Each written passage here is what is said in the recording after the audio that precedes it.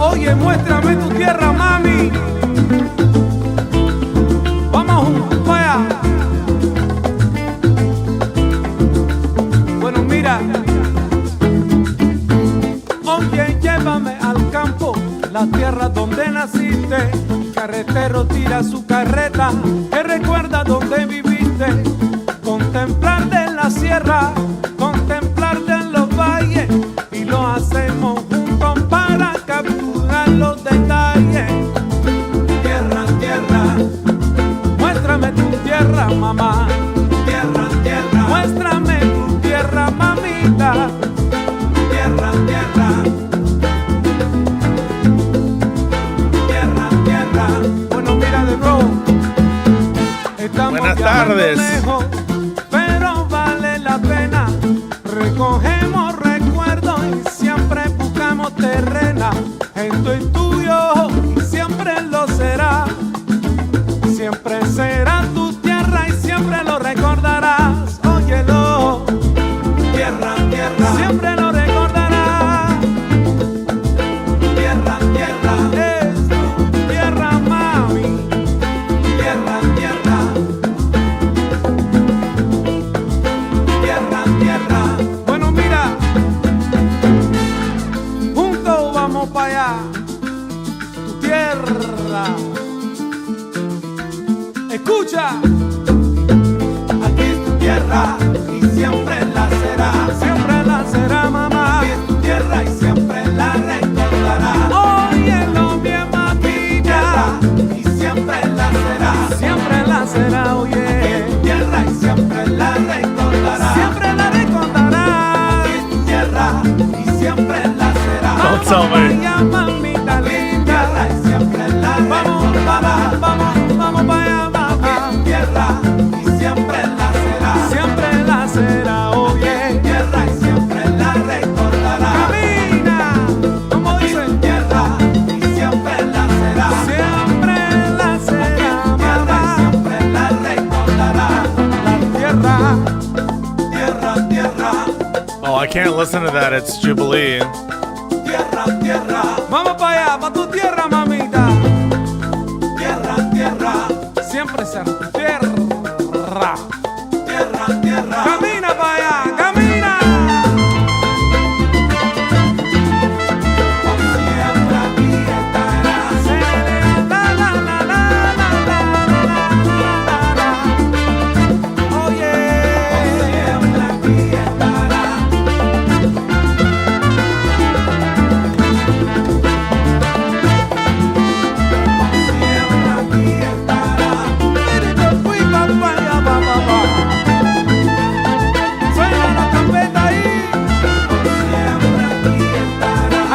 They're just against intentional stated malice reacts. ¿Cómo van? Buenas tardes a todo el equipo.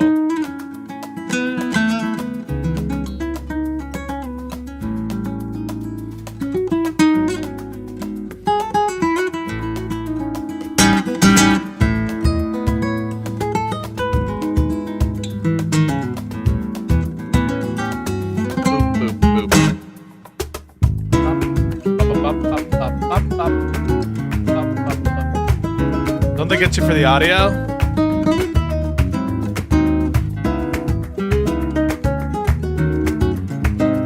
This is not responsible moderating.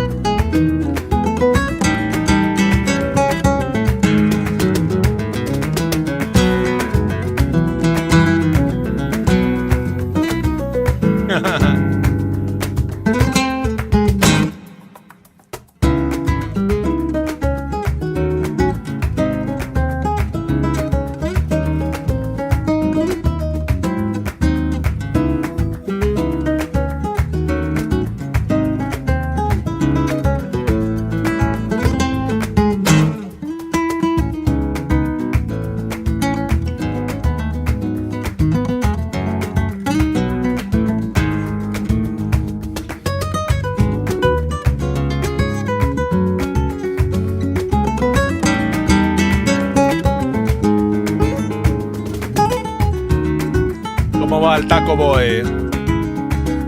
Oh, we didn't do part 2 with Avi.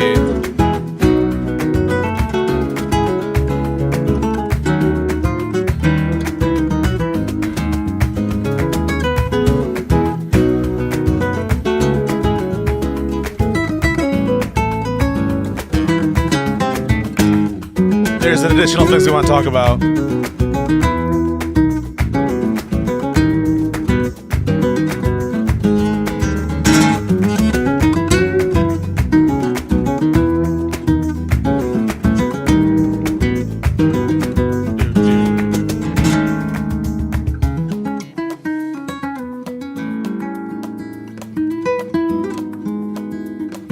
Careful with that emote.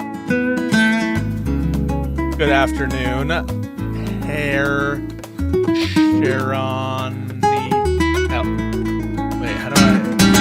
Hair Chair NYT. I don't know how to pronounce this. Sorry. Good afternoon.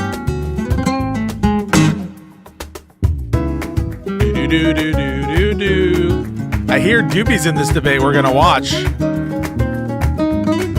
And if he takes the opposite side, I'm gonna be pretty mad.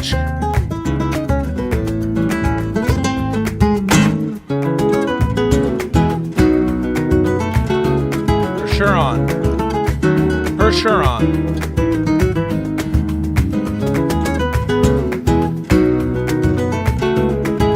Are you a horse person? Doobie.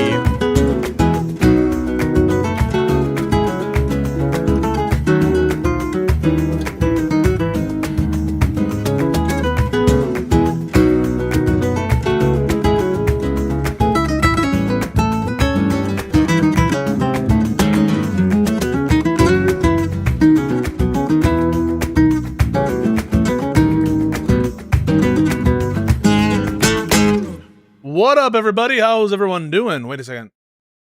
We got the chat working on the starting soon screen and also in full cam. Look at that. So much better, hey? We need a caught emote where he puts his hands in the air on YouTube. Yeah, no, that's just the intro music, y'all. That's just the intro music. All right, folks, what's up? Hope everyone's doing well, having a good weekend. A little bit of less news weekend that we have this weekend. Apparently they, undid a lid.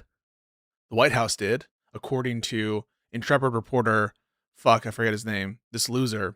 What's this loser's name? He yelled at me, Nick Sorter. He's like, "Oh my God, breaking announcement from Trump. They undid a lid." It's always like just random bullshit that doesn't matter. Oh, thanks very much. Are you going to cover the H3 versus Loner Box debate? Did they debate? I feel like I would have known about that. H3 versus Loner Box? Does Loner Box take a different position? We're doing our best to move off of H3 thing. I just think, like, unless there's some, oh, thank you so much for the sub. Unless there's just like additional evidence or arguments that I haven't heard, or like people of prominence who want to discuss it. I don't know what the utility is in beating a dead horse. I feel like it's pretty straightforward. Everything. Slopless stream. Oh, thank you so much, Scotty. If we do H3 stuff, I'm going to just be out. No, we're not doing H3 stuff. On the agenda is this Venezuela boat strike thing, potential Avi part 2 on some additional issues, including some international issues and U.S. legal issues regarding the seizure of the tanker, which I don't think there's been like a full debate on about. He also wants to talk Reupers. I'm not sure if that'll happen today, though. And other legal stuff as well, political cool shit. And if anyone has a disagreement, preferably on a substantive matter related to like the shit we talk about, fucking free speech or Comey, we're looking for MAGA people, the citizenship clause, all this kind of shit. No more H3 stuff always brings in bad faith actors. Zero interest in H3. No, I get you. I understand. We We gave you 5 hours of Rob Noir conversation. I'm sure that was something you all very much liked. I didn't do like a retrospective on that conversation either. So maybe it's worth talking a little bit about that. What is there to say? More of the same. And I know many of you are not surprised by that revelation that Rob Noir is Rob Noir and Rob Noir will always be Rob Noir. Let's go through, as I recall, the various different points in the conversation. Just like with the Viva Frey conversation, my goal is initially to acknowledge that Trump is fucking up, even on the standard of the Trumpers. You bring up Epstein, you bring up the issues with doing the things that they say they want to do. He brings up on his own accord the economic issues, the fact that he is saying, even though obviously we disagree with the contention that it's all Biden's fault, that even on Trump, who has made the economy way better, according to Rob Noir, that he's messaging wrong on it. And so that's always interesting to see from their perspective. How much are they willing to fully criticize? It's always, and it's very often usually is this kind of caged criticism. Like, I'm not willing to totally condemn the strikes yet. I just don't like them. You ever hear that bullshit? I wouldn't do the strikes if I were president, but that's just me. But I don't know if it's the right thing to do. Fucking bullshit. The typical stuff.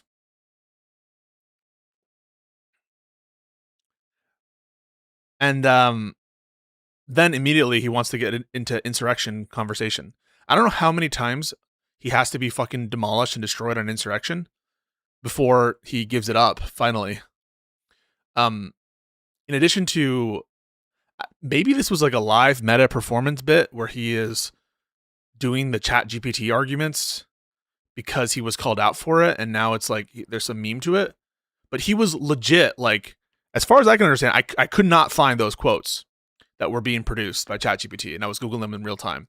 And even, assuming they said what they said, if you understood that, you might have 3-digit IQ. Assuming, now I don't even remember. Shit. Even assuming that those quotes are accurate, they didn't at all disprove my case. They strengthened them.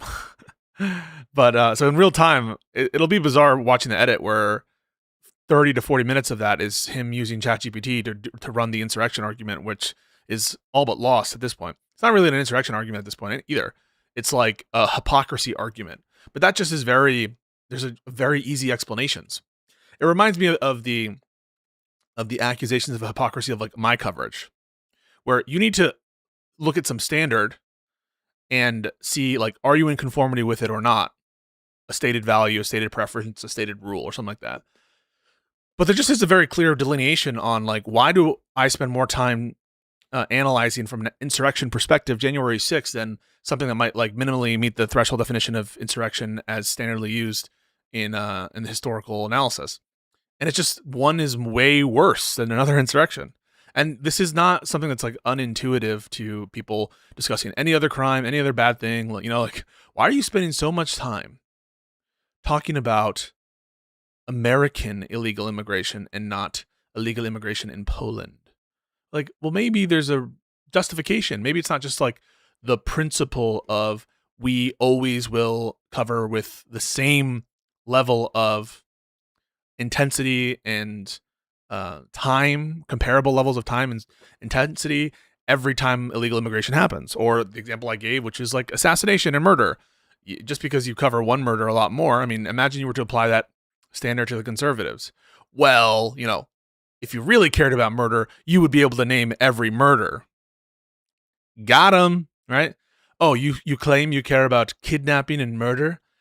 Can you tell me how many murders there are? And it's some kind of like delusional hypocrisy argument that doesn't even go through. And he's like, you never cared about insurrection because you can't give me a number of how many definitional insurrections you think in this time period there were. Why would I need to? And then once again we get into this kind of word thing, which it's not the first time that I've heard this from people on the right. I've heard it from this guy, the distributist, from P.F. Jung, from Counterpoints, and now from Rob, which is something approaching oh, well, your definition is too broad. It's too broad. Insurrection too broad. And like, I just don't understand how one can come to a determination that a definition is too broad without having some notion of like what the appropriate broadness is. You know, it's like the word human is broad in the sense that it applies to billions of life forms, right? But no one would say, that definition is too broad because it covers too many different kinds of life forms. You know, you have tall humans and short humans and young humans and all different kinds, right? White humans, black humans, all the different colors of the rainbow, right? But you could only say that it's too broad with respect to some kind of criterion, some kind of reference point. Because if the term just is being used that way, that it applies, just like the thing about the definition of like a gas or a liquid matter, you know, these definitions, it could encompass a lot of different things. That doesn't mean the definition is too broad. You need to have some kind of case or argument that the definition being provided is too broad. And that, I think, will ground out into some sort of like reference, such as, and the one that I think makes sense because that's what I take a meaning to be, usage. Like, words don't have intrinsic objective meanings. They're developed almost like by accident. Like the first Australopithecus pointed at some moss and said, "Mrrr," and then that, like, whatever, it developed, right? It's not like that God wrote it on his heart that the caveman, that moss meant this thing right there, right? If for any reason that we have literally thousands of languages across human society, you know? These are words that are meant to refer to different concepts, and you need to find a reason why it's too broad. And he doesn't have one, even admits it, right? So there's no basis for him to say it's too broad. He even says, I don't think I have one. But I do have a colloquial understanding of insurrection. Yeah, according to Connor, your definition must be 5 words or less or something. He's like, did you hear when Connor, we were talking about fascism? Because that's where it came up. And he's like, I like my definition better, Pisco, because it's tight. It's 5 words. It's political corporatism and flexible authoritarianism. I'm just like, well, the fact that it's tight doesn't make it more virtuous or better. And then he even says, this is counterpoints, well, I'm trying to get people to adopt it. And so like people, this isn't like what you would find in a dictionary, agreed, right? No. It isn't what you would find in Giovanni Gentile's writings. Okay, no. This isn't what you would look up at any, like, when you hear people say them, that they would ever refer to this. No. Can you point to a single other person who has used this definition? No, not as I sit here. Can you point to anywhere where this has been written in print other than on this stream? No, right? And so in what sense is your definition, the one that you use, preferable?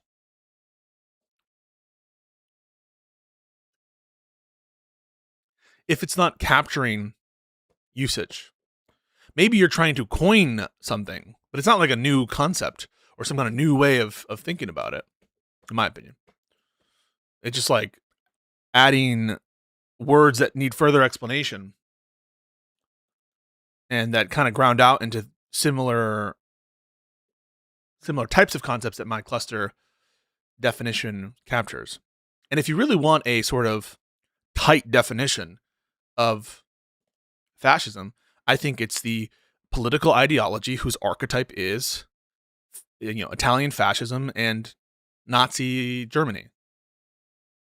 That's your tight definition, in my opinion. Now, what it would mean to be, for an ideology to have as its archetype those things, it would turn on like significant degrees of proximity to that archetype. But I think that's pretty much true of every single category. I saw also there was a tweet from Elon Musk, which was like, if you don't have a womb, you're not a woman. And Chris Cuomo, he's a little bit unhinged, but this was actually a good point. He's like, what about someone who's had a hysterectomy, who's like had surgically their uterus taken out of them for whatever reason? Yeah, quote, I'm going to look up archetype now. And so there's a correction from this guy, DC Drano. He's one of the losers who went up to the White House to have the grand revelation of the Epstein Files, Volume 1. Query when Volume 2 will come out. The law that we passed on a bipartisan fashion and signed into law by Trump. That supposedly goes into effect sometime soon. So let's see when that drop happens. But he puts underneath, Chris Cuomo is kind of like, well, what about these cases? He goes, either had a womb or have a womb. So if you at any point had a womb, you are a woman. But that doesn't work. That doesn't work as a necessary condition. So I point this out. I say, well, like, what if a person was born with a defect such that they didn't have a womb, but that they still have XX chromosomes and they produce large gametes, which are like other kind of genetic biological sex definitions, usually ground down into one of those things: chromosomal sex and which gametes you produce, which viable gametes you produce, or something like that. And put underneath it is like the exception that proves the rule. This is what libtards don't understand, is just because you can find something like, all right, dude, take a breath. Maybe it's a bit more complicated than you say. And maybe don't just say that something is a necessary condition, right? Don't say if you don't have a womb or had a womb, you are not a woman. If I can easily disprove you with like an example that I pulled out of my inner cavity in 2 seconds.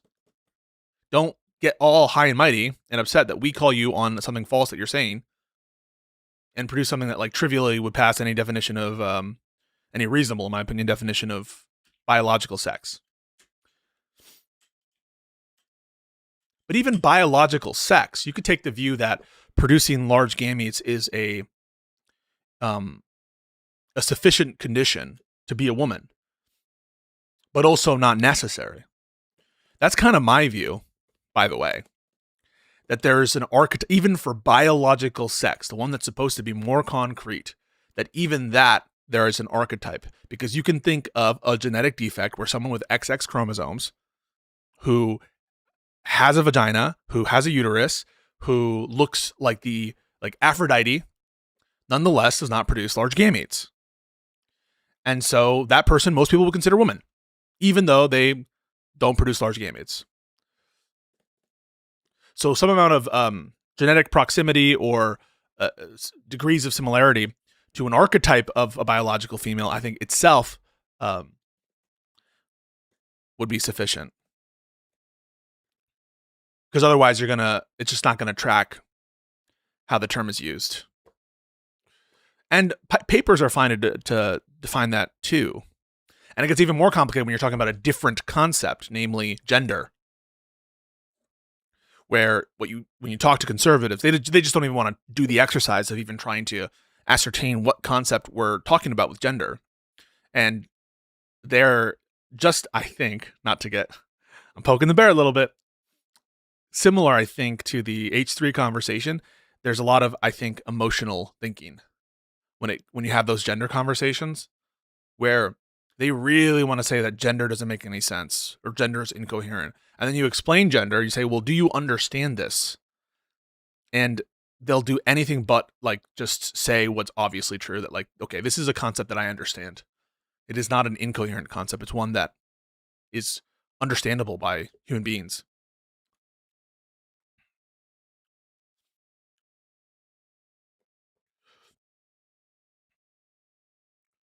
Yeah, no one said trans women are biological women.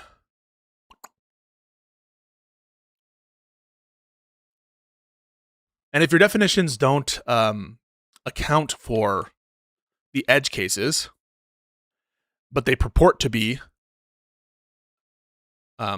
requirements, right? It is required that you have a womb or had a womb. Then you need to change it, right? You need to, a definition needs to be able to capture, if you want to apply it, unless you're wanting to say that those people that in these edge cases don't have a sex or don't have a gender, unless you're willing to say that, your definition needs to account for them. Because if you can provide one case in which it doesn't, in which it disproves your point, then your definition doesn't stand muster to the usage.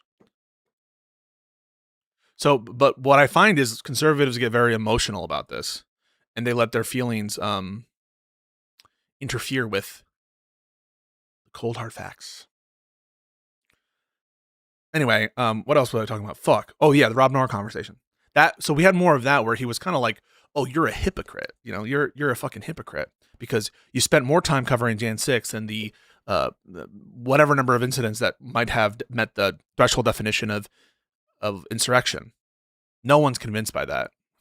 Name all the murderers, bro. Name all the rapists, bro. What? You care about raping children? You can't name all the child rapists? You can't give me the stats on it? It's like, bro. So that wasn't really useful. And then what do you know? 2 seconds later, we're in another hour and a half conversation about Russiagate. And you'll notice in the conversation on Russiagate, not only is it funny that we keep coming back to Russiagate every single conversation without fail, but every time we have that conversation, it seems like I undermine another part of his narrative. In this conversation, there were two. The first is this notion of the 2-hop rule, which for years, for literally over probably 5 years now, I have just watched him do this. So this is like the first time I'm bringing it up to him specifically. I've talked about it to my stream before, but I've never like tried to call him on it in this specific area. There's a specific like a rule, like a hop rule that's applicable to bulk data surveillance systems. I'm not really remembering right now the statute that these fall under or the whatever executive policy it is. I think it was initiated under the Bush administration, then continued and expanded under Obama. But he was for years telling his audience, these warrants, there's a 2-hop rule, like conflating the bulk surveillance abilities of the NSA and other intelligence agencies with respect to metadata, right? Not the contents of the communications, but the metadata regarding them, right? So not who, like what's in the message, but who you're sending it to, when you're sending it, from where you're coming from, you know, the timestamps, that's the metadata. You get me? And so there's this been like, okay, the NSA for, you know, foreign communications, we can get the communications that the metadata of those communications 2 hops away from like whatever the principal target is. And then we can get, and that applies to like millions of people. And so that's what's very controversial about those bulk surveillance tactics. Do you guys remember this at all? Do you remember Edward Snowden? You guys remember this shit? This kind of stuff? And the different debates about the NSA? Yeah, does it make sense? And they're getting everyone's data, and we had this big national conversation. I feel like some of you might have memory hold that.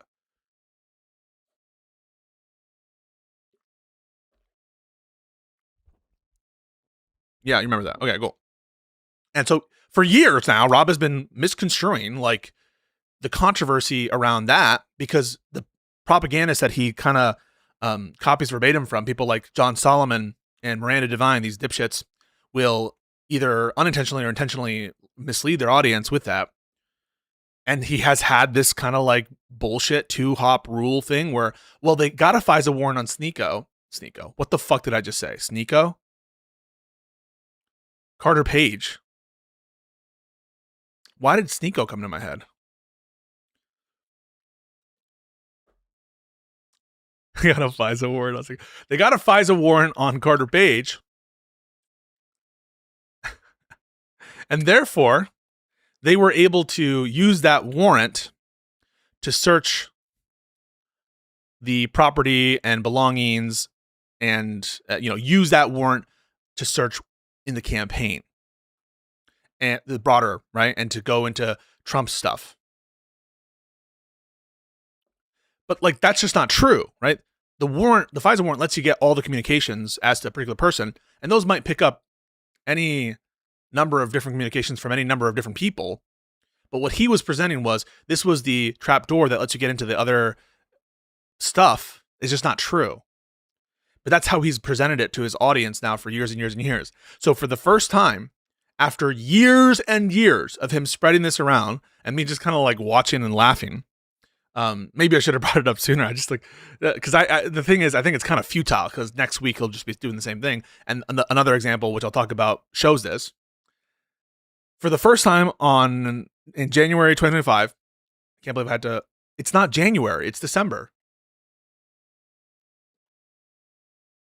Something's wrong with me, folks.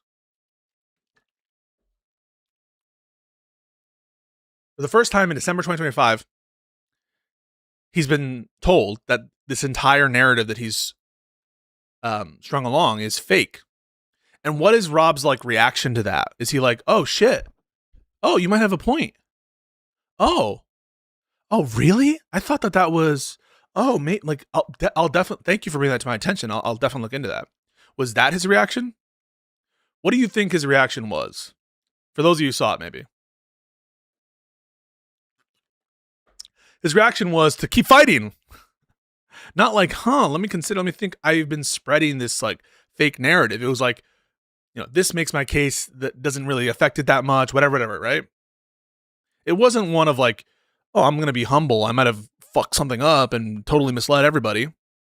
That's one aspect. The second example of that kind of thing is the Molotov cocktail thing, where he's been saying now for years on, was it May? In the May 31st attack on the White House, vastly overstated, vastly crazed fabrications of his narrative there. They threw Molotov cocktails. And he got that from a tweet from one guy. But there's no evidence that that's what happened that day. There's no mention of it in the report.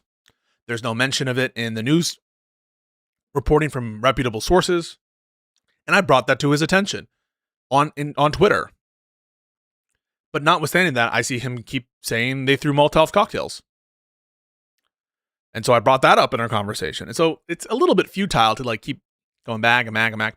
And then where he's like, they spied on his campaign. They spied on his campaign. And I'm like, in what sense? I mean, they used the warrant. They certainly like went after people associated with the campaign.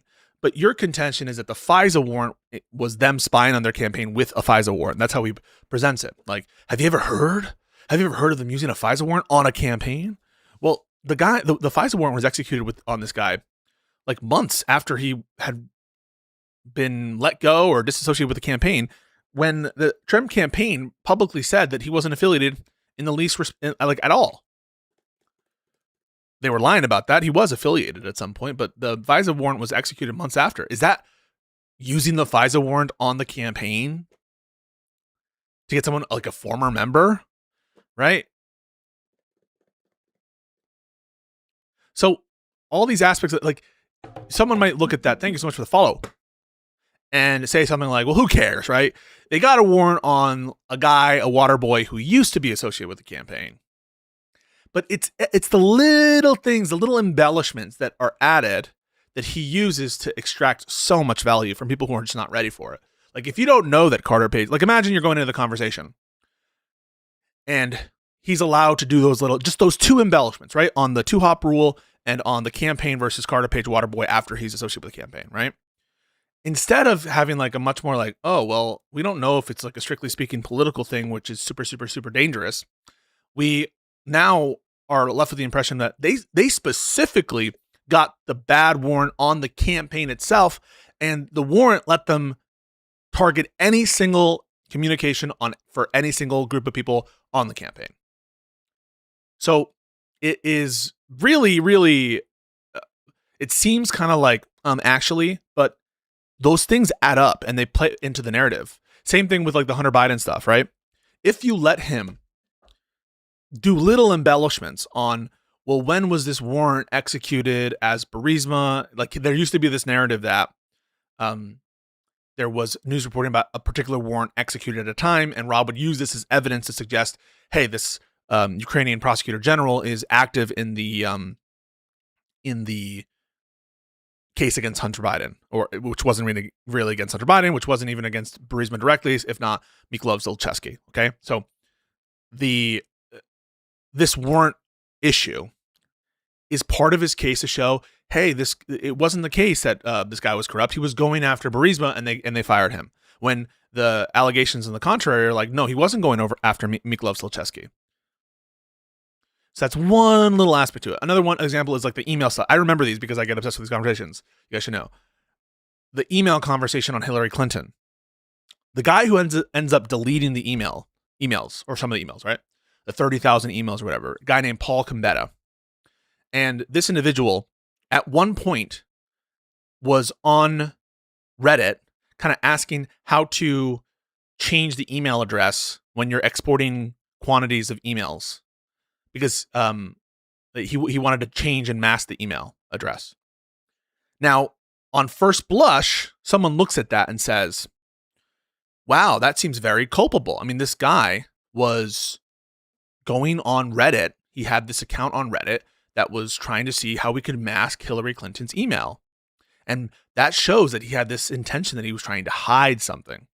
He was specifically had this like sort of corrupt motive. And Rob used that for years and years and years as part of his case regarding the Hillary Clinton email stuff, that she should have been further investigated. She was already investigated, charged, even though he says that there's not enough evidence, with violation of obstruction of justice laws and corrupting an investigation, that kind of thing, as being part of there. So that was part of the narrative, that this guy looked up information on Reddit regarding how to mask emails. But when you actually break it apart, he did do that search, but that was done before there was a congressional subpoena, a year before.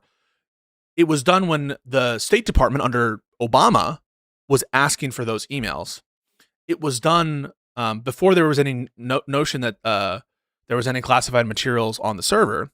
It was done not to hide the content of emails, but to specifically hide the email address. And it was done to hide the email address because they didn't want people to know her email address. So it wasn't an attempt to change information in the emails to cover up criminality.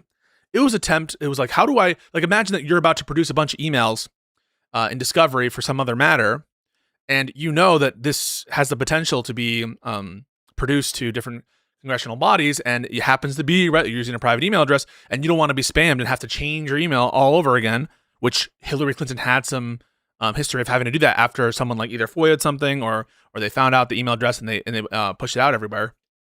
And so that wasn't evidence of them trying to cover up complicit shit. In fact, it was from that production of documents over to the State Department that the criminal investigation started, right? Criminal investigation by whom? By the Obama Justice Department into Hillary Clinton.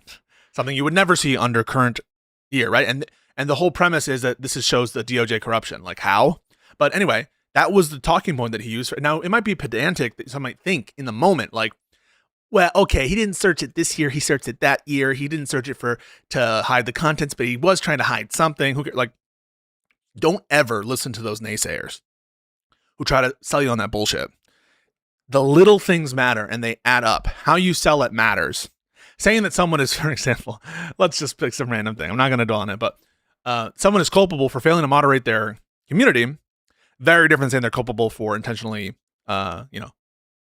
falsifying a report to some government enforcement agency. Whether or not someone is hiding the appearance of an email address, very different than trying to hide the contents of emails after a subpoena has been issued. And they don't build to the same conclusion. So that's why I think it really does matter and is relevant to follow up there. Other aspects of the Rob conversation comment before we do our different content. Let me think. Oh, the bullshit on the strikes. I mean, it's vintage Rob, right? Vintage Rob is, he'll make, if words don't mean something with a bright line, then they can be interpreted to mean anything. And so an act of combat could be interpreted to mean importation of any product that causes harm down the line, right? Going after those who are affiliated with Al-Qaeda, that can mean drug cartels. Because there isn't a bright line rule. Because there are some edge cases. Does Assad count? Does ISIS count? Does Islamic terrorism in outside the Middle East count? Right. The fact that there are some edge cases on the authorization of use of military force, that proves you can never, ever make any distinction, whatever, right? That's the same thing on the classified documents case of Joe Biden versus Trump, where if it involves classified documents and it comes to a different result, then it's necessarily corruption. That's the same shit on the false fake elector scheme when they go back to the Nixon precedent, or the Hawaii Nixon precedent, which is garbage for a ton of reasons. But if it involved alternate slates of electors, it's the same exact thing. If it involves potentially, political prosecutions in that it, has a president of a particular party at the head of it, therefore it's political no matter what, just because, a political person is involved. And if you really follow along and look at the kind of standards he was setting for himself, look no further, by the way, than Peter Strzok and Lisa Page, right? Peter Strzok tells Lisa Page, or one of them tells each other, like, we need to have an insurance policy for Trump. I don't think he's going to get elected. Like, it's bad, whatever. So clearly showing a personal bias against Trump. They probably don't like Trump. Who can blame them, right? Who the fuck with a brain cell likes Trump? Just kidding. But am I? Who likes Trump, right? That's a valid thing for someone like not to like a president, right? Anyway, that happens. And when that's released, what is the reaction of the right wing, including and especially Rob? How many times has he brought that up? He says, obvious political bias, because they expressed a preference for a candidate in their internal comms. In the context of talking about that election, that necessarily proves political bias in any of the actual investigatory steps taken in the Crossfire Hurricane investigation. Just because on the mere basis that the individuals involved, namely Lisa Page and Peter Strzok, is it Lisa Page? Is it Lisa Page? Or is it Carter Page? What am I saying? I'm so loopy today. It is Lisa Page. It's also Carter Page. Yeah. Just on the basis of Lisa Page's statements and Peter Strzok's statements to each other regarding their preference for then candidate Hillary Clinton over Trump, that's enough to show political bias. But every single expression of preference in the administration, from basically all aspects of the administration, from the president to the attorney general to Kash Patel is tweeting at Democratic state and local officials talking shit and saying Democrats suck. Can you imagine if we were like even that standard, trying to apply that and use that in your brain, that their entire narrative, the only evidence that they have circumstantial to suggest a political bias are those messages between Peter Strzok and Carter Page. That really is and for them, that is like a bombshell. Every single day, we are forced to witness not just communications of expressed political preference by members of the administration, including members of the Department of Justice, who are not supposed to operate politically, but the most unhinged versions of those statements, like shit that would even be offensive in polite company 4 years ago.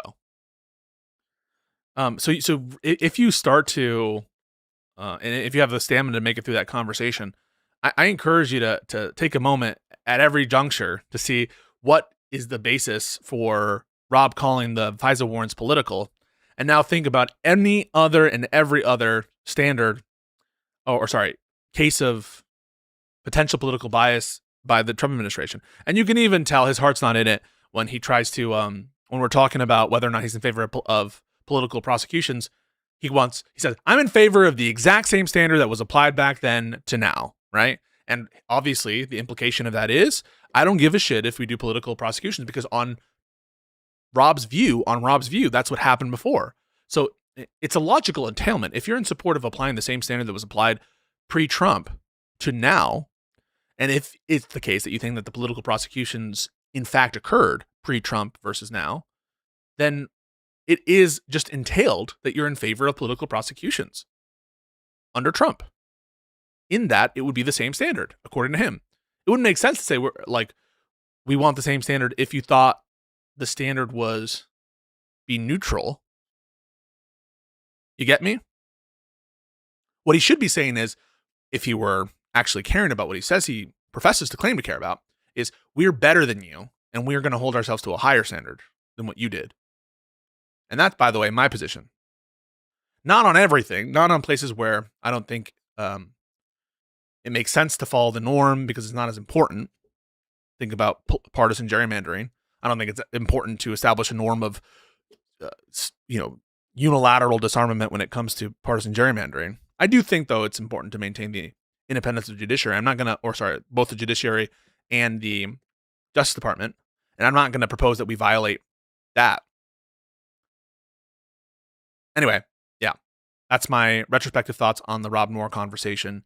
We've talked about enough of the fucking Ethan Klein shit, so we'll move on and get to our main content of the day. Can you steel man the position of the abusing the law and executive power to go after Trump for the greater good? This is how I understand it. So,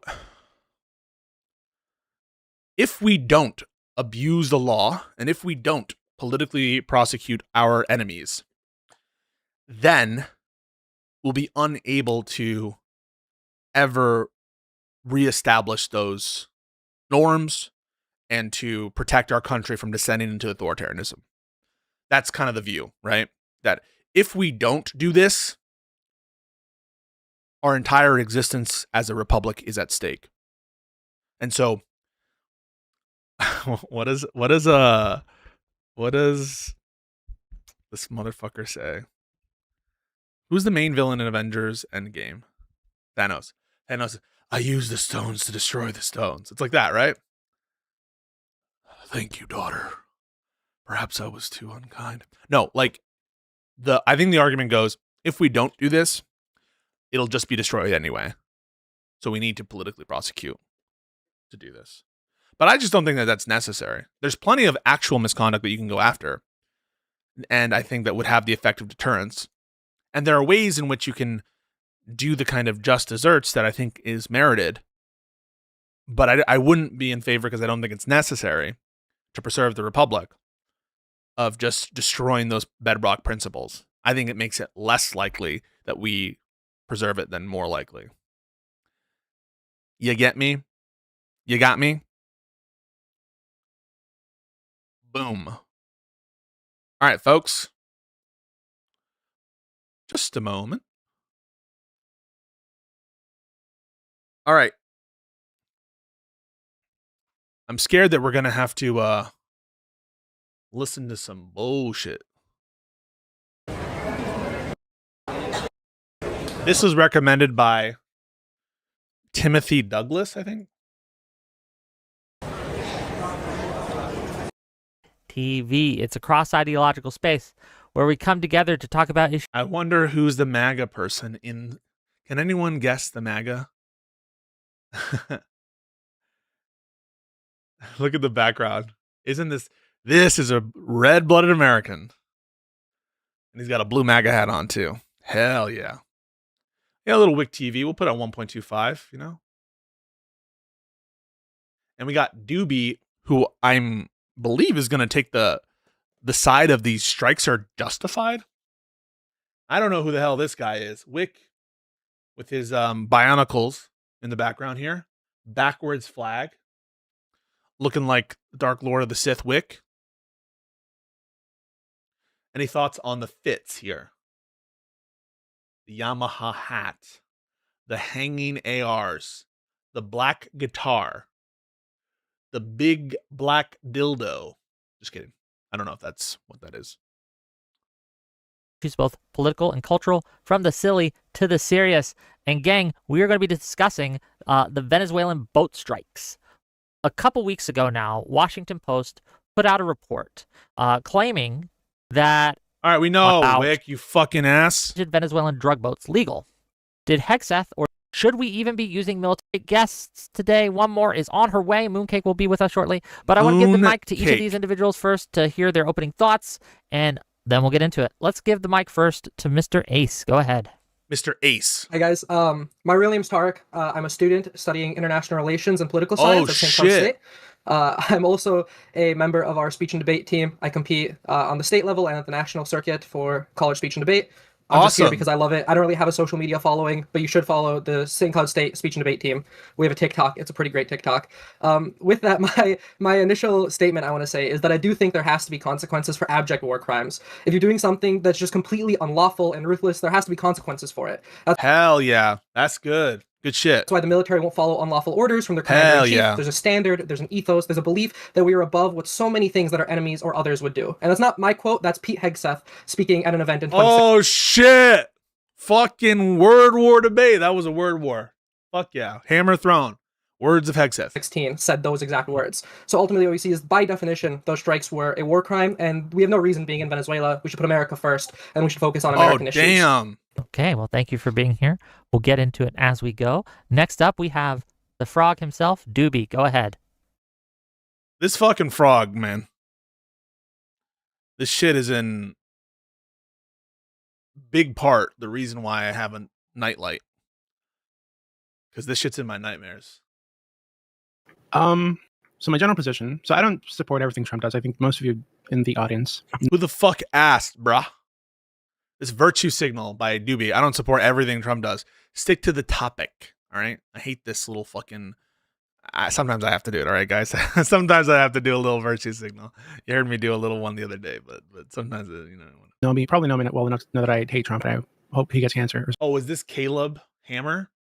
So we have Caleb Hammer versus Doobie. something. And if he died, I'd laugh about it. However, I think in this case, it's probably a good thing to target drug smugglers. Whether or not they're on our shores yet, I think it's totally fine to use military force against these people and to treat them as enemies. Because I think they are enemies of the state, of the people, and I don't think we need to wait for them to get here and spread the poison. What about the legality, sir? What about the fact that what might be happening is a war crime? Did you hear any kind of addressing of that? Oh, because I consider them to be enemies of the state, therefore military force is justified. Ooh, I don't know. I don't know if that follows there. I think you need to do a little better laying out your case there, Dubes. I think that's a shitty opener. We're gonna give that an F-. Okay, we'll get into it as we go. Next up, first time on my channel, Mr. E. Honda. I hope I'm saying that right. Go ahead. You are. You're good. Hey, real quick, I do a show called The Gay Frog Chat. It's just funny that the King Frog Oh, so he is gay. over there, because I call myself the King Toad. So there's that. But yeah, my name's E Honda 420. So you have a persona? Over there, because I call myself the King Toad. So there's that. But yeah, my name's E Honda 420, 42,000 actually. I changed my my name recently. Who asked, I've been bro? doing about 5 or 6 years of live streams about conspiracy theories and current events and you know, all kinds of different stuff, from Second Amendment to First Amendment to everything.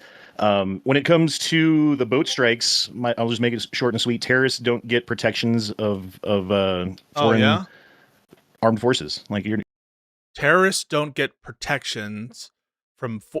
Let's just make sure we are accurately restating what he said. Terrorists don't get what? Let's just hear it. It's everything.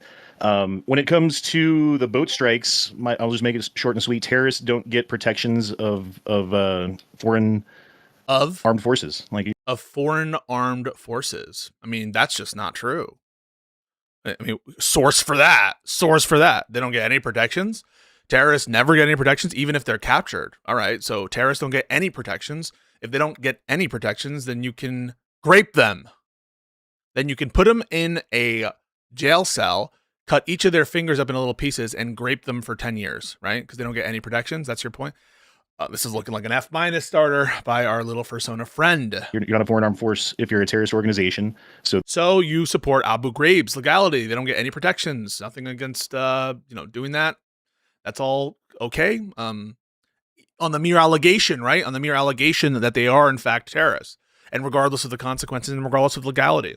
This is unhinged shit. This is depraved bullshit. This is sick shit. This is worse than people say out a lot about the some of like the Charlie Kirk people like laughing at that shit. I consider these kinds of statements to be depraved on even a higher level.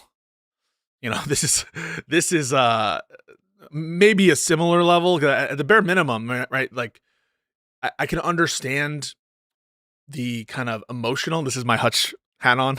I can understand how he would feel from their position, given that, right? Like, but this is like, you've sat down, you've thought about a principle, which is human beings who you consider to be terrorists don't get any protection. Thank you, Vasraka, for the membership. From foreign armed forces, ever. Shit, bro. That is like psycho shit. Therefore, there are no protections that are, applicable. So no protections. No Okay. no protections With applicable. that, we'll open up the floor to debate. I guess the first question I would have is, do we think that even... So how I would approach this conversation, get into my head a little bit. I'm going to bring you into my confidence. You guys are my squad, right? Squad, rally up. When I hear something like that, my immediate inclination, whether you guys think it's right or wrong, I'm just telling you my immediate inclination, is to go after this guy and say, did you just say that if you're a foreign terrorist, you get no protections from foreign armed forces? Did you say that first? I thought I heard you say that. Get a confirmation. Yes. Okay. So then therefore you would agree that you would be fine with, or you wouldn't think it'd be bad if American soldiers raped an imprisoned and unarmed terrorist accusee, correct? That's just my initial, I hear some unhinged shit, which I know is unjustifiable. And that's just like my first inclination is to, let's agree on the baseline. And people think this is Weasley and slimy. I'm like, well, let's just make sure that we're all in the same reality, right? Like, there's no need to get into the more complicated conversation about the strikes from far away and whatever. If you're just going to give like this kind of statement, like we should just address that first, because that will make the other conversation useless. This is similar again. Not trying to dwell on it, but like to the conversation with Hutch, like we don't need to get into the weeds on all these different things. If you just say it's okay for him to lie and it's okay for him to be openly misrepresenting why he's bringing a lawsuit or whatever, right? Like if you just grant that it's justified because these are such horrible people, then let's just not get into that stuff.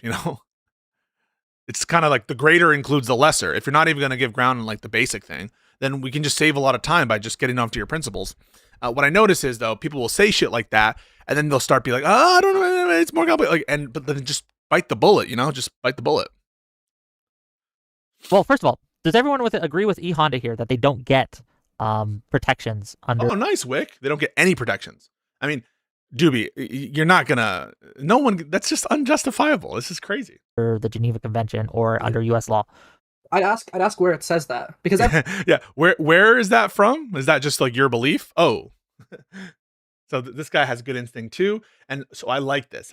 They both identified, both Wick and I forget what he said his name was, Mr. Debate Club guy, the original debater. They both immediately heard that and like, okay, this is a source of vulnerability. We're going to push on that. So that's great. Everything we do on the international stage has to have some basis in activities that we've done before or in foundations that we have as an international community. And you just saying they don't get protections doesn't mean much. Like what? Nice. Good shit. I love the way he phrased that. Source, sir. Source. Makes it so they're so exclusive that they don't get protections normally provided to any other human. Well, are they a military? That's a question, right? Are they? So now he's going to do now there is a difference between like unauthorized belligerents and combatants who are operating under the rules and how you can treat them. But it's not the case that there are no protections, right? So if he's going to go off of international law to make this distinction, then he is going to have to grant that there are some protections offered to such people. So if he's going to root his opinion in some aspect of law, then it's just not going to conclude what he just said there. Armed force that we are in conflict with? The answer is no. They are a organization that's bringing in a deadly drug into our country that's killing 100,000 people per year. And you should interrupt right here, right? He should interrupt right here because this is actually a slimy tactic. And again, if done intentionally, it can also just be a sign of insecurity or a sign of someone who just like wants to get into the narrow thing right away. But the minute I hear someone say it, provide a general proposition, and then desperately try to add more kind of like potential distinguishers before we've resolved the full scope of what was said, I think slimy. So I think the proper course of action here is to interrupt. In a ideally run conversation. Happy Hanukkah. And also, I do want to say, condolences to the victims in Australia and in Rhode Island. So I do think he should interrupt because he needs to make sure that we're not getting into the weeds of the actual conflicts. So this dude, whatever his dude's name is, immediately wants to go into these guys are bringing in poison. These guys are like, okay, grant it all. Do they have rights? And if that's and where is the source for which they don't get rights? He's very quickly said a thing and then tried to move past it and to get into the weeds there. I kind of view that, unless there's some prior relationship there, or this person's like maybe stupid, or maybe he's just confused or something, I kind of view that as very slimy, a slimy thing to do. You said something, let's test it. So the American government could ignore the Geneva Convention if they were targeting American citizens who weren't part of an armed force? Boom! That is a sick question. Oh, good work so far, this dude. This dude has an A for his opening statement, and that is a great distillation done quickly. I love that.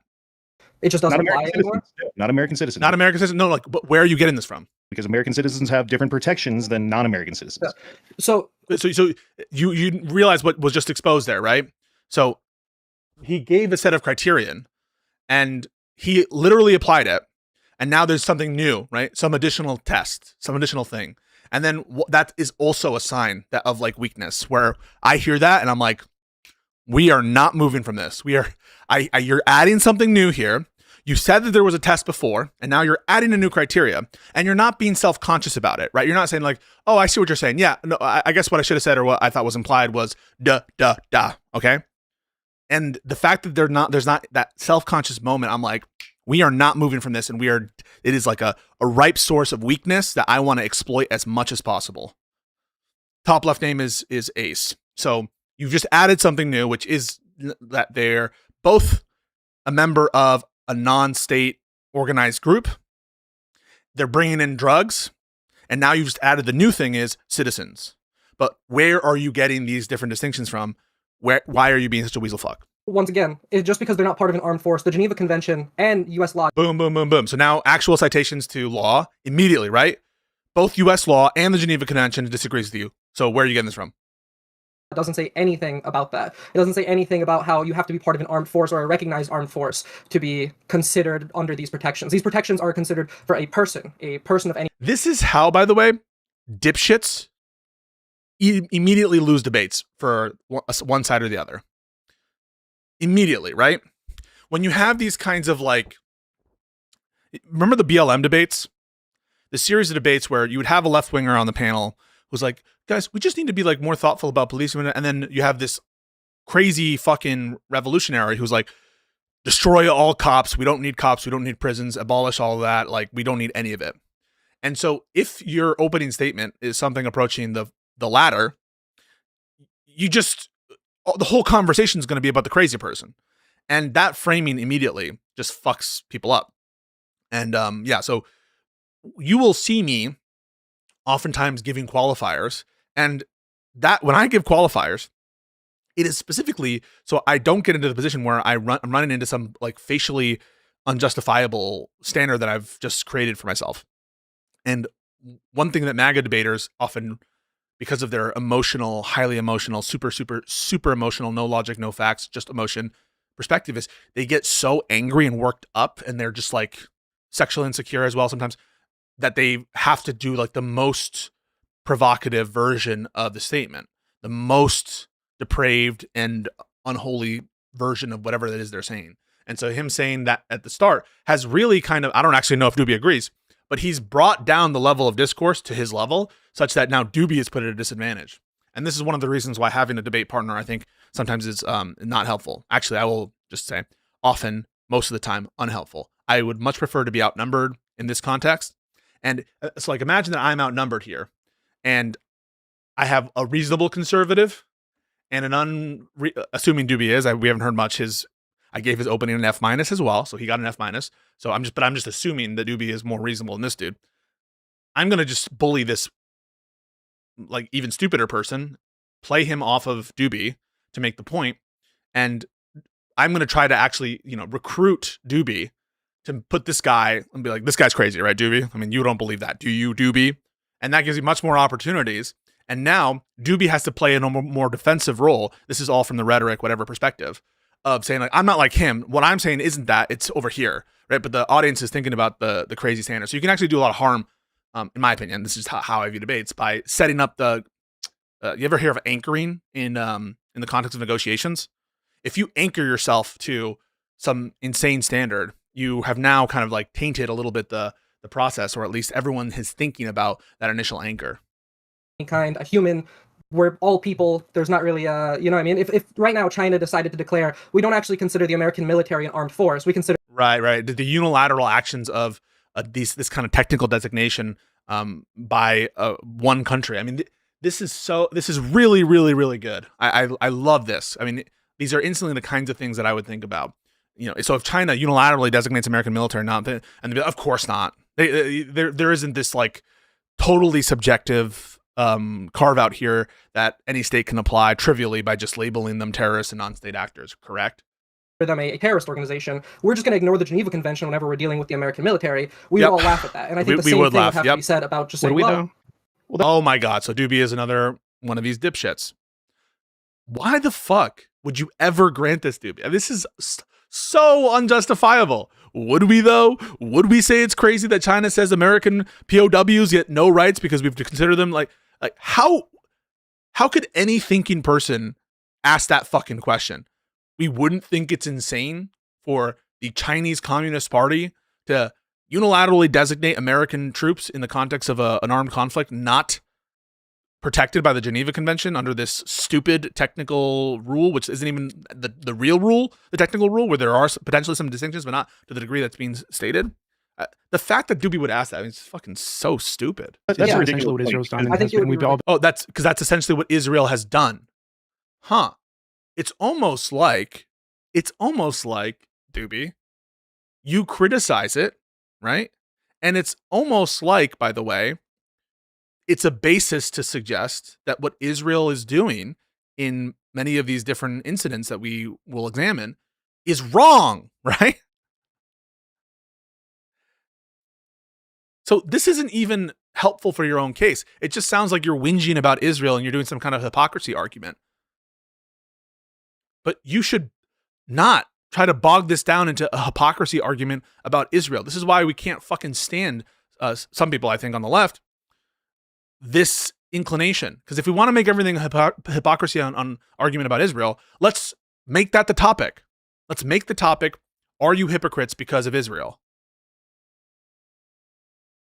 But I'm tuning into a debate about the Venezuelan boat strikes. Okay, we have plenty of debates about Israel's conduct. We have plenty of debates about the war crimes of Israel. And this is being billed as a conversation about strikes on Venezuelan drug boats. So don't fucking bring in this bullshit to score a cheap dunk on a tangential matter that has nothing to do with the topic. It doesn't even help prove your case because you yourself are a critic of Israel's conduct. So at most, what it's doing is proving some hypocrisy. So stupid. Been in favor with the Houthis and all these other groups that they've been bombing. And I mean, I think the international community has demonstrated a lot of tolerance for that sort of thing. So I don't know why. The international community has demonstrated tolerance in the sense of they think it's okay for what he just said, right? What he just said, which is to label clearly state actors as non-state actors, and in virtue of that they have no protections. No, that has not been the widespread position of the international community. In fact, regardless of whether or not the international community can do something about what Israel is doing, they're limited by the fact that, you know, Israel's a nuclear state. They don't want to go to war with Israel. They sometimes have bad incentives. They don't know that they don't have the leadership potentially to do more things. But in general, that is not the position of the international community, that members of non-state groups have no rights and that the unilateral designation by one state of that gives you no rights. So this is just stupid horseshit from Doobie. I assume we'd laugh at this. Bombing terrorists is different than saying that they have no protections in the Geneva Convention. Boom! Immediately to the heart of it. This guy Ace is good. All right, he's got a power level. One thing we have to make clear is that the Geneva Convention doesn't make any distinction. Neither does the ICROC. Neither does the U.S. Code 2441. None of these things make a distinction between an armed force or a person. They're talking about this dude is fucking cooking. People. The act of a person who intentionally kills, it doesn't really matter. It doesn't say anything about armed forces. So once again, you guys can say that, but what I'm asking for is somewhere where it has that in the foundation of the documents that we use to... Grassroots Hegemon says Doobie is the only person I know who's actually never had a correct opinion. He loves his mom, but Doobie's mom is actually a bitch, so he's wrong there. Hey, listen, Doobie will often donate, and we have some agreements, and we have some massive disagreements. This is a massive disagreement, and this is... Not only do I think that this is destructive in terms of, like, it's terrorism on the debate itself right now. This is debate terrorism. You are trying to make this debate unlistenable, unwatchable with this kind of tactic, in my opinion. But he's also just like flat wrong. Rule this country and the world when we talk about the international community. I think you're overstating how much we care about international. Whether we care or not, he's overstating whether we care. So, again, just instantly you can see the tactics. And this again, I love Hutch. I really mean it. He's my boy. When I hear someone go to what people care about versus, can you understand why they would have this opinion? Do we care whether, like, they're just different debates? And my mind now is like just so honed to hear that kind of weasel shit. Whenever someone says, "Oh, I don't think we care about what the law says," right? The whole contention is what the law provides for. That's what the dude was saying. And now you're saying, "Oh, you're overstating the degree to which people care about it." I appreciate that he often puts his money to a better use by doing.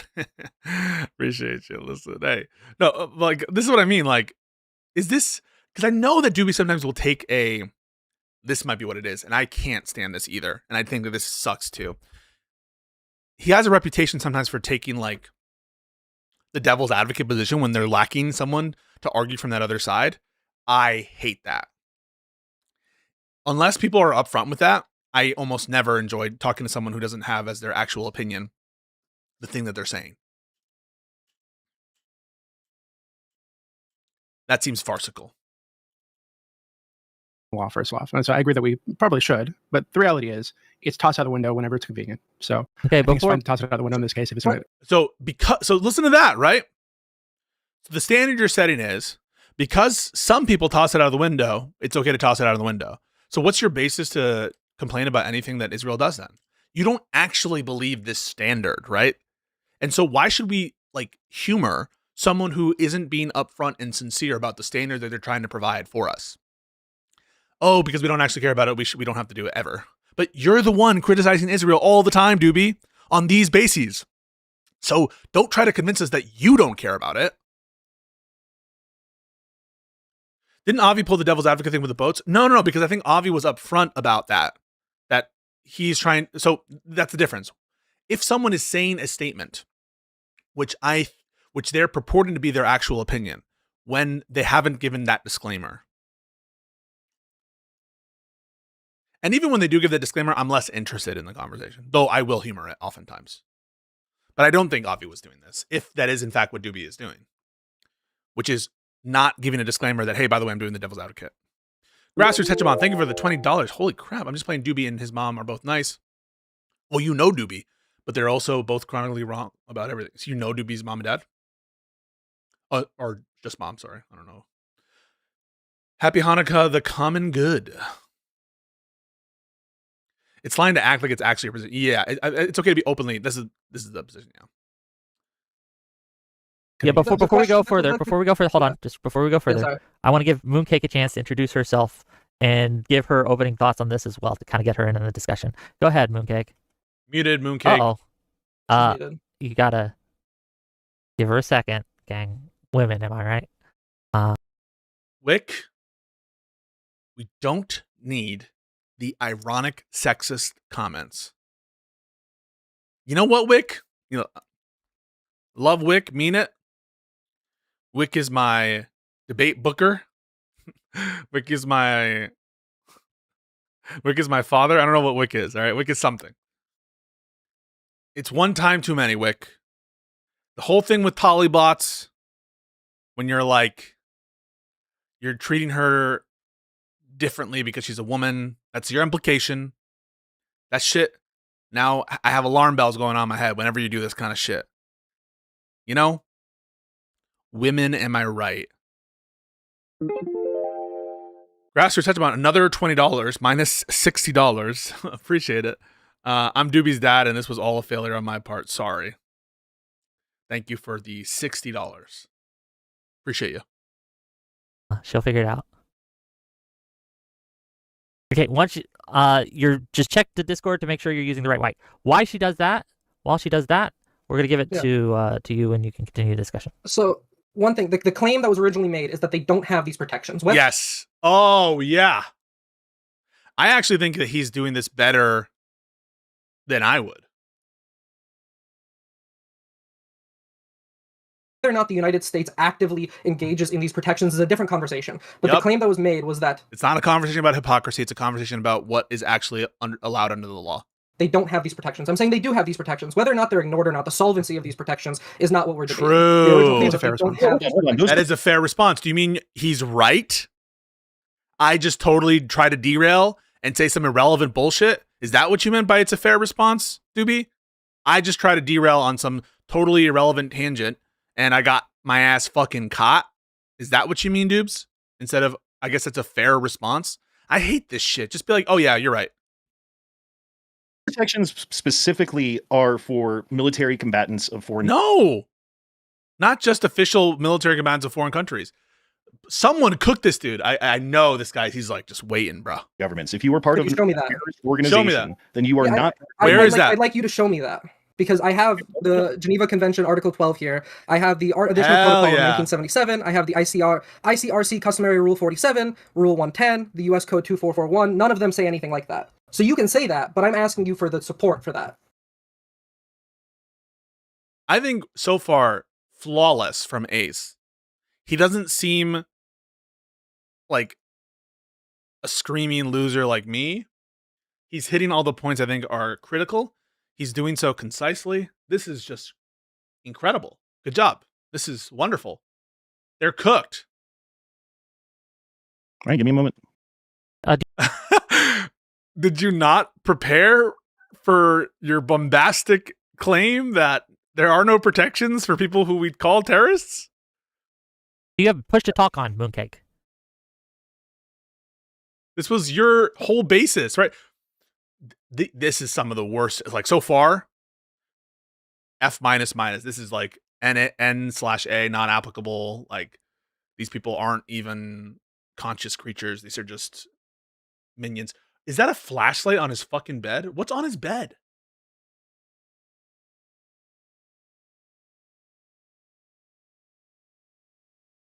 You might just need to change your mic settings in Discord. Yeah, I don't know. Okay. Dead air. So I think the idea that they don't have protections, and once again, to talk about the thing that Doobie brought up, Doobie, I think we agree that there is, I'm not saying military force against cartels is completely off the table. What I'm saying is that the military force that we've been using has not been effective. I don't think that the double strike was a legal action we can take. We've seen better alternatives. One of the alternatives I want to bring up that I really, really like is HITRON, which is the Coast Guard Helicopter Interdiction Tactical Squadron, which in 2016 stopped 83 vessels in... Ace must be French for how he's cooking this frog. Good shit. Thank you for the... See, this is a high effort post, not just like this other fucking I'm Doobie's dad and this is my failure. Not that I shouldn't be talking shit about my Oilers. But thank you, Nick, for that that little meme. Drew B says, you and Rob Knorr should flip-flop. You argue the Iron Man of his side and the same for him for a whole debate. That sounds like hell. One deployment, one of these HITRON helicopters stopped 13 go-fast boats. And they do this by flying near the go-fast boats, and they take out the engines. This is something that we've been doing for years. We have the training. It's in our manuals. Once again, we don't have to blow these boats up. And if anything, if our goal is to stop these drugs from funneling into the country, we shouldn't be targeting Venezuelan boats, and we shouldn't be targeting boats in a way that destroys any evidence or any information we could get to be able to tackle the problem at its root. Any response to that, dude? But let's hear the response. So, once again, I don't disagree that we need to stop drugs flowing into the country. I don't think that by committing war crimes on boats that are unconnected does anything to do that. It's really good, really good. And he's able to score additional points while we're figuring out the tech issue for Mooncake. So what happens with these boats after they disable the engines? Disable the engines. Oh, he's talking about what the alternative is. After they disable the engines, I know one of the HITRON cases that I was thinking about, the Mexican Navy comes, they pick up the individuals. The United States Navy does the same thing. Essentially, they disable the boat. They're miles out. Oh, hold on. We hear. Wait. Yeah, whatever you did, it's working. Did it work? Yes, we can hear you. Yeah, it's working. Okay, you can hear me now. Yes. Yeah. Okay, nice. Sorry. All good.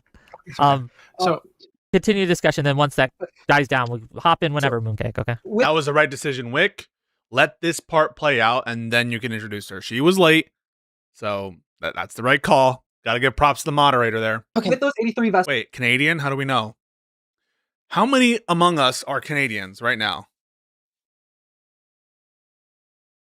You motherfuckers. Are any of you right now in the chat? You goddamn Canadians.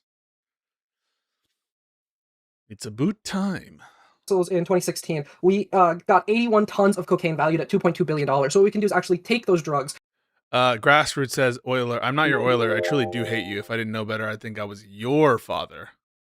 My father loved me. We can see where they're coming from. We can question these individuals, and we can ensure that innocent people don't die. Because I think our goal as Americans is to be the moral standard. And the moral standard is that we don't want innocent people to die. And we can do so by simply disabling these boats, capturing the people on board, and then from there, we can see if they're innocent or not. Okay, so according to... I think everything you just said is ridiculous. In virtue of what is it ridiculous? God, I hate this frog sometimes when he's not giving me money and agreeing with me. In every other circumstance. Go to hell, dude. What a lazy, stupid fucking response. No, I just think that's ridiculous. Protocols written in 1977, which okay, it's something else, but can you explain why, Doobie? Banned and clarifies who lawful combatants are. Basically, you have to be... He didn't... Okay, the claim isn't that there's a category of lawful combatant and unlawful combatant. He's not even remembering his own claims. Guys, how do we deal with these people? How the fuck do we deal with these people? They don't even remember their own claims. They don't even remember what they're saying. Being commanded by a person responsible for subordinates, chain of command.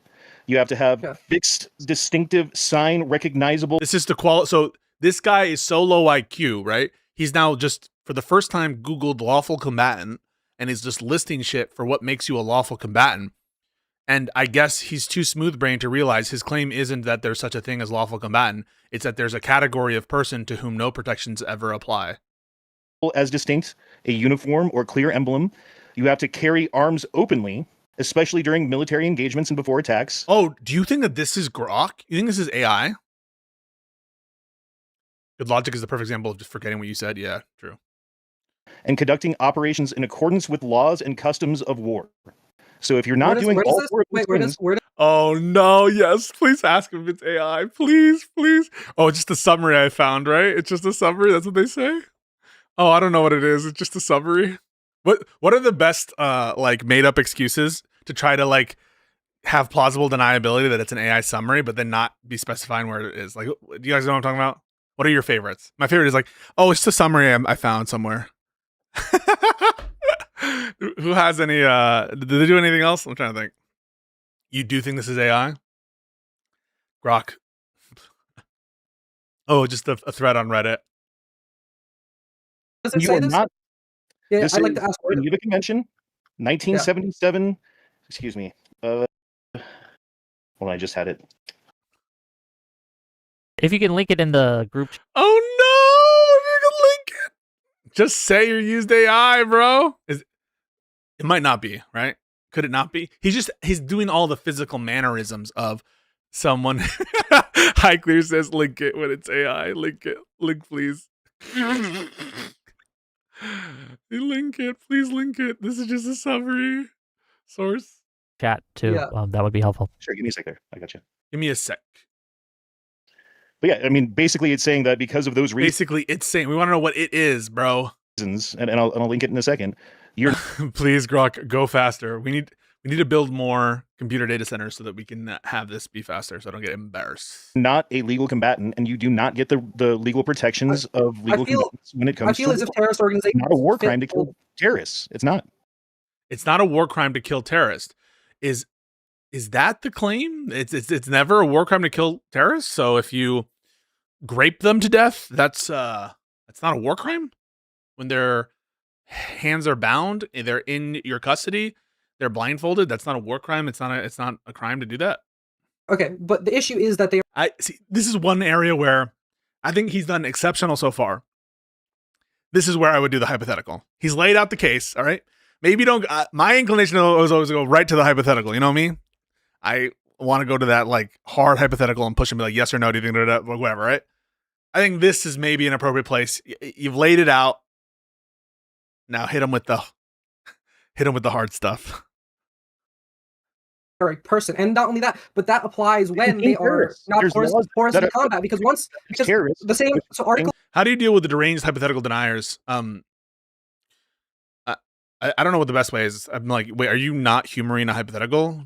Is there a reason that you don't want to grant the hypothetical, that you're fighting me on the hypothetical? Like, why are you doing that? And then they're like, I just could never imagine this. You couldn't imagine like someone doing a horrible thing to a captor terrorist? Yeah, I don't know. I don't know what the best course of strategy is. Just repeat the question. Yeah, I mean, I often will just repeat the question. I'll say, if. Do you understand what I mean by if? So it's a hypothetical. You understand that, right? And so I'm not saying something that's true, right? Like I could say, if a unicorn existed, would you pet it? You would understand that, even though, you could never have that exist, right? Maybe I would do something like that. I'm not sure. Hold on. Both of you stop, please. You're talking over each other. No, stop, please. Ihano, please. Do you know how many people died during the Vietnam War? Do you know how many people died during the Vietnam War? So like instant appeal to emotion, instant emotional, I don't know, degenerate appealer to emotion, top right. These people, man. These people, they're so emotional. Give me a second. Hold on, both of you. You're all gonna get a chance, I promise. But you can't keep talking over each other. Honda, finish your point, and then we're gonna give it to Ace here. Go ahead. Well, I mean, this isn't like an argument so much as it is rhetoric, but so what I'm about to provide you is literally meaningless in the course of this conversation. At least he's upfront about that. I am not going to give you an argument. I'm literally just about to yap.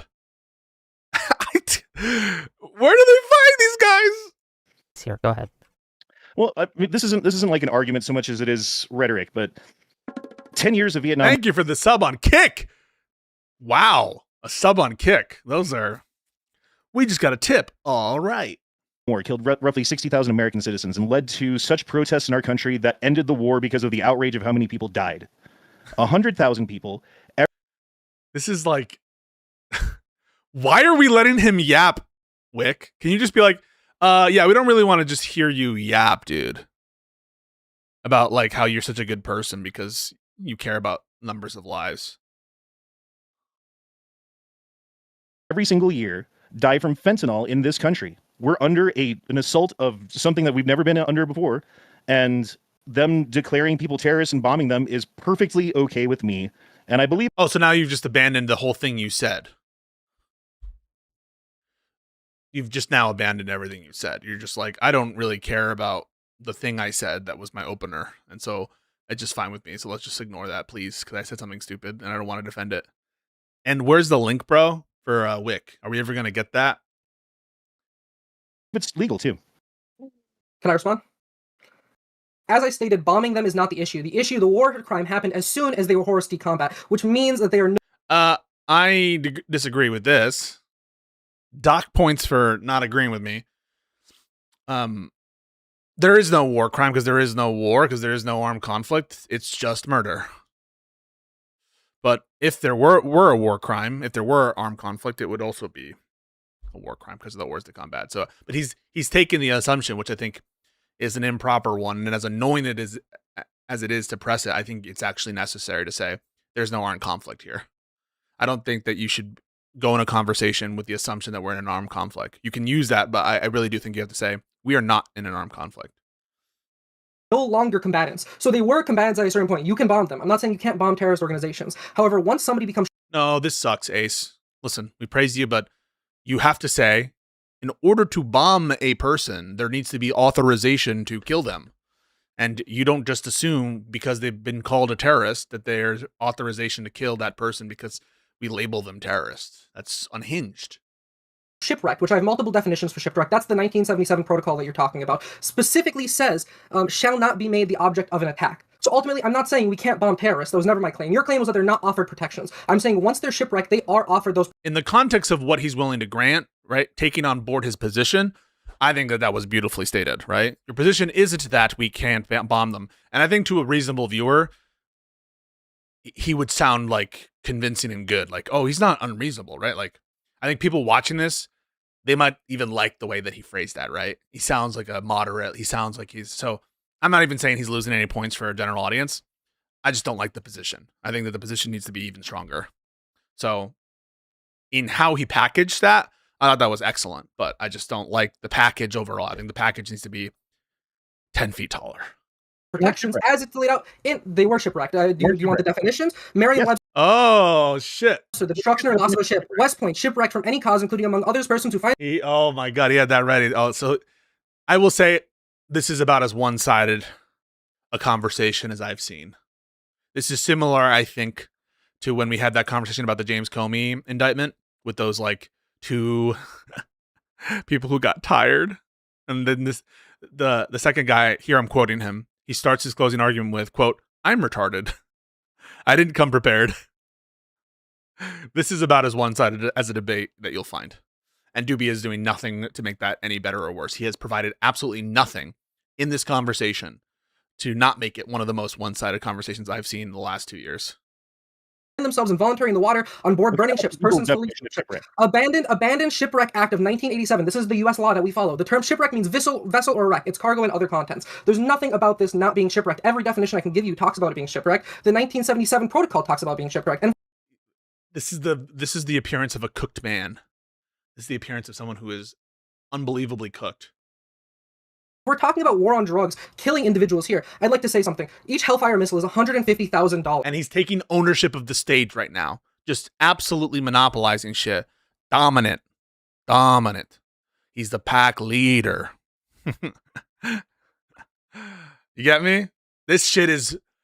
I need this. This is some young blood. This is a good debater. This is a good debater. And he's taking hold of the stage, and he's swinging his dick. Sorry for the crudeness. And Doobie is just like fucking head in the clouds, absolutely knocked out in the first 2 seconds. Nothing of value from either of these two losers. I'd like to point out that the U.S. Army recently awarded Lockheed Martin $439 million for Hellfire missiles. That, I did the math, is 2,926.67 missiles. And an outpatient program can range from $300,000 to $600,000. And yeah, just wiggle around, bro. You ain't got nothing. You got nothing to say. You're cooked. And now he's allowed to monologue and make the policy argument. So in addition to losing the legal argument already, getting fucking clowned on, not linking your ChatGPT thread, now you're losing by forfeit the policy argument.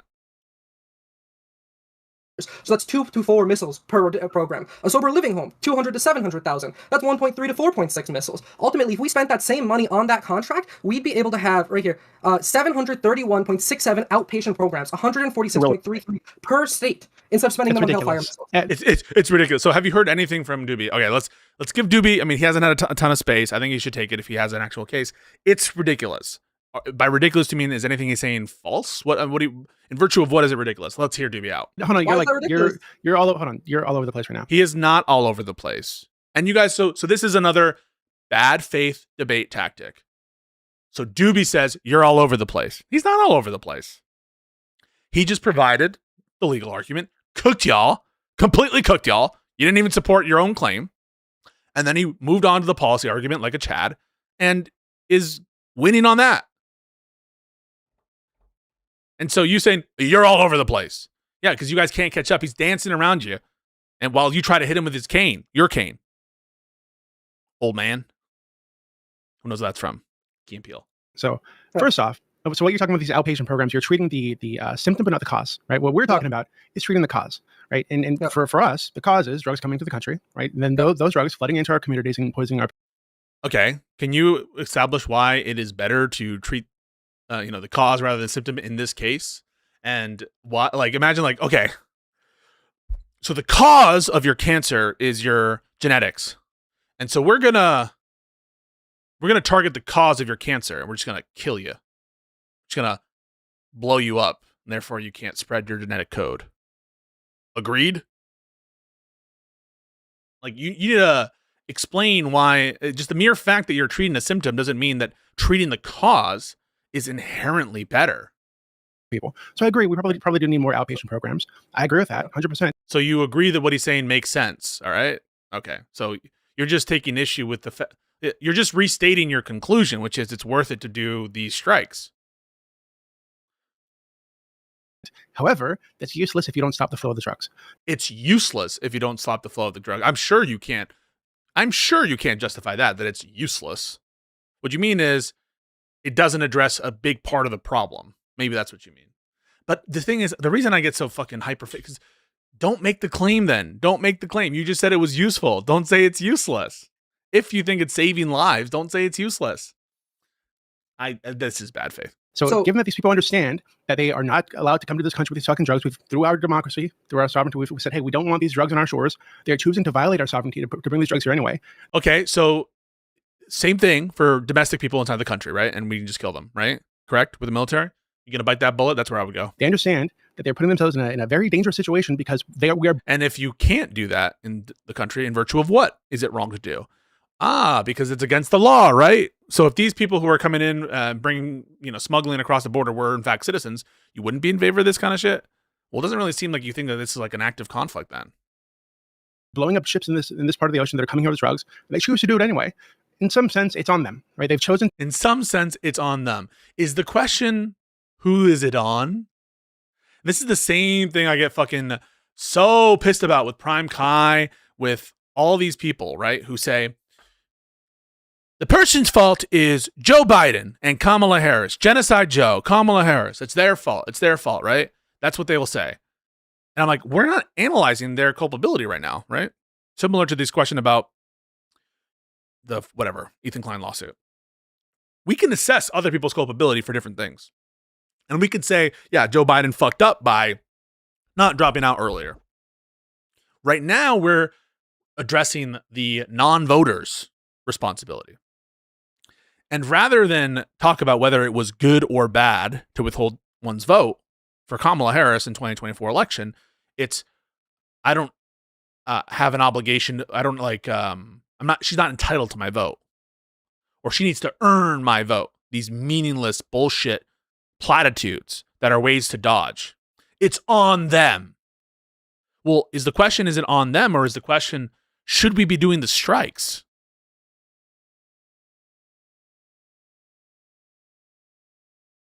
They've chosen to violate our sovereignty to try to bring these drugs here or some other country for profit. So if a U.S. citizen tried to do that across the border, would you say it's on them? Kill them? By the way, to poison our people for profit. It's totally reasonable for me, given that they've taken that risk upon themselves to blow them up. Now, I agree that if you bomb them, what an unhinged maniac. Don't do a good enough job and they're floating out there in the ocean. I think it's a little bit cruel to leave them out there. A little bit cruel. Why don't you have some cojones and actually just make a claim? This weasel language, it's a little bit cruel. I wouldn't do it. I don't know how I would feel. Can you imagine if you were in their position? Can you understand how they would feel?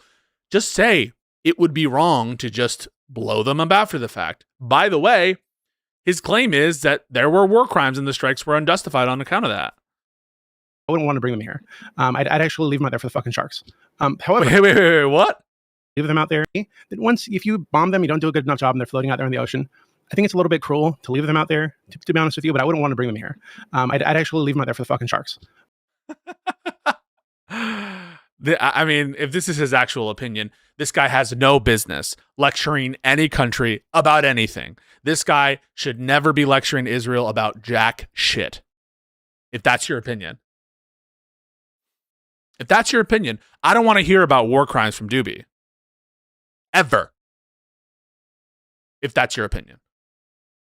I don't want to hear about lack of humanity ever from Doobie, if this is his actual opinion. And if it's not his actual opinion, fuck you, Doobie, for spreading around this bullshit. Or maybe it's good, a moral good, because you're getting clowned on by this college guy who is just running circles around you.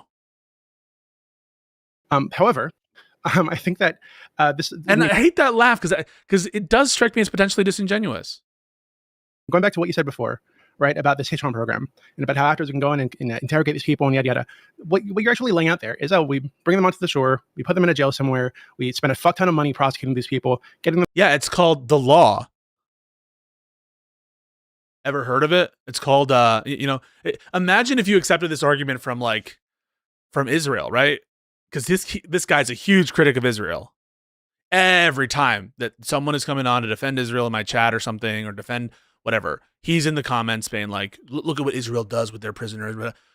The same kind of, why should Israel have to bear the cost of X, Y, Z? Why should Israel have, those all the same things that you're saying right here? The same things you, hours of debates that you've been around, where you've been in the comments, where you've been giving super chats, saying essentially this. I lied, actually, Pisco's right, and Doobie's still, unfortunately, my son. Thank you very much. In prison, this is unhinged, and these are the lengths that people have to go through to defend these strikes. Like, these are the kinds of things that you would need to believe in order to be in favor of these strikes. Free food and free bed for God knows how long, while they're being trained to be better drug smugglers. Like, it's fucking ridiculous. I don't want to do that. What I want to do is get rid of these fucking people to scare them enough that they don't try to come over here and poison our people. Okay, I want to. Okay, so imagine, right? You're Israel. What we want to do is want to scare all these people in Gaza to never attack us on October 7th again, like that. I don't believe it's genuine. and if you're in the chat, Doobs, I really don't believe this is your actual opinion. And if it is, you're an unhinged maniac. But thank you for the money. Oh, I want to get Mooncake a chance to get in on this. Yeah, sorry about my mic before, and I'm probably going to go over some things you guys already said since I wasn't here earlier, so I do apologize for that. But I do want to just like have my stance. So initially, when I was considering this topic, I think it's complicated in the way that I understand the want of maybe the United States to do something about illegal drugs coming into their country. The same issue. It's not complicated. Canada. It is not complicated. Why the fuck are you coming onto this panel to say it's actually complicated in the sense that we agree with like this policy is like a complicated issue? It's murder. It's murder. There's not good evidence. It's not murder. We are not in an armed conflict. Why are we giving ground?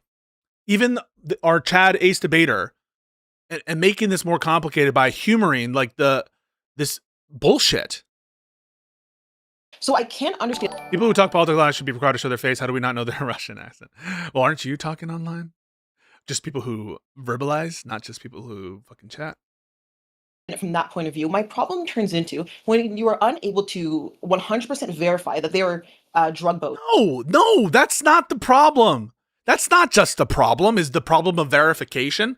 The problem is the problem of authorization, not verification. That is like a huge problem, but it's down the line of authorization. It's authorization. It's the policy, and yeah, another step is to verification for sure.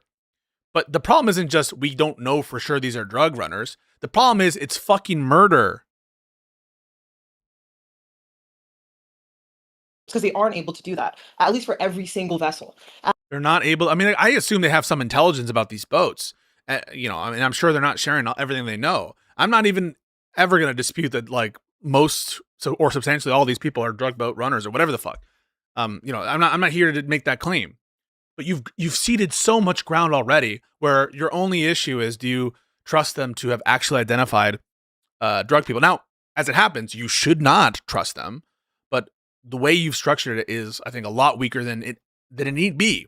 And there are times when I can understand not taking the strong position because it's not true, because it's hard to defend or whatever. But here, it's just easy to defend. It's easy to defend. It's the right position. And you give up so much by granting that like the issue is one of information as opposed to authority. Not only with that, closing down the Venezuelan like airspace, I think you're taking action. That's just not the topic. Although I think it's relevant for the policy argument, but you need to link it to that. But presumably, if you're against closing down the airspace of Venezuela, it would follow that that's not just an issue of information. That's an issue of authority or policy. That's what we want to get to, like the substance here. Against the entire government when we know it's the cartels. So for my problem, it's how can we take action against this government entity when it's the cartels doing this? Right, but on the, now you don't have to accept the view, but on the view of the current regime, they're in cahoots, right? Now, I think that's obviously false, but, or at least there's not been sufficient evidence to show that they have the cohesiveness of being sort of the same group or being aligned in that sense. But yeah, I think this is far too weak of a position, and it's unfortunate. Because then now, I mean, I guess in my opinion, it's like a declaration of war. This isn't something that America would do to China, and I think that speaks to what's happening. They know they can bully Venezuela, and they're still having issues with drugs coming from places like China. So I think that's something to consider, and it is violating human rights laws. Like, we can discuss it all day, but they are, that's right? good. People That's have good. a right to life. So, for example, I think they killed those last two people. I forget which vessel it was. Yeah, okay. Decent. When they did the second airstrike, you're not supposed to do that. They have Yeah, good. have a right at that point. I think it's basically like they're surrendering or they don't have the ability to actually do Nice. anything. So Good you're job. actually supposed to allow them to be arrested or to live. And America didn't really give them that option. So I think these are things we have to consider. Nice. Respond to that. Ended good. Ended good. Not being a smartass, does it even matter if they had half a ton of cocaine on a boat? It would still be an invalid. No, this is my position, and I agree. Grassroots. I agree. Thanks everybody for your support. You guys are super chatting like crazy, and I appreciate all the follows and all that shit. You guys are the best. Honda, then I did fix the chats. This was a promise. It took time. All my faithful YouTube chatters out there to be in compliance with the Twitch rules, but we got it done. Fuck, I can't help but misspeak today. We got it done. The Ace, and we'll get you in after that. So as far as them, like if, and it's a big if because it's still not confirmed as far as I'm concerned because there hasn't been the video showing them floating in the water, right? And as far as I'm concerned, also it's all been whistleblowers anonymously. Whoa! So now you're backing up. Before you said they deserve no rights, and now you're saying, we don't know if it's the case that this is from a factual perspective. So this does seem to be a bit of a retreat. Maybe he's having enough of being just fucking dragged around and beaten up and slapped around the fucking face. Saying all of these things. There's not been any confirmation as far as I can tell. So there's that part. But can someone surrender to a drone or to a bomb or to a helicopter? Is it why are you asking these questions? Just say is a rhetorical question. And warthog flying over? The answer is no. So like you can't surrender to a drone? Why? Source? Can't surrender to a helicopter? Source? Now, I agree. You can't surrender to a literal bomb because there's no one to receive your surrender. But if there's someone who can, like, just because there's a technological interface between you and the other side doesn't mean that you cannot communicate to that side. Be like, okay, I can't surrender through a fucking email or I can't surrender through a phone call. What? I mean, this dude just saying random shit.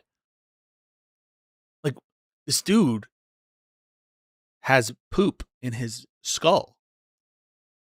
An A-10 Warthog. I mean, random. Flying overhead, strafes a line of cannon, right? And as he's coming in to strafe the line of cannon, all of the dudes on the cannons are like, oh crap, and put up white flags saying that they surrender.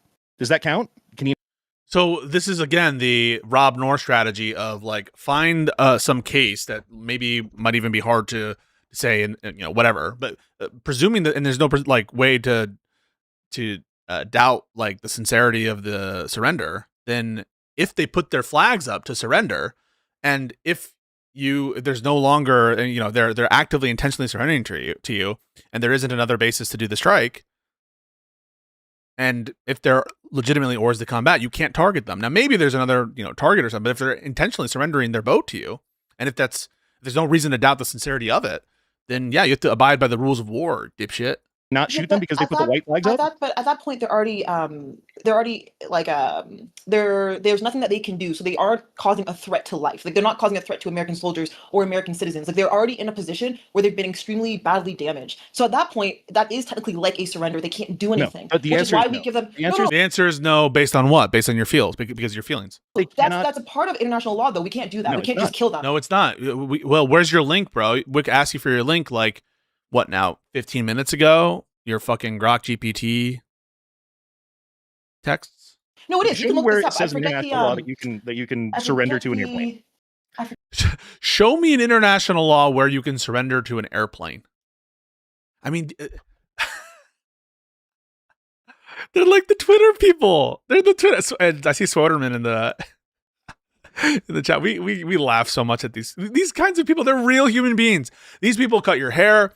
These people, babysit your kids. These people wash your car. These people, are your tax agents. These people are your lawyers. These are like real people in our society. Show me where it says you can surrender to an airplane. So for every new, like, innovation in technology, so show me where it says you can surrender with an email. Show me where it says you can surrender via a telephone. Show me where it says you can surrender via waving your hands everywhere.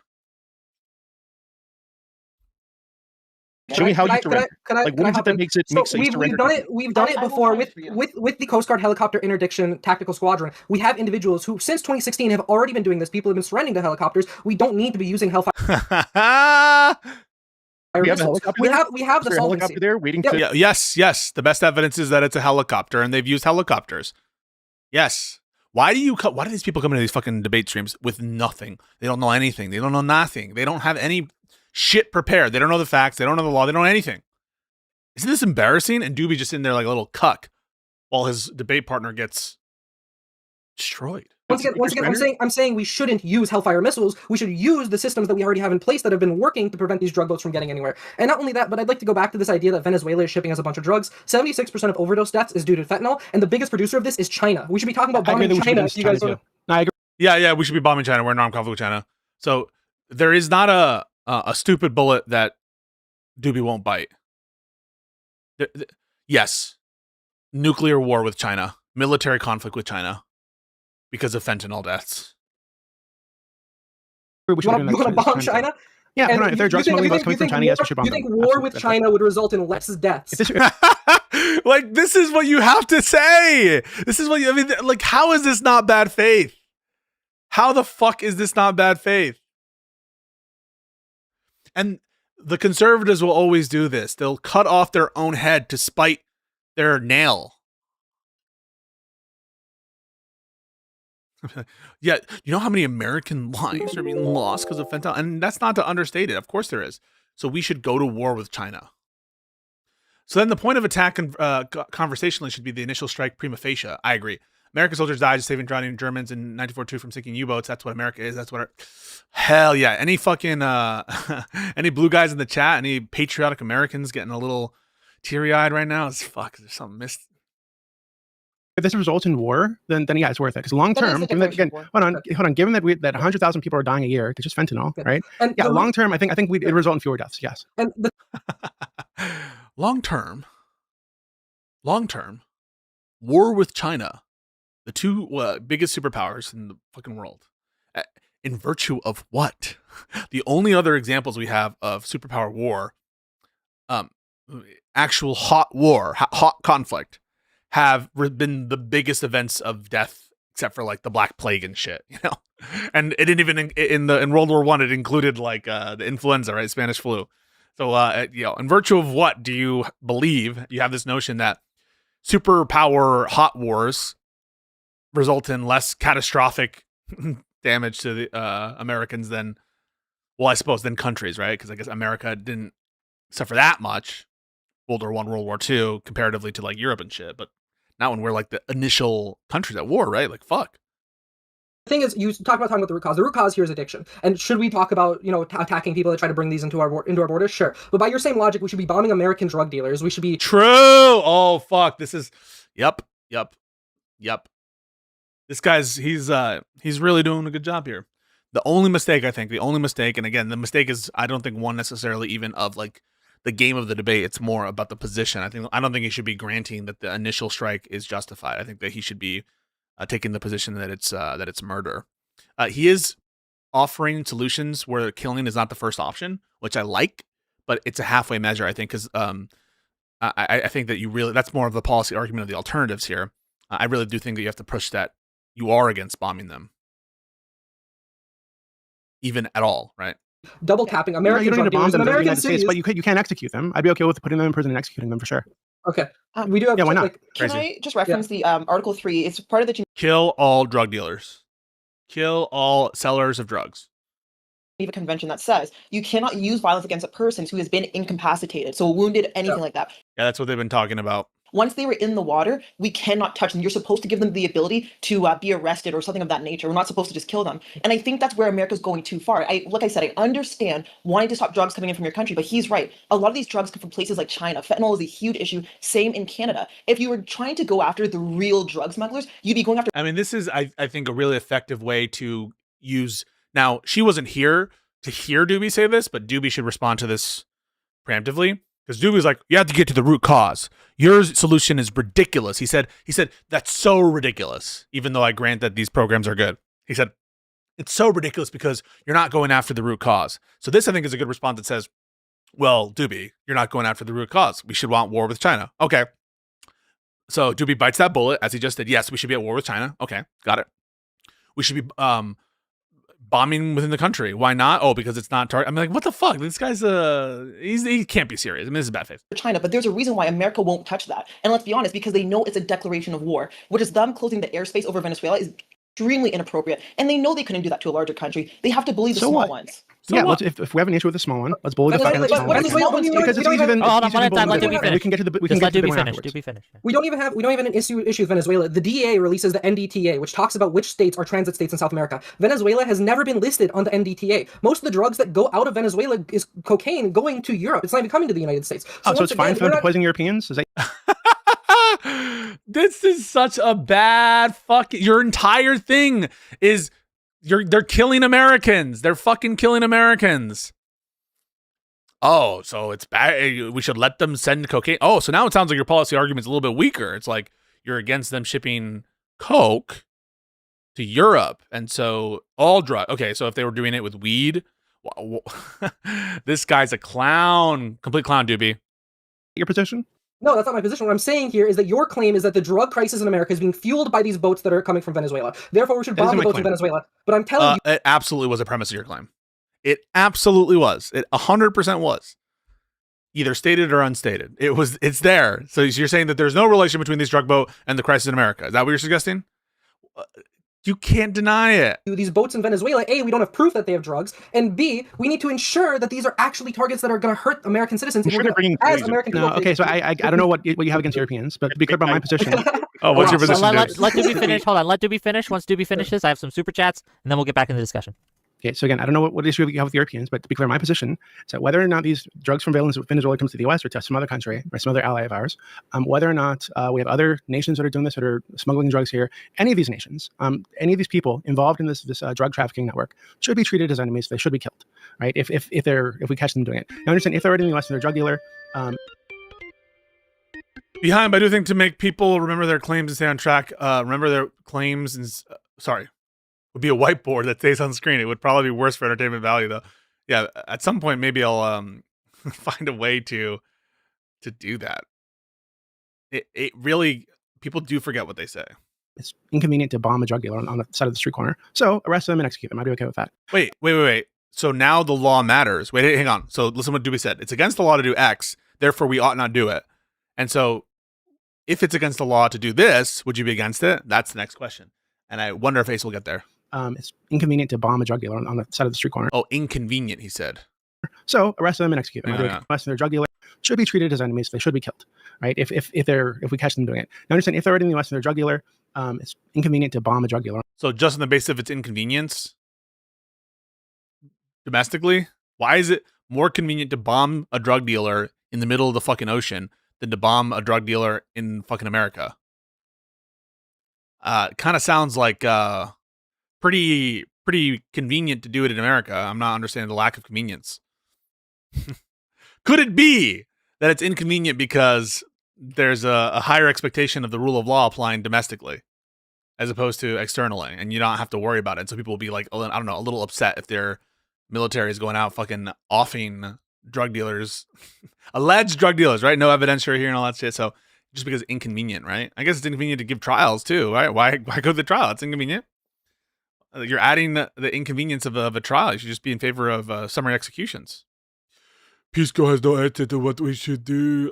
Golem, please enter the fucking VC. Pisco has no solutions. Pisco has no solutions. So the question is on the strikes. That's the question. So I'm not called upon to give you the uniform solution to a vexing issue like drug trade, etc. The question is on the strikes, and that might trigger you and make you like an emotional little fucking ghoul in the chat, little bitch, come on stream. But that's what the question is, and so you might want to debate something else, but then maybe you should just say that on the side of the street corner. So arrest them and execute them. I'd be okay with that. But my position is not limited to Venezuela, and I agree that if these people are it extends to China, not just Venezuela, it also Mexico, and also the drug smugglers from Canada and everywhere. Any place that drug people exist, people who sell drugs, etc. We should be bombing the dispensaries of weed in every place that it's legalized. We should do that too. And all the porn distributors as well. Drug dealers or drug. Has Doobie already conceded legality? No, he hasn't. He hasn't like talked, like no one has contested really, other than in conclusory fashion, the legal claims that Ace has been making, which have been on point in my opinion. But the fact that Doobie's shutting up about it, I really do think that Ace now should press him on the legal claim. So even if it's illegal to do what you're suggesting, you would be in support of it, wouldn't you? And I would say that Doobie like suggested that we ought follow the precedent of Israel-Palestine, I guess, which is to ignore the rules of war that he carries around to bludgeon against Israel all the time whenever he wants. So you could argue that he's made an implicit, or one could reasonably assume that he's okay with it, which I think is fine. Smugglers, we shouldn't kill them, right? But I'm going to have to trust the intelligence that the U.S. has when they're making the decision to bomb somebody out in the middle of the fucking ocean. Now, if you're saying some of that intelligence might be wrong, I want to Trump. I want to trust Trump. I want to trust Trump. I want to trust Trump. So you don't trust Trump when it comes to Israel, but you trust Trump when it comes to drugs. Help me out there, Doobie. Is he like a JQer? I'm not saying he is, Doobs. I'm not saying you are, but I'm asking the question. I agree. It's not always accurate, not always perfect. There are going to be innocent people that are potentially killed. I think it's worth the risk, and I think it's worth the fear effect that it has. And on all the other drug smugglers, it might use that same water pathway to come here, or to go somewhere. This is Bibi Netanyahu. I'm convinced, Doobie, you're Benjamin Netanyahu. The fear factor. Else, they know that if they do this, there's a possibility they're going to get blown the fuck up and left in the middle of the ocean. I'm totally fine with that. It's not all or nothing. We can't. It's not just we have to bomb them. We have Hitron. We've been using it since 2016. We have methods to disable these boats. Check. Why is it not good enough? In virtue of what is it not good enough? I explained it to you earlier. No, it hasn't. Obviously, it hasn't because Obviously, it hasn't because there's so much drugs. $2 billion in cocaine all over the fucking world. Hitron? That's not okay. Hold on. Can you tell me? One at a time. So you said what? $2.7 billion stopped by Hitron. How long was Hitron in effect? That was in 2016. That was just in 2016. It was 81 tons of cocaine. And how much cocaine was smuggled in that same area in 2016? Yeah. Once again, I know they have estimates. Doobie, what I'm saying here is we're spending $150,000 per Hellfire missile when instead we can fund programs like Hitron. No cost, no limit to the cost here. So you care so much about human lives, so claims Doobie, that no amount of expenditure will ever be enough. We don't give a shit about that. The money that we could be using to save other people in other contexts. And it's very, very, very, very, very disingenuous, because these are the same people who say, fuck these drug addicts because they made the choice to take the drug. I mean, the same logic can be applied to the drug addicts that he applies to the drug sellers, which is to say, it's on them, right? If you take that view, which is a stupid view, but again, I'm adopting Doobie's framework here, which is, it's on them. Well, sorry, if you take illegal drugs that don't have oversight, why isn't it on you? Maybe because that's a stupid way to look at this. Maybe that's just a bad framework to use, Doobie. Work better. If we get more helicopters in the air, we can disable more boats, we can capture these individuals, and then we get rid of the risk of killing innocents. You and me agree we shouldn't be killing innocents, so we should take the safer method that is more cost effective. Hey. Okay. Hold on. Is your position that the Hellfire missiles are more expensive than Hitron? Because not only do you need the helicopter, right? Yeah. You need the air crew, you need the intel, you need the fuel, you need the boarding teams, you need the coordination. You buy a helicopter. That's all true of the strikes as well. You need the coordination with the other governments in the area to go out and pick up these people when they're out in the water, right? Then you got to worry about whether or not they're going to resist or fight back and kill somebody. Yeah. And then, but you understand why he's proposing that, though, right? And once you go through a whole fucking process of prosecuting these people in the courts and then interrogating them with all the rights are a little bit. You know what? I'm taking the view right now that Doobie is by definition disingenuous, because he's either disingenuous when he glazes my position on rights, Kilmar, Hassan Piker detainment thing, or he's disingenuous here. I don't really see a way to reconcile the kind of support for some of my views that I've been expressing and getting challenged on, and then also this view, because this is some degenerate shit. This is some goblin stuff. This is the law of the goblins. Shit, and which I mean, like, fantasy goblins. I don't know if that's a racial slur. I didn't mean it that way. I managed to prosecute them. They end up in a jail cell, soaking up tax money for fucking decades potentially. Like this is far more expensive. $39 million on a single contract with Lockheed Martin for Hellfire missiles. So what? $439 million. You're telling me that's more expensive than helicopters with people who are trained to disable boats? Well, hold on. How much did Hitron cost? Hitron is, I can find it. I have Yeah. to, Well, as you find it, while you find it, I'm gonna read these, then we're gonna give it to E. This is what I don't like. I want to resolve. So this is a point of criticism phrase. I think well, I want to resolve the legal question first and make these people look even more psychotic. Doobie and the top right guy are total F minuses so far, like complete, total, absolutely destroyed, absolutely dumpstered. But point of criticism, I don't want to get stuck in the weeds on the money stuff right now because I don't care. Like we have to follow law. We're a republic. You need to get them on that. I think you should stick there. Honda. Okay, $5 from Testicle Johnson to say fentanyl comes from Mexico. Tactical Johnson, what a name. And uses Chinese precursor, not Venezuela. E Honda is dumb or dishonest. Thank you for the $5. $5 from Deej Nuts to say destroying enemy boats doesn't make every soldier evacuating the boat or is to combat. That's never been a thing in any war. Thank you for the $5. What did it say? I didn't hear what it said. Destroying enemy boats doesn't make every soldier evacuating the boat or is to combat. That's never been. That's not what was said. That said, if you're rendered incapacitated by shipwreck, you are hors de combat. But no one said by virtue that you're necessarily hors de combat. It's if you fulfill the condition of being rendered defenseless or incapacitated. That's when you are hors de combat. And you can, of course, lose hors de combat status. No one's denying that. The chat, they're so dumb. They're so emotional. The thing in any war. That's what he said. There's a difference between evacuating and floating in a flaming wreckage. Yeah. So there's a big difference. Yeah, $5 from Testicle Johnson to say Trump pardoning the ex-president of Honduras shows Trump cares about drugs entering America. Nice meme. Tier 2 membership from Bruco. Thank True. you for the 6-month membership. Thanks, man. It says, explain how Trump pardoning the creator and operator of the biggest drug black market website, Silk Road, shows that Trump is tough on drugs. $5 from Deej Nuts. Mooncake. You have to be able to be captured to surrender. Being wounded isn't being incapacitated. You don't understand the laws you cite. If you're rendered defenseless by virtue of being injured, yeah, no, that's a way you can get hors de combat if you're defenseless. Oh, it is. Yeah, it is. That is part of. Oh, that's so frustrating. How can they It is double part of being tap people in Iraq and Afghanistan for the past? Oh my God, they all get their same talking points from the what's the fucking hive mind, the Borg. They're all getting this schlock beamed into their heads. We have like an issue here of hive mind. I don't know where it's coming from. Where's it coming from? They all get the same exact talking points. They read it on X. These guys have worms for brains, and Grok is going to teach a generation of these guys.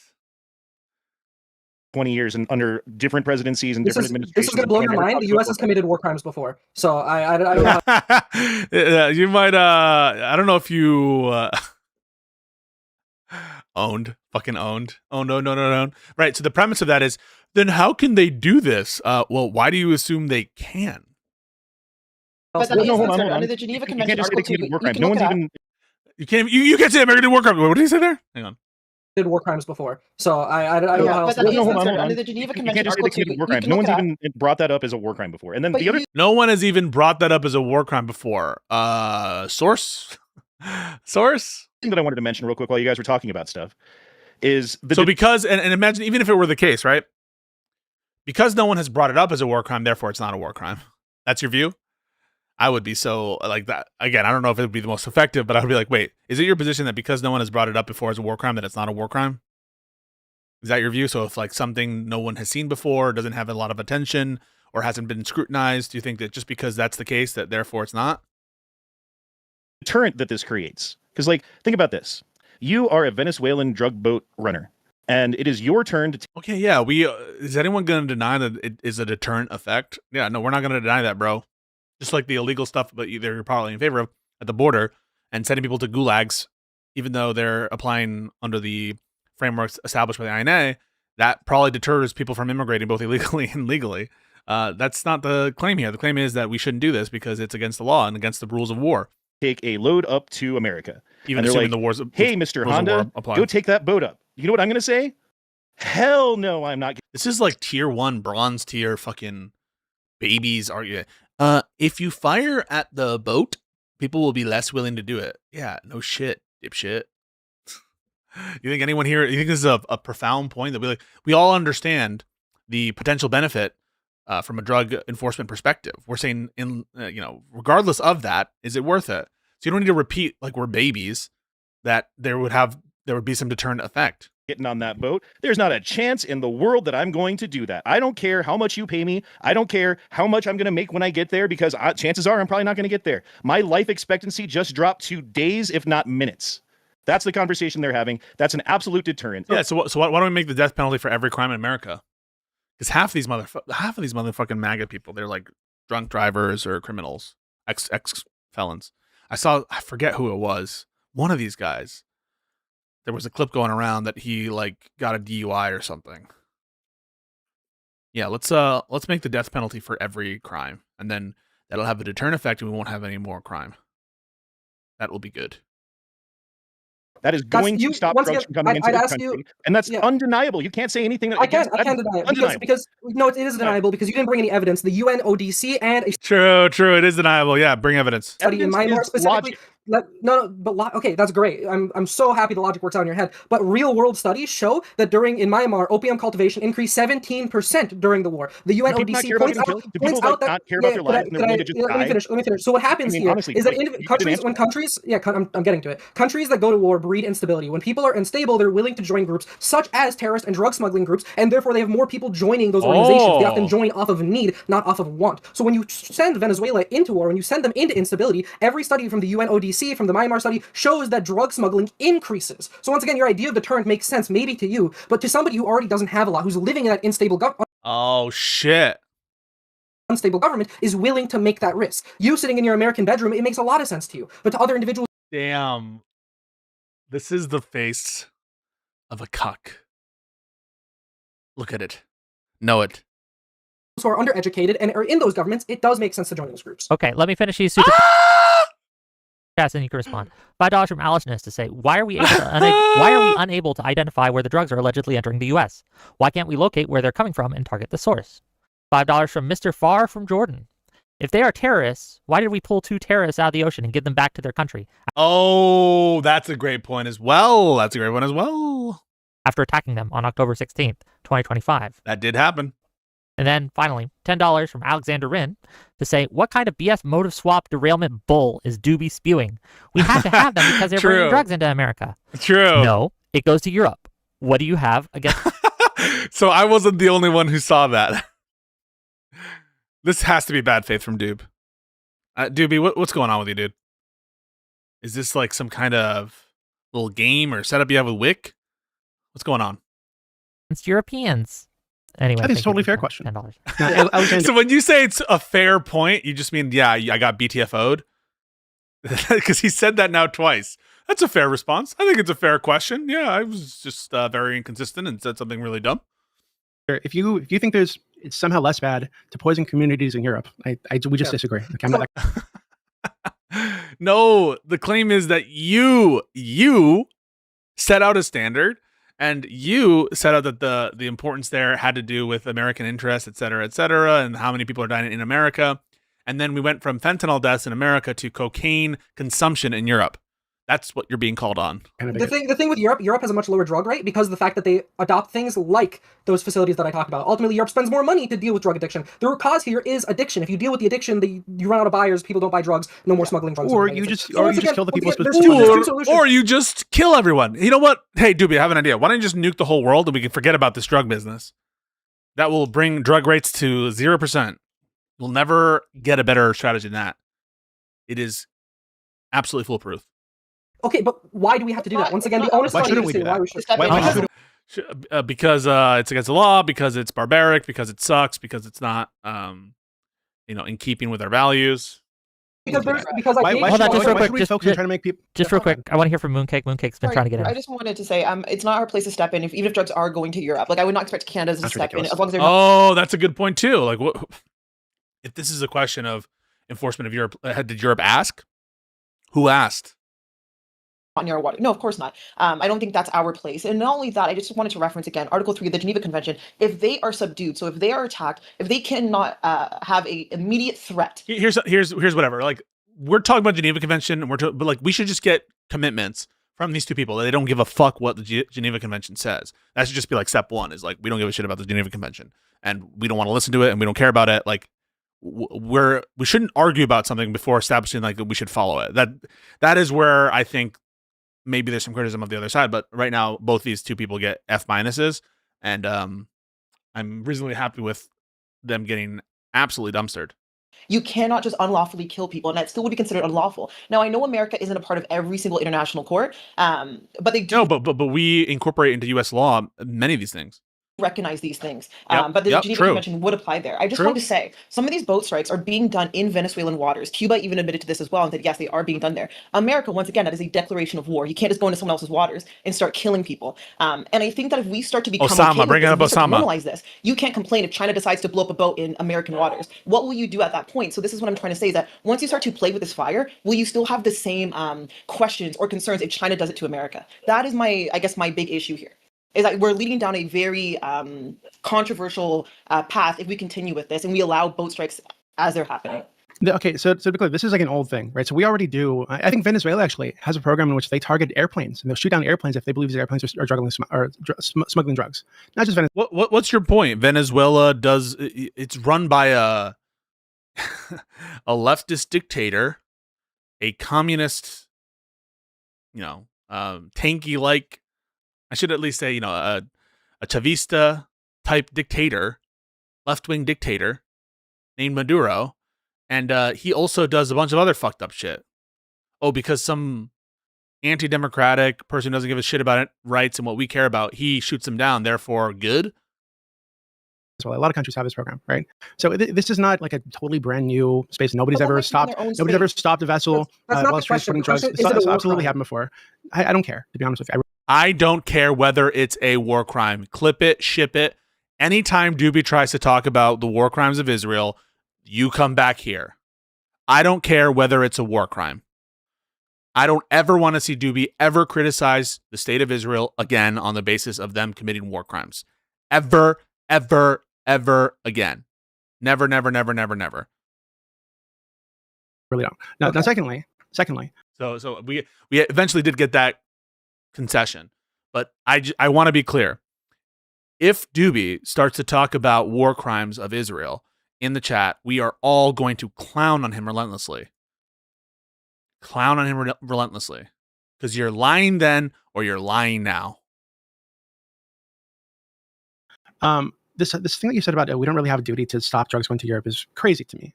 Crazy. So I'm gonna ask you a question. So what if they have legal drugs? What if it were legal? What if they legalized it under European law? America should stop. Then it's just like straight up you're destroying products, right? If we knew that there was some Jewish supremacist, right, sailing his little Jewish supremacist, got to go there, don't you, Doobs? Boat into the UK somewhere to blow up a bunch of Muslims on the beach, right? Do you think it'd be wrong to shoot that guy? Wait, let's say a Jewish supremacist. Hang on a second. What? To the UK somewhere to blow up a bunch of Jewish supremacists, right? Sailing his little boat into the UK somewhere to blow up a bunch of Muslims on the beach, right? Do you think it'd be wrong to shoot that guy? If that person, right, if that individual presents an imminent risk to the health and safety of those individuals, imminent, such that there is no practical way to like apprehend him, then yes, you're allowed to do it. But that's just not on all fours. The difference is, in that context, the rules of war don't apply either, right? So you guys understand so no one can accuse me of not actually doing the analysis here and just being, it's different. It's different for the following reasons. Reason number one, in both contexts, the rules of war don't apply. There's no armed conflict with a group, all right? Just one person does not authorize the rules of war or international law in that sense to apply, okay? That's just a singular terrorist, not affiliated with a broader group to which there's an actual claim of war, an armed conflict. And so normal civilian rules apply, okay? Easy. Now, this individual, do they represent an imminent risk? And is there no practical way to apprehend them? Then you are authorized under self-defense principles to use deadly force in that context. But imminence is required, right? If you knew, for example, this person had a plan to do exactly that, but he was going at an airport, he doesn't have anything on him, he's planning to do it, in 2 days, and he's in the airport, you can't just go up to him and shoot him, right? You need imminence, right? And it's impractical to apprehend him another way. This is Al-Awlaki, right? Al-Awlaki he was a member of that group. It's not the case that he was about to fire upon people. Maybe if he lived in America, we could do a raid to go pick him up or whatever. But it's not practicable to apprehend him. the rules of war actually do apply in that context, because he's part of Al-Qaeda, so you can just kill combatants. So there's authorities there. And he's taken an active role in hostilities with respect to that. But assuming that he wasn't, right, Al-Awlaki, he was just planning something, you would have to apprehend him unless it was impracticable to pick him up. So yeah, I mean, those are the ways in which it's different. The normal civilian law applies, and you have to have an authorization to kill another human being. And in this context, if it really was something that where there were, interdiction at the sea or some kind of apprehension weren't possible, then you would be authorized to use deadly force under normal self-defense principles. And that is very different than the drug case. In the drug case, you have arguably the volitional acts of people who are ingesting the drugs as a breaking in the sequence, right? Additionally, there's no imminence because the death isn't happening like right now in the next minutes, hours, exactly, whatever. There's no state of war, armed conflict such that the rules of war apply and authorization happens. So F- on Doobie, complete destruction, absolutely unhinged, horrible opinion. On the way there, should we wait for him to get there, set up the bomb, and then shoot him? You should inform the government of that country that this boat was on their way. The same thing that America did when there was a terrorist plot for I forget the guy's name in Canada, that they informed the Canadian government so the Canadian government can handle it. They don't just go in and say, we're going to kill this guy. That's not how it works. Of course that's how it works. We've done this before. Yeah. Hold on. What do you Give an mean? example. Give an example. Yeah. Give an example. Hold on, you're telling me that you don't believe that the United Wait a second. Give an example. States, or even our allies, have not... Don't just appeal to incredulity. Give an example. We've done this before. That's your claim. Remember when Hutch was like, you didn't watch all of Denham's stream, and so you can't make claims about things that Ethan did with his lawsuit? Like, what's the case for that?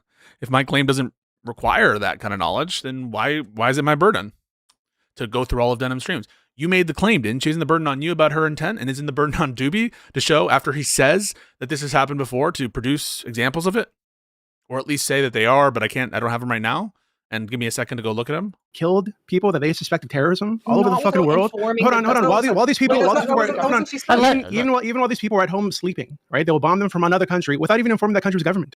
Yeah. So if sometimes those are justified and sometimes they're not under the conditions that they comply with the rules. The rules. And particularly U.S. law. I mean, maybe you don't care about international law, but under U.S. law, presumably you give a shit about that. Happens all the fucking time.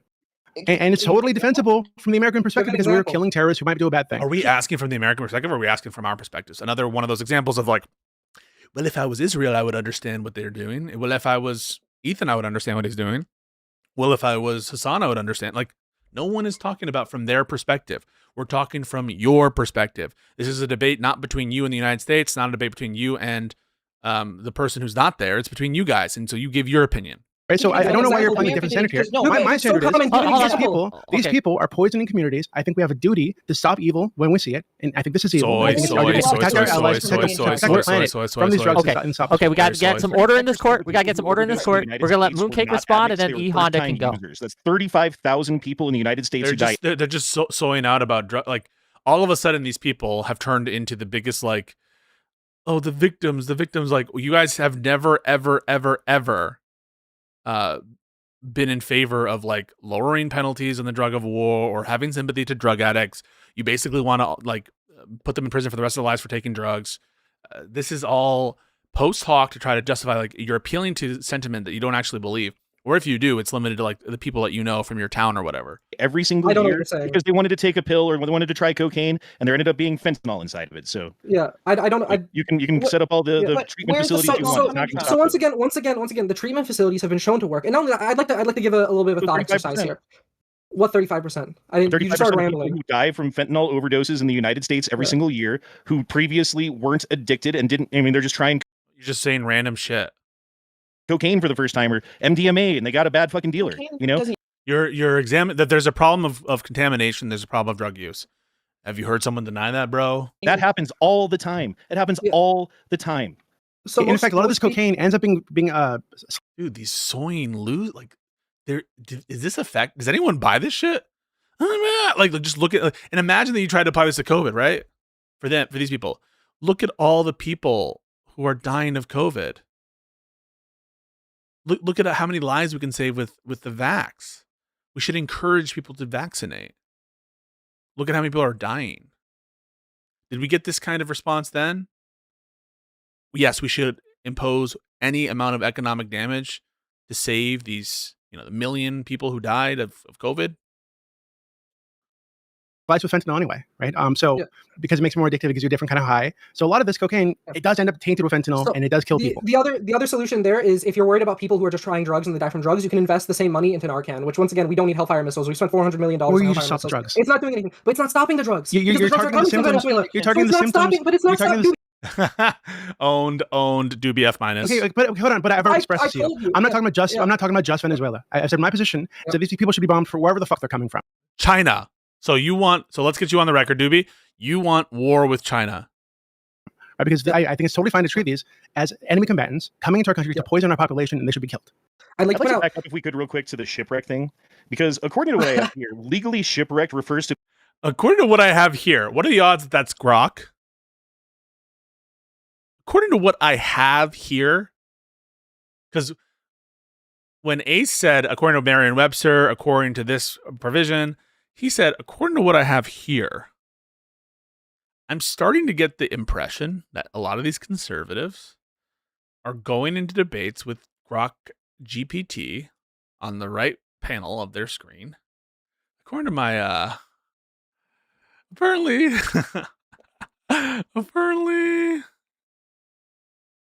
yeah, where's the link, by the way? people in peril at sea due to their vessel or aircraft having By who? misfortune. Legally by who? Misfortune being the operative term. Legally by who? Hold on, let me Said finish, that? dude. You can't just jump in the middle. Wait, he's totally using AI. Let me, like, I'm But sorry, who the said that? middle Hold of on. my sentence. Yeah, Who just- said that? Who said that? Let E Honda Interrupt. finish his point, and then we can get to it. Go ahead, E Honda. So us dropping a bomb on a boat is not misfortune. That was us identifying them fortunate? as Oh, he's going with the misfortune guy. Oh my! Wait, where's Swoderman? Where's our boy Swoderman? He's going with the misfortune.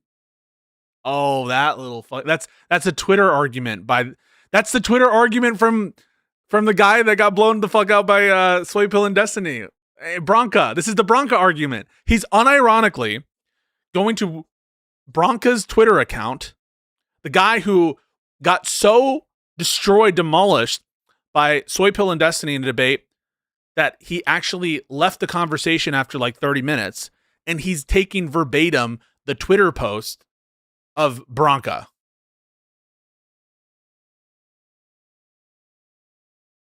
Or Shipwreck Crew, whatever the fucking loser. By the way, Shipwreck Crew is an account, so that might be the reference. a terrorist group who were bringing deadly drugs into our country, like it or not, and we dropped a bomb on them. That's not misfortune. That was them. So they're like, misfortune. Misfortune means you hit a reef. Who predicted this? Who predicted this? Grip. Because misfortune only means when you hit a coral reef. It's so crazy. Making themselves a target of the U.S. military, period. Source. Okay, just said real quick. Okay, fact check. The U.S. law, the Department of Defense released a manual. They define shipwreck differently, and so I'm not sure what you're referring to there, but it's not the U.S. law. U.S. Obviously, our rules of engagement include rules about not shooting people who hit a reef. Why would they ever talk about ships disabled by munitions? I know, crazy.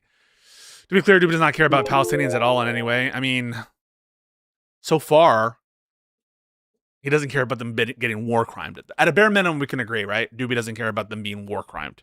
He might care about like them in other respects, but not on the mere fact that they're getting war crimed, because to him that doesn't matter. law defines shipwreck as a ship that is floundered for any cause. What, you think when you're bombed, you're floundered? I can see them. These guys, they want to reinvent words to be like, it is a kind of word jujitsu. It's a word war debate. That's why they call it word war debate. Should we watch that again? 1 for yes, 2 for fuck no. Swoderman is here. Misfortune obviously means that no one involved in the situation in any way intended for it to happen. Obviously. 3. 2, fuck no. No. Not a single person wants to see it. What does this have to do with the Little Mermaid and Flounder? 1, please. which comes from the Shipwreck Act of 1987, is where the basis of that comes from. So you can say legally, I say you're wrong. I can say anything I want. It doesn't mean anything unless you have the statistics back it up. And not only that, but once again, I pointed out how studies show that when you engage in war, it results in an increase to drug smuggling. So if your goal is to stop drug smuggling, then clearly war is not the method to do so because it has not been shown to be solvent whatsoever. Not only that, but when we look at people joining these types of organizations, when the United States engaged in the war on drugs, we saw a massive increase in the amount of people joining. Oh. Here's an idea. I don't know if people have heard about this or thought about this. What if we make a lot of these drugs legal and then we can like sell them safely or at least decriminalize them? And so the deaths go down, right? Because don't most of the deaths occur with like contamination and not having the quantity that you expected?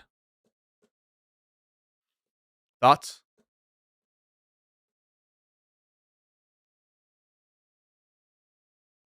These types of cartels. The Center for International Policy, the military campaign into 2008 saw cartels and gangs increase by 900% from 2006 to 2012. Forced disappearances went from 18 per year in 2004 to 2011, 100 in the U.S. or Mexico? What? In the U.S. or Mexico? This is the U.S. during the war on drugs. They spend a bunch of money to enforce drug regulation in Mexico. Right, and what you're talking about is in Mexico, right? Yeah. These massive cartels springing up and spreading their influence and corrupting the government. Yeah, I agree. We didn't go hard enough. We should have treated the we should have nuked Mexico cartel like we treated Al Qaeda, but actually kill them. Not like Al Qaeda where we end up like stay off the damn weed. What a Pepe Frog.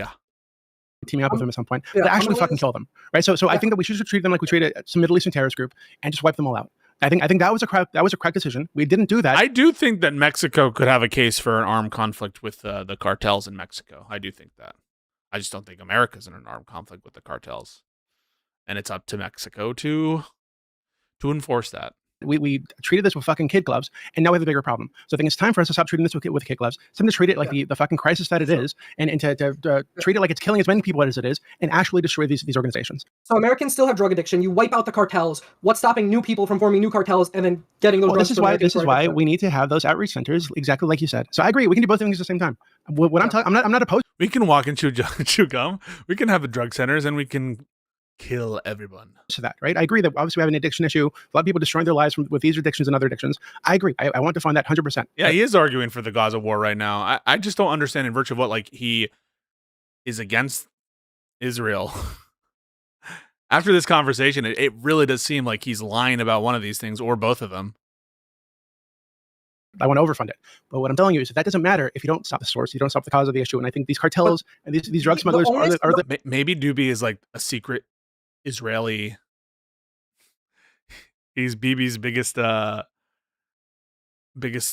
supporter, and he's just trying. It's on you to show that these strikes stop the source. That has not been shown. Yeah. Hold on, this is a first step, right? So my position, as I said before, is that not only should we bomb these guys, we should bomb any drug smugglers that we find out in the fucking ocean. Any planes we find smuggling drugs, bomb them too. People walking over the border with drugs in the back, shoot them in the head. Like all the drug dealers in the U.S., they should be imprisoned and executed. Like we need to go hard on this thing. We need to work drug with users too. To militarily target the cartel and treat. What about the drug users? Why shouldn't we kill them? Right? Like, why shouldn't we kill the drug users? Right? All of a sudden, the only lives that matter in America are the drug users. Those are the only lives that matter. But why shouldn't we kill the drug users? Maybe because if you grant that we should kill the drug users, it's like, well, it sounds like the thing that you're saying is the problem you don't actually have a problem with, which is drug users dying. Like we treated ISIS, like we need to go much harder on this issue. Because the way we treat hold on, let him finish. The alternative is it gets worse. We have hundreds of thousands of Americans dying every fucking year. Not just Americans, people all over the fucking world. And this is just people dying. Now the fucking families ruined, careers ruined, lives destroyed because we're too soft on the fucking issue. We just want to defend the fucking drug dealers. Fuck that. So yeah, because the way we handled ISIS totally stopped Middle Eastern terrorist groups from forming. Oh, I mean, it did curtail ISIS's land acquisitions. And being prevalent in the Middle East. It totally had a ton of solvency, guys. It did it. Well, we needed. How powerful is ISIS? Hold on. How much of the Middle East does ISIS hold on to today? Once again, you get rid of ISIS, another terror group forms. Yeah, like, okay, but that's not. I hate this. It's first L for Ace. I don't think you should draw from the conclusion on the drug bush strikes that we shouldn't go to war with ISIS. You lost me there, Ace. Oh no. Do we have to raise Doobie's grade from an F- to an F+? You're saying Doobie is a secret Israeli? Hey, I didn't say this. No one said this. There's still terrorist organizations in the Middle East. You get rid of the cartel, another cartel forms. You haven't shown, just because you use more force. Hold on. I don't know how much you know about the Middle East, right? I don't know how much you know about the Middle East, but ISIS was not just... I'm Iraqi. So I mean... okay, then you should know. Hit him with the I'm Iraqi. Still, though, like, pretty sure just because we don't have to hit the drug boats doesn't mean we don't have to hit ISIS, my guy. Like, if Mexico actually called for American help, I don't know that I'd be opposed to America helping Mexico on their consent and according to our laws, like, take out the cartels. I don't think I have a problem with that at all. Okay, great. You should know this then. I do want to get more people in, so I'll let Doobie respond, and I want to get Mooncake and E-Honda in. Go ahead. Okay, because ISIS was not just another terrorist group. It's not like the Taliban or Al Qaeda or Hezbollah or something, right? These are groups that are like political. They have like ideological motivations. They don't involve just wiping everybody out and making a caliphate, right? These are like very specific regional groups that have the regional. How can you have an F+? Hey, it's a joke, my guy. I just mean, like, should we bump up Doobie a little bit with that? In terms of, here's what I'll say. In terms of the debate, I think you got to lower Ace's grade a little tiny bit for that little slip up there. I think it is a slip up. I think that we should be in favor of, like, going to war with groups that are at war with us in the actual sense, right? Not in the sense in which they're not at war, right? In the actual, there is an armed conflict, right? That's what should be okay. And by the way, with respect to the cartels in Mexico that are actually at war with the state of Mexico, which I think that there is an armed conflict, I don't have a problem with America in principle getting involved there. I just think that they should do so according to the laws of the land and the rules of war, and with Mexico's informed consent. Regional motivations and interests. ISIS was an aggressive, violent group that went around genociding people. These groups are not comparable to ISIS, right? So, yes. Wait, why is genocide wrong there, Doobie? I thought you said war crimes didn't matter. I guess genocide isn't technically a war crime, right? It's its own thing. Wiping out ISIS. So I guess Doobie could say this. I said war crimes don't matter. I didn't say crimes against humanity and genocide don't matter. I just gave him the argument. The way that we did was effective, which is why ISIS does not control a massive chunk of the Middle East like it did before. Right? And I agree, any instability, you're going to leave open the space for malicious to form, and I think a lot of that is our fault. I think we did this intentionally, to be honest with you. But I don't think that needs to be the case in Mexico. I think in Mexico, we can handle it differently, and we don't need to have this massive vacuum. Okay, I do respond real quick, but we got to get other people in, man. We do. The Taliban control an entire country. ISIS shifted to Africa. There are still... Yeah, but... Okay, I mean, he's cleaned it up a little bit, but I think we all agree that, or I don't know, do we? Do you guys think that, like, attacking ISIS was bad? Seems like someone, I hate to do the analogies that the Israelis always use, but sometimes there is just like you need to put out the fire. And I don't think it's cool to just let ISIS just chill everywhere when you could take them out. And I don't think that the fact that there's still problems and if anything, right, the people who say, well, the Taliban's back, what they're going to claim is, well, they're back because America let them, because they lost the drive to push them out. And that's exactly what we don't want to do. So I don't know. I don't think this is very helpful. It's a little bit of a cleanup, but it's not convincing to me. Eastern terror groups. So once again, you get rid of ISIS, another group comes in. If you use extreme force against the cartels, there is no evidence, and you haven't presented any evidence, that this would prevent any other individuals in the region from filling that power vacuum that would form afterwards. Once again, you keep saying, if we use more force, but you haven't given me any solvency for that claim. I think he's uncomfortable here, and now I think that Bad Faith Doobie senses it.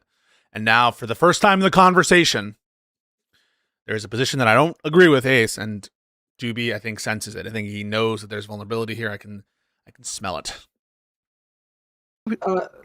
Yeah. Okay. When I say use more force, like, what do you think? Yeah. Okay, so let's just imagine. So we have the Zetas, right, in Mexico. Very violent organization. Skins people alive, puts their fucking faces on footballs and kicks them around to children. Oh, but come on, Doobie. This kind of shit isn't the best way to put Ace on the ropes. And I can tell even by Ace's body language that he thinks he's not as confident as he was just then. I think that there's some shit going on in his head right now. Hey. We all have the moments every now and then. Very disgusting organization. Let's say we target the Zetas, treat it like we treated ISIS. Bomb them, drone strike them. Oh, Doobie's throwing. Doobie, you had him on the ropes. You had to push them on the ISIS thing. Kill their leaders, send the fucking military in there to shoot these guys on the head. Eventually, right, it's very unhealthy to be a Zetas member, right? So that the organization falls apart. You take apart the infrastructure. You track down all the networks. And I agree, the Zetas are no longer there. But if you don't leave the vacuum, right? If the government doesn't just pull out and allow all these other organizations to come in and fill that gap, I don't know why you're speaking as if another one just like so appeared. Mooncake will be back in a second. Her internet cut out, target, but hopefully we'll get her back here in a second. But then because you would also target these other organizations at the same time. Just real quick, Doobie, we gotta get E-Honda in too. Sure. Right. So eventually the goal is that if you're targeting all these organizations at the same time, then yeah, there is no gap to fill, right? There's no vacuum to fill because you've not only have you torn down the source of the drugs, they're Doobie, classic throw. Just hit them with the wait. So I want to be clear. You don't think that attacking ISIS was justified? You don't think so? So when is the use of arms ever justified, on your view? Was it justified to go after Al Qaeda? You might have a problem with how long the deployment was in Afghanistan, but do you think that it would have been justified to use military action against Al Qaeda? Like those, I think are much. He was very vulnerable, and now Doobie just can't stop monologuing. I think that he is potentially, though he's still on the ropes, but you're not doing it. You're not being productive with it, Doobie, in my opinion. They're drug manufacturing operations, but you've destroyed their infrastructure for smuggling the drugs. You've killed the leaders. You've killed everybody in the support network, and they no longer have the ability to operate at the level they are right now. Okay, they might eventually get there again, but if you put in place protections and totally strong consequences. So Ace had a slip up, a bad moment. Maybe it's his opinion. I don't agree with it, and Doobie just totally threw.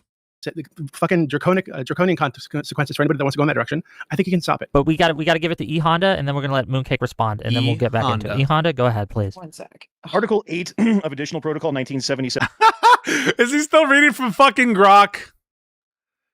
Have you produced the link yet, E-Honda?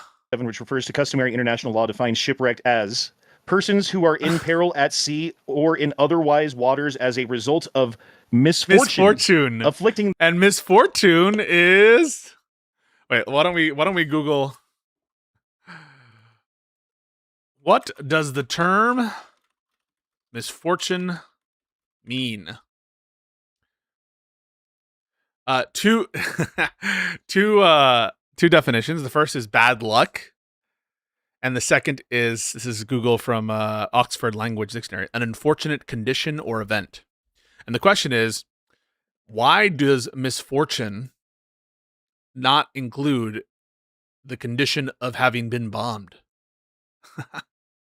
Or, this is what I find it so funny. Like they're like inventing definitions for words. So if you get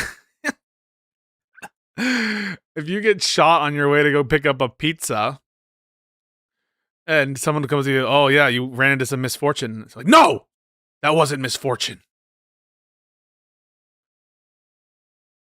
Them or the vessel or aircraft carrying them. Apparently misfortune only applies to acts of God. Yeah, no, I just want there is like a definition of the kind of thing that they're getting at, which are like, quote, acts of God, acts of nature, things that are like that are not deliberately caused by human beings, but that's not what is said. And who refrain from any act of hostility. Now, okay, does the U.S. sign on to that international law? Hold on. I would argue that the act of hostility. Yeah, this is all in line with. I don't know why Wick. He's not going to be mind controlled here, right? These people should absolutely come up and say misfortune doesn't mean what you're saying it means. What does misfortune mean? That they're continuing to have is, let's say, they're in the water with the drugs still. Like another boat could come by and pick them up. It's the same thing as if a line of cannon is being strafed by an A-10 Warthog and they put the white flag up. That he loves this hypothetical as though it helps him at all. Doesn't count as surrender, right? Okay. Because they haven't given themselves up to a force that can take them off of the battlefield and make. So how could you surrender? That's the question you should ask. Them non-combat effective, which is part of surrender. Just real quick, if they are still in the water and they can be picked up, I would argue that it's still an act of hostility and that they should be bombed again. Okay, just so I can get clarification on your stance here. If you're alive, it's an act of hostility. This is what Rob was saying in our conversation as well. Not just if you're radioing in, but if you could conceivably radio in, you're engaged in an act of hostility and you lose hors de combat status. And so the rule only applies never, I guess. You're saying that because the drugs are existing in the water, that counts as them still being an active combatant. Yeah, I am actually. Yeah. Okay. Yes, yes, it is. The same as if Mooncake, we were in go the ahead. machine. I want Bites the bullet. to give it to Yeah. Mooncake. Something that's going to Well, kill American citizens, and unless we get rid of it all the Because- way, another boat. Because could come by those and those pick drug people up smugglers and will take those grab drugs it and up they will bring them to swim America. to the Florida coast. They will swim all the way to the Florida coast with those drugs in hand to Not give it what I to some argued poor at all. child. It's not even what I argued. So you can Well, it's strawman not me. clear. No, it's not strawman because you're saying it's still a weapon. They Not what I still can said, use so it that is weapon strawman. violently when they're floating in a shipwreck. That's It's not a shipwreck insane. because Oh, absolutely cooked. He's back on the top rope. He is, and this is another benefit of having multiple target rich environment is you can just beat up on the dumber guy. it wasn't They got bombed. How is that not a shipwreck? Okay, Because they got even bombed. even Because they got bombed. It's not a shipwreck. You understand? It's not shipwreck because they got bombed. We don't gotta get permission from the families because they got no souls. I don't know what to tell you. I just when the bodies flop. if we don't use additional protocol 1, we can look at 18 US code 2441, You which knew is a about different that. definition. Okay, he's starting to get like me, right? Very excited, and he's starting to get that lose the more calm fashion that he had at the beginning. This is going to happen, though. These are all nitpicks. I think he's doing a good job. You've been lying the whole time. Got it. I haven't been lying. I haven't been lying the whole time because yeah. So protocol 1, 1977. Hold on, Article Exactly. 41. hold on, both of you stop. Both of you. Mooncake. It's your turn. Mooncake. I'm sorry, Mooncake. Oh no, it's Mooncake's okay. been Don't worry, trying to don't worry at all. Sorry, before I cut out there, did you hear anything I said, or was it No. just like Nope. I just Fix no? your I shit. think you were agreeing Okay. with me. No, I definitely wasn't. Oh my God. No, what I was saying before, and I feel like, is it E-Honda? I feel like you are ignoring when I keep bringing up the Geneva Convention. That like it clearly states what it is I'm trying to say about like someone being subdued. Basically, they are no. We got immediate all threat, this so therefore you have evidence, to give them a man. chance. You can't just bomb them a second time when they're not posing an actual threat to life. And at that point, all the drugs are gone if the ship is blown up. So there's no drugs for them to even bring over. But what I was trying to reference before is if we just bomb everything, like these cartels have a huge amount of money behind them. I'm talking about like billions of dollars we're discussing. If one person who's at the top of the chain gets killed today, they're going to have a replacement tomorrow. That's just how the cartels work. Tomorrow. So this idea that they won't just keep shipping people and they don't care if they're killed, the cartel will find a way to get drugs anywhere on this planet. I hate this fucking argument. Can I just say, and I'm sorry to pick on Mooncakes because she, I mean, I thought there was a mention point she made before. I'm not just, trying to be an asshole, but like this is the same kind of ISIS argument is, oh, it's inevitable. We should never go to war because they'll just find another way. They're like the fucking 10-headed Hydra, and we can never actually do anything.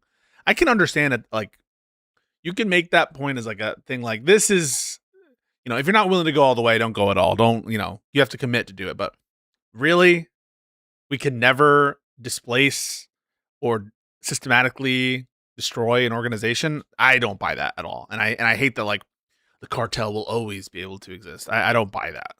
The best way to go about it is instead of bombing those individuals, you take them, you interrogate them, you interview them to get more information about the cartels to see if you can take it down top to bottom. But if you just bomb them, they're just going to get more people. So that's why I think it's just childish to say just bomb, bomb, bomb. That is not going to solve the issue. When has war completely solved all of our issues? How would you solve the having issue with the cartels in Mexico? When has war solved all of our issues? No, I think, hey, good point. It has never solved all of our issues. I stepped on a splinter. War didn't solve that issue. War didn't solve the health crisis. Did Biden show up to a football game? I hope he's feeling better today. This one goes out to Joe Biden. This one's the genocide, Joe. With the cartels in Mexico? Yeah, because to put it into perspective, 'cause I feel like a lot of people don't really understand how powerful they are within Mexico. I right? think, unfortunately, like there was you have to find a way to disarm situation. them. Well, yeah. So there was a situation, just kind of put it into perspective. I think a few years ago, where the police in Mexico had, I think it was actually the Mexican military, had the son of a cartel boss, right? One of the like the Yeah, leader El of one of these Chapo's son. cartels. Yeah, and this cartel came in with fucking pickup trucks with machine guns on the back, missile launchers, all kinds of shit, flooded the town and threatened to kill everybody in the town if they didn't release them. And the military had to back down and let them go. Like that's what we're talking about here. These are essentially terrorist groups, right? That they've just centered themselves around drug smuggling because that's how they make their fucking money. Full Torch, you're never happy. If I start talking about Ethan Klein, you're like, can we not do the schlop today? You know what, Full Torch? Fine.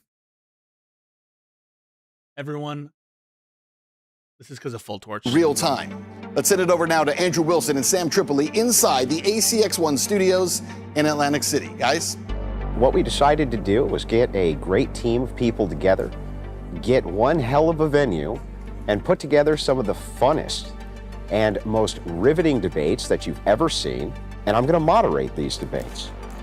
And this is going to be fantastic. And if you're lucky, maybe at the end, Andrew might debate. We don't know. Why would we have Michael Jordan sitting aside coaching? Why not throw him in the game? We're going to have the best on, and we're going to put it in the best venue. There's debates all over the place, but there's no brand of excellence where you go, this is where the best go to bang. And to that effect, that's exactly what to we're that putting together effect. in this venue. Yeah. Now The we're going to bring that Batman. standard of having all that moderation excellence, where I can moderate this debate fairly. A lot of people try their hand at debate moderation, and it's actually far more difficult than people think to do it right. Coming up with Look at these two. Sorry. the gold standard. I just love the shots, man. I love it. I didn't think you needed all this B footage, you know? But like them just walking around, I just love the shots. I think it's actually super cool. For the format was critical. And we It's the worked on bat. it. My entire team worked on it, along with Tripoli's entire team. And we came up with just a banger of a venue. A banger. We're going to take pro sports, I can't believe that's their tag. It's a banger where the best go to bang. pro debates, and create a beautiful hybrid. What you're going to get Beautiful are the hybrid. I feel like the Protoss Zerg hybrid. Like a great hybrid. best of the best. And look at this stain. Going at it, the smartest, the fastest, the most ruthless. Put up or shut up, okay? That's the show. People being able to eat, It's never been people done. being able to drink, It's never been people done. being able to actually have a good time. They actually want to meet the people who represent their worldviews. Whole worldviews. And they want to break bread with them. They want to actually talk to them. They want to kind of have input on these ideas, because most of these debaters are representing whole worldviews. Whole worldviews on behalf of people who can't. The mechanic can't do it. The mechanic can't go on. This is about the little guy. Us spending a shit ton of money to get Not So Erudite to debate. Who is their first? Oh, they announced their first people. Hang on. Thank you so much for the bits. Oh, wait, maybe Doobie isn't wrong because he's inconsistent or disingenuous. Maybe it's because he licks Sniz. He likes Sniz. All right, we have an announcement of the very first. Holy shit. Not just one. Two. Wait a second. This is an update, guys. This isn't just watching the same thing. Hang on, watch it for a second. CNN and tell these pundits to go themselves. Yeah. That Tell these pundits to go fuck themselves, you piece of shit. This is about the mechanic and the janitor at home who wants to represent their whole worldview. You fucking pundits, guy. You fucking guy. ends up being the job of you, the representation of the worldview. And we're like, what's the best place to do it at? There's only one place. ACX1 Studios in Atlantic City. In Atlantic is where City. the champions will be named. If you want to cover it, you want to stream it, you want to restream it, you want to mix it up, you're more than welcome to do it until we get to the main event. When we're talking about the VIP... And don't state your intentional malice to siphon our views, because we will go off of the Ethan Klein precedent that has protected us from Disney and Sony. If you ever state your intentional malice to steal money from Word War Debate, it's the Batman. Hey, is it real? No, it's just a made-up story. The P side, right? We wanted to make sure that we had a third floor lounge right on the ocean. Hell yeah. Right on the ocean. This venue is beautiful. It's beautiful. And what we can do, and what we are doing, is we're going to make sure that if you get a VIP ticket, one, it's affordable. Out Two, City. that when you come out and you come up to the VIP section, you're right in front of the ocean. Nice fireplace God roaring. damn. Huge area for God us to relax and have a good time post-debate. We want you I'm to gonna be able go to to meet this the shit. representations Of of your your worldview. That's never really been done before. It's never, meet and greets, Q&As, never been done before. It's a whole different type of venue that we're really looking forward to sharing with all of you. It's real simple. All you're going to have to do is go to wordwardebate.com, grab your tickets now. This will sell out. Wordwardebate.com. Make sure you go there. And it all goes down January 10th, Atlantic City at ACX1 Studios. Hell fucking right yeah. next to Caesar's Palace. Get some fucking hype. Some hype. All right. Here's the update. Word war debate update. We'll get back to the fucking shit in a second. Here's the update. You'll never. You guys ever? Wait. I should do the noise. I want the noise. I want the fucking noise.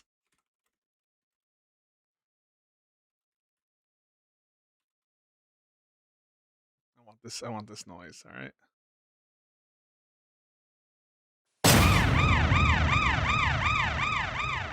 A new foe has appeared. Yesterday, I'll show it to you in a second. Yesterday marks the beginning of a new chapter in competitive debate. Pearl Davis was officially announced as the first contender to the Word War Debate Coliseum. Hell fucking yeah. Men live in the real world. Women do not. We live in this play pretend world where we're given more credit for what we actually do than we do. I found out that only 5% of women wanted the right to vote. And I couldn't figure out, like, why would women not? No, it's true. Marriage is supposed to be for better, for worse, in sickness and in health, for richer or for poorer. It's not supposed to be, you know, when I feel like leaving. Women do not do the hard jobs in society. The Enlightened Network is proud to present Word War Debate, the premier debate league. Damn! I'm Ben Swan, and I'm here to introduce the new gold standard of debates. Everyone Live is from here. ACX1 Studios in Atlantic City, under the lights, in real time. This is where logic meets fire, where courage Where meets logic consequence. meets fire. This is Word War Debate.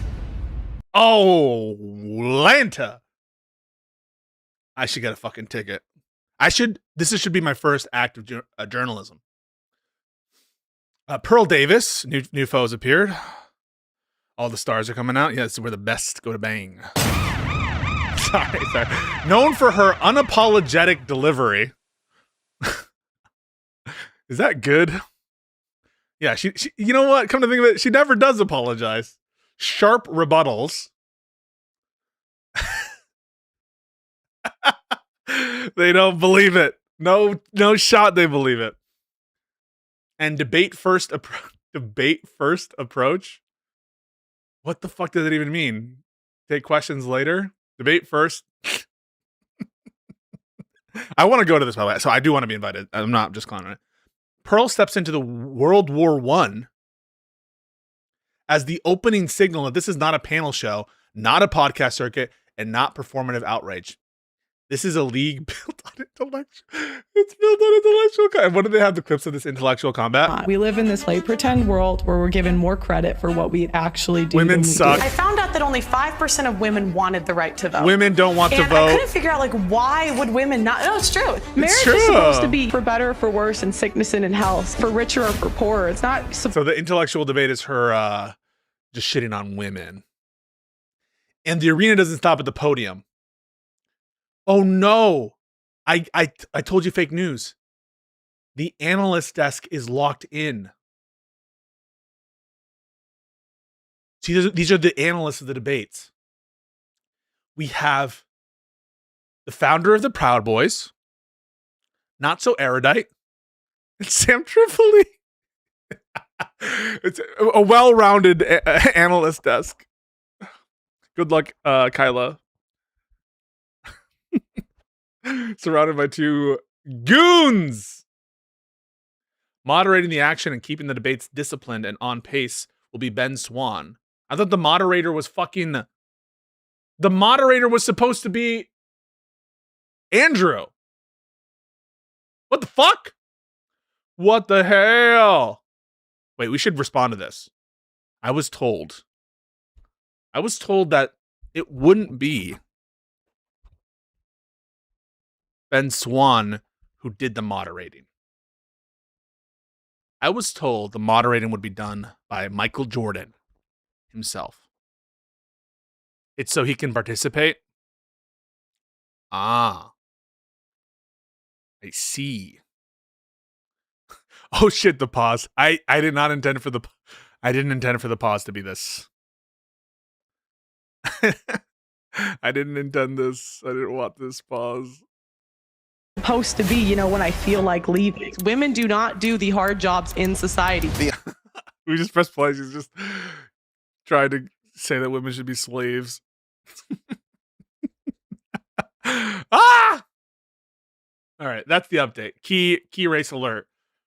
Analyst desk is locked in. Proud Boy founders, Sam Tripoli and Not Erudite. And the first challenger, Hannah Pearl Davis. And let's just take a little quick Twitter review on our friend.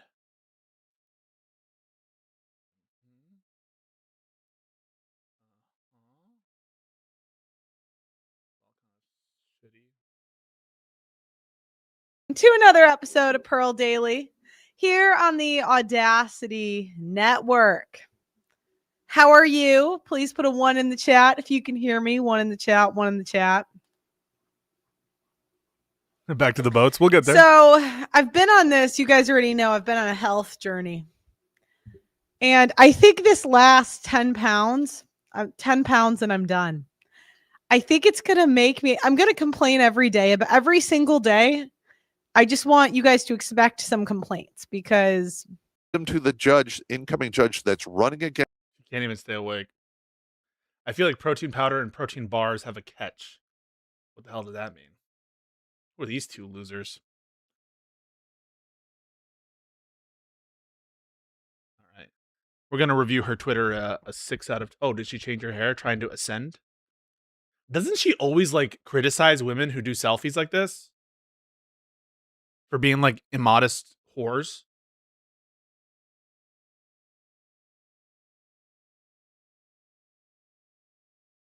Aww. Just pearly things. Teacher? Why do women want to vote? Sorry, I don't know what I'm doing. Let's go back to this. They're one of the ways to make their money. Right? They also make it in sex trafficking and whatnot too. So I think they should be treated like terrorist groups. And I don't think you can just disarm them. I don't think they're going to show up one day, turn over other weapons in their RPGs and shit. Like, oh, sorry, we made a mistake. I think you do need to treat them like an enemy force and kill them. You can treat them like enemy force, but you have to find a way to break them down strategically. And when I say that, when I talk about disarming, is going after the head. So going after their money. And if we attack addiction first, if we get people less addicted to drugs, guess what? That's less money coming into the cartels. If you deal with the addiction first, people won't be needing for drugs. They won't be trying to get it, right? What you'd have to go after as well is these big... Okay. Alternative argument on Doobie's view. The source isn't the cartels. The source is the addiction for drugs. And so we all just embrace God. I don't see Doobie in the chat, so he can come on voice. Not in chat. Pharmaceutical companies where we have the issues with opioids, because a lot of times people are getting addicted to those first, and then they look for those street drugs, which those cartels will bring in. So I think there are ways to go about it, though it's obviously not perfect and it will take time, but just bombing isn't going to do anything. Yeah, I think it won't do anything. I think that's too broad. Like, it will almost certainly have an effect, right? If anything, the arguments are that it'll have a negative effect from A's. Real quick, I would like to point out that 70% of the weapons going into Mexico come from the United States. That's according to ATF data. So ultimately, Shit. That's a whole different debate. I don't want to talk about gun policy. You might not. Great irrelevant point. I think I'm actually really big into guns, but I don't want to talk about gun policy. All right, you're starting to. Why you bring it up then? That's going to be another little bit of a dock of a point there, Ace. I don't want that shit. Now I'm being a stickler, but I'm always fair and balanced. Don't bring something. I don't want to talk about it. But what I am saying is that if we can start them out of these weapons, then they can't do those types of things. I'd like to point out 4 Hellfire missiles pay for a recovery center, as we talked about before. I gave you the math. But I don't even think that falls on their view, because they're like, oh, they'll find a way to do the drugs anyway, but they can't find a way to do the guns anyway. So guns are something that, like, that is what is this fucking AI shit? Sorry, I got distracted. On that. So ultimately, yes, if you start out where they're getting their money, and if you make it harder for them to get access to those weapons, they won't have those weapons, and it's easier to deal with them. But bombing the fuck out of them has not worked. It never will work, because ultimately all it does is result in a power vacuum. It leads to instability in the country. When instability takes power in a country, individuals become poorer. When they become poorer, they're more likely to join armed groups. I believe in Africa, 25% of people who joined armed groups stated it was because they had to do so for the money. Ultimately, that is already the case in Mexico, right? So we're spending all this money to target these groups in the Middle East when we have the country right under us, our closest fucking neighbor, that is dealing with something much worse. So the answer to Mexico's instability is to bomb the fuck out of them, everybody. That's great. I think that Ace is throwing. I think he should have stayed on the fucking legal part of it. Yeah, I do actually think Mexico probably should engage in like kinetic warfare with the cartels, and America should help.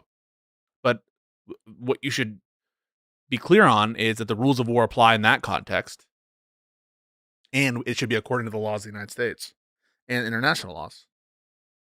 But I would not just be. I'm not this pacifist guy that like war is never justified. That's if you believe that shit, that's some bullshit. Can I get some bass? Can I get some bass in the fucking chat? Oh, you guys all thought that I was going to be against war in every case, didn't you? Didn't you? You guys thought that I was just this limousine liberal who never wants to get his hands dirty. That's what y'all thought. What do you think about legalization of party drugs? Based. I think that we should decriminalize a lot of drugs. Yeah, I do believe that. Whatever, imperialist. The Imperial Senate will not stand for this. Warmonger Pisco. I know I got the two neocons that are left in America. They're make piss, not war. Not Mexico. Treat them like an enemy military, enemy forces within the country that have seized sections of the country. I mean, I have family in Mexico, right? I have two family members. Who asked, Doobie? Not because they did anything. Who asked? You would say, so what? If this were about trans people, you'd be like, I don't care about your trans cousin. You have to talk about the argument. These the emotional appeals make me sick. They were at a car dealership, and they happened to be there while the cartel showed up in military uniforms, took everybody, and then a couple weeks later, my family member showed up in the back of a burnt car, right, with a bunch of other people. 70% shows that was an American gun. So hold on. I totally get that. However, what I'm telling you is once you finish, though, I got super chats to go through, so finish. Yeah, I'll be quick. That these cartels, they go into parts of Mexico, especially rural parts of Mexico, and they will just take over the police department. Say, hey, actually, you answer to us now, and if you don't want that, go home. If you're here tomorrow and you don't answer to us, we're gonna kill you and your family. They regularly assassinate mayors and politicians. Yeah, I don't know. I saw someone one time saying like, I don't support Ukraine, and I'm like, are you kidding? Do you guys understand how much I support Ukraine? Even when they do a little corruption here and there. All over the fucking country. Like you cannot treat these people like they're just a fucking gang. Right? These are very serious, powerful organizations. And what you're talking about is what we've been doing so far, which is treating them with kid gloves, allowing the rot to fester, allowing them to get more powerful and to dig in their fucking tentacles all over into the politics of the country, is more than they already have, by the way. And it's not going to fix anything. You need to treat these people with violence, with force, or they're just going to get stronger. Okay, and I think that's been demonstrated in our current policy. Okay. I've seen enough.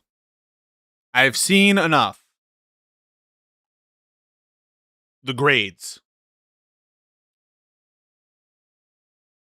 Ace.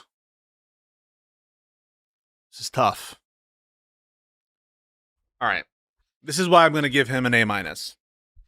It was really close on the B+ there. I thought the start was so good, and his instincts on like in some of the areas were like better than mine. And better than like most people who are in the debate scene, frankly. And that was so good, and I thought his first providing of information was so effective that we'll keep the A-. I do think that it kind of he started to lose the plot after once it got more into the policy of it, where I thought he started stronger with his alternative. When he had these kind of like indefensible positions, in my opinion, about war never being justified or why go after ISIS, I thought he started to lose some steam, lose some energy, lose some confidence, and I think it showed. I forget the Canadian's name, what her name is. Moon.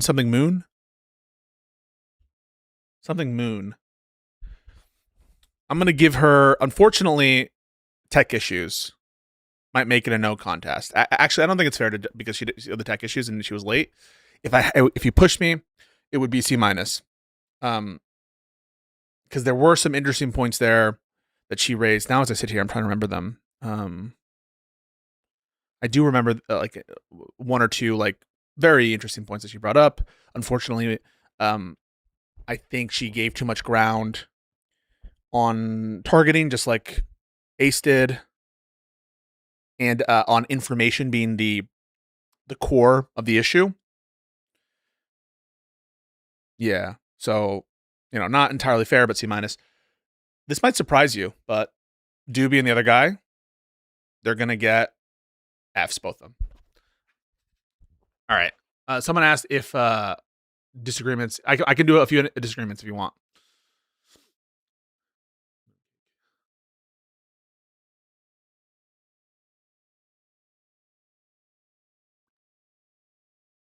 Seeing what?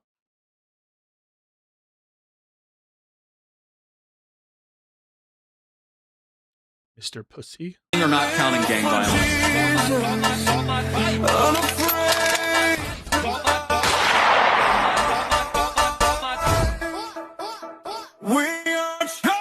No way. Should I show this? I don't know if I should show this. I'm going to not show it. I chuckled a little bit, but it's in spite of myself. I don't approve. Okay. Disagreements. And if you don't provide a disagreement in the first 20 seconds, you will be booted. And we're not going to do this forever. Because at some point I got to go. Yo, what up? Hey. How you doing, okay? man? Oh, sure can. Okay, good. I wanted to talk about the Ethan lawsuit. I don't know if it's done to death on your stream or not. No, not if you have something novel you want to raise.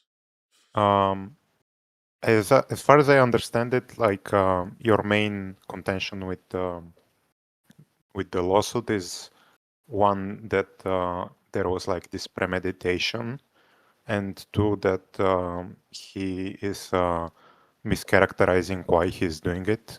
Am I correct? Or no, not really. Well, the second part, yes. The mischaracterization, which I would, you could say that lie, that is one of the reasons why, one of my problems, right? And I think another problem that I have, in addition to the mischaracterization, is what I understand to be an improper purpose. And that relates to having as at least a significant motivation of the lawsuit, the motivation of settling scores on collateral issues specifically and extracting concessions on those collateral issues. And so to give you sort of an example of what I'm talking about here, it is with respect to the comments on anti-Semitism, on the mom of Asmongold, on the issue of whether or not Hassan was right or not in certain things. Those, to me, imagining a lawsuit from some other conservative influencer, let's say that there was actually copyright with respect to someone, and as part of the contract they said, please praise Trump, say that you agree with his administration, say that you don't actually think that racism is an issue. You understand what I'm saying? We would all take issue with the inclusion of these collateral kind of speech matters that aren't integral to the nature of the claims or the improper thing that was done that is worthy of the lawsuit. And I think if this were presented from the perspective of a conservative, where they really were pushing, I know that these issues are ones in which you might be more sympathetic to the clients, but just really imagine that the settlement was forcing onto the people who were the settlers, the people who had to make the apology. I apologize for ever criticizing Trump. I apologize for making light of Charlie Kirk's murder. I apologize for this or that. Those are the kinds of things where all of us would think that is improper. And so it's the lie about it. It is, and about multiple things, not just the motivation lawsuit, but now also about the sincerity of that apology. It's his conduct related, is other conduct, which I take to be reprehensible, in the sense of his positioning regarding appealing to the sensibilities and sympathies of Casey Tron, which I view as separate from a lie. I kind of view that as a separate, disingenuous conduct. And then also the purpose of trying to push these collateral matters in the terms of the settlement, which should be openly discussed as a matter of free speech. So those are kind of three buckets of things that I think are my main issues. If we go in chronological order, I don't know if that works. Sure. Maybe we should start with filing the lawsuit. If under what circumstances and why it doesn't, you wouldn't, or you would be against filing this lawsuit or these lawsuits, irrespective of the apology later, maybe. Yes.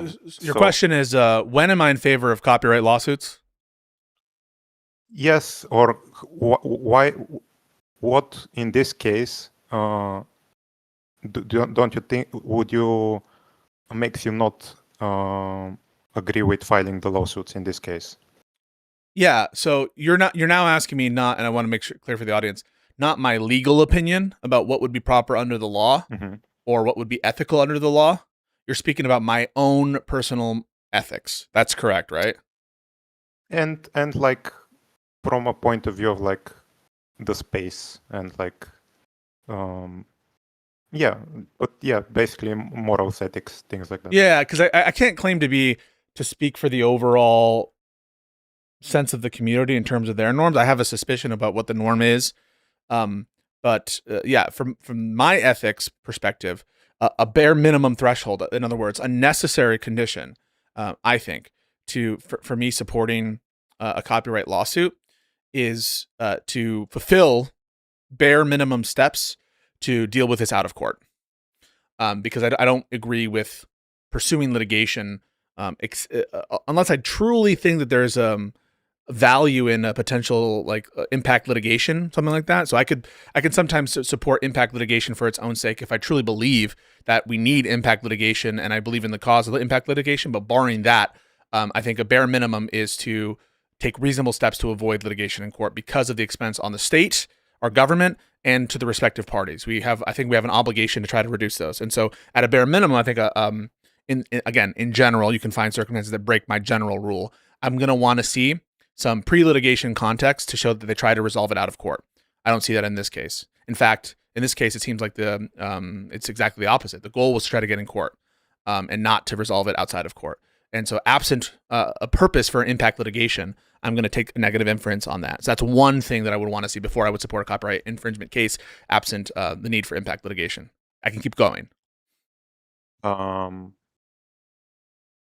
Wasn't there like communication before the trial, or what is your understanding that they immediately filed? My understanding is that there is no demand letter sent. And the reason I think that is the reasonable conclusion to draw is because we would know about it and this would be released at this point if it existed. If the demand letter existed, then it would have been referenced at some point by the respective parties. I do believe that is what we would expect.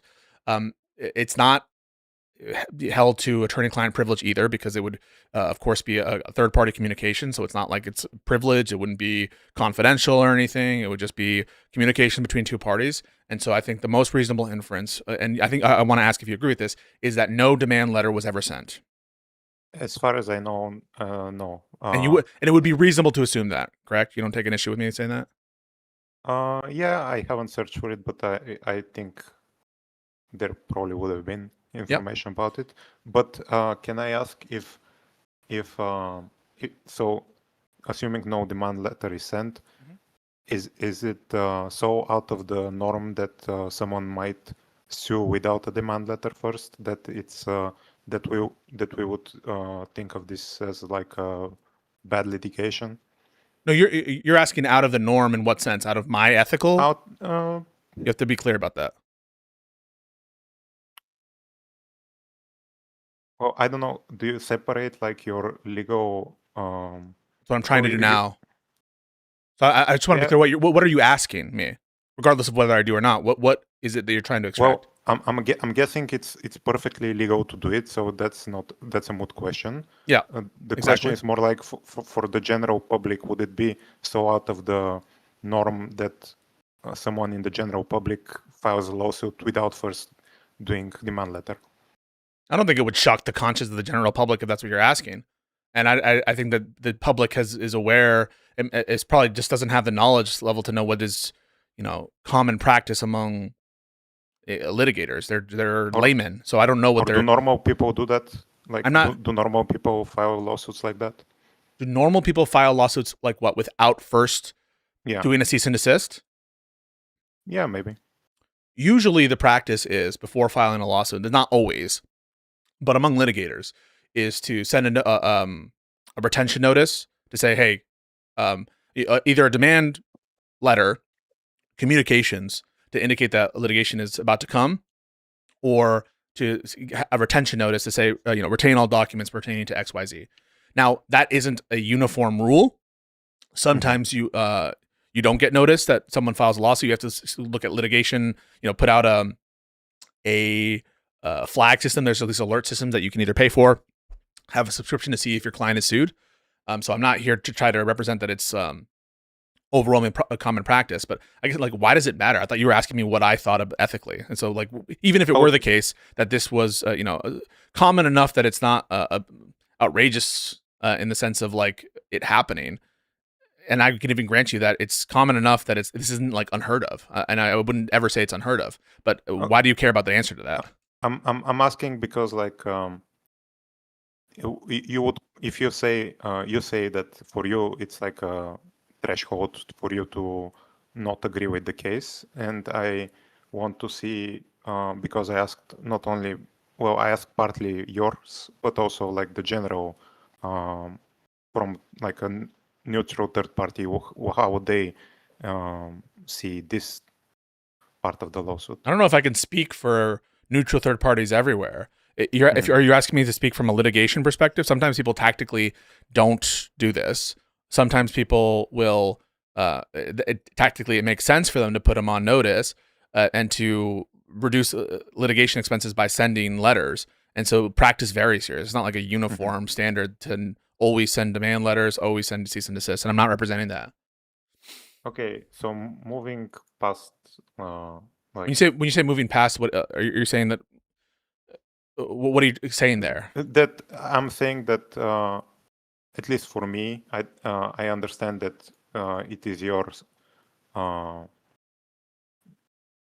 can I say? You think that people ought to try to settle things out of court before burdening the court on stuff?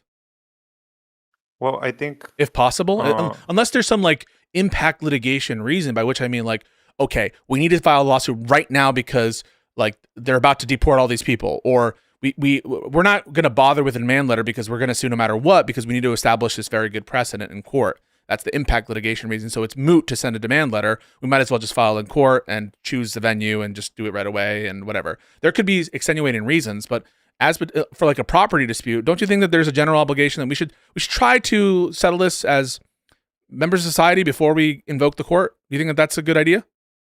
Yeah. Okay. But I don't think it's like a deciding factor if for me to not support like a lawsuit, or to say that I don't think a lawsuit is good, or just like that it is bad.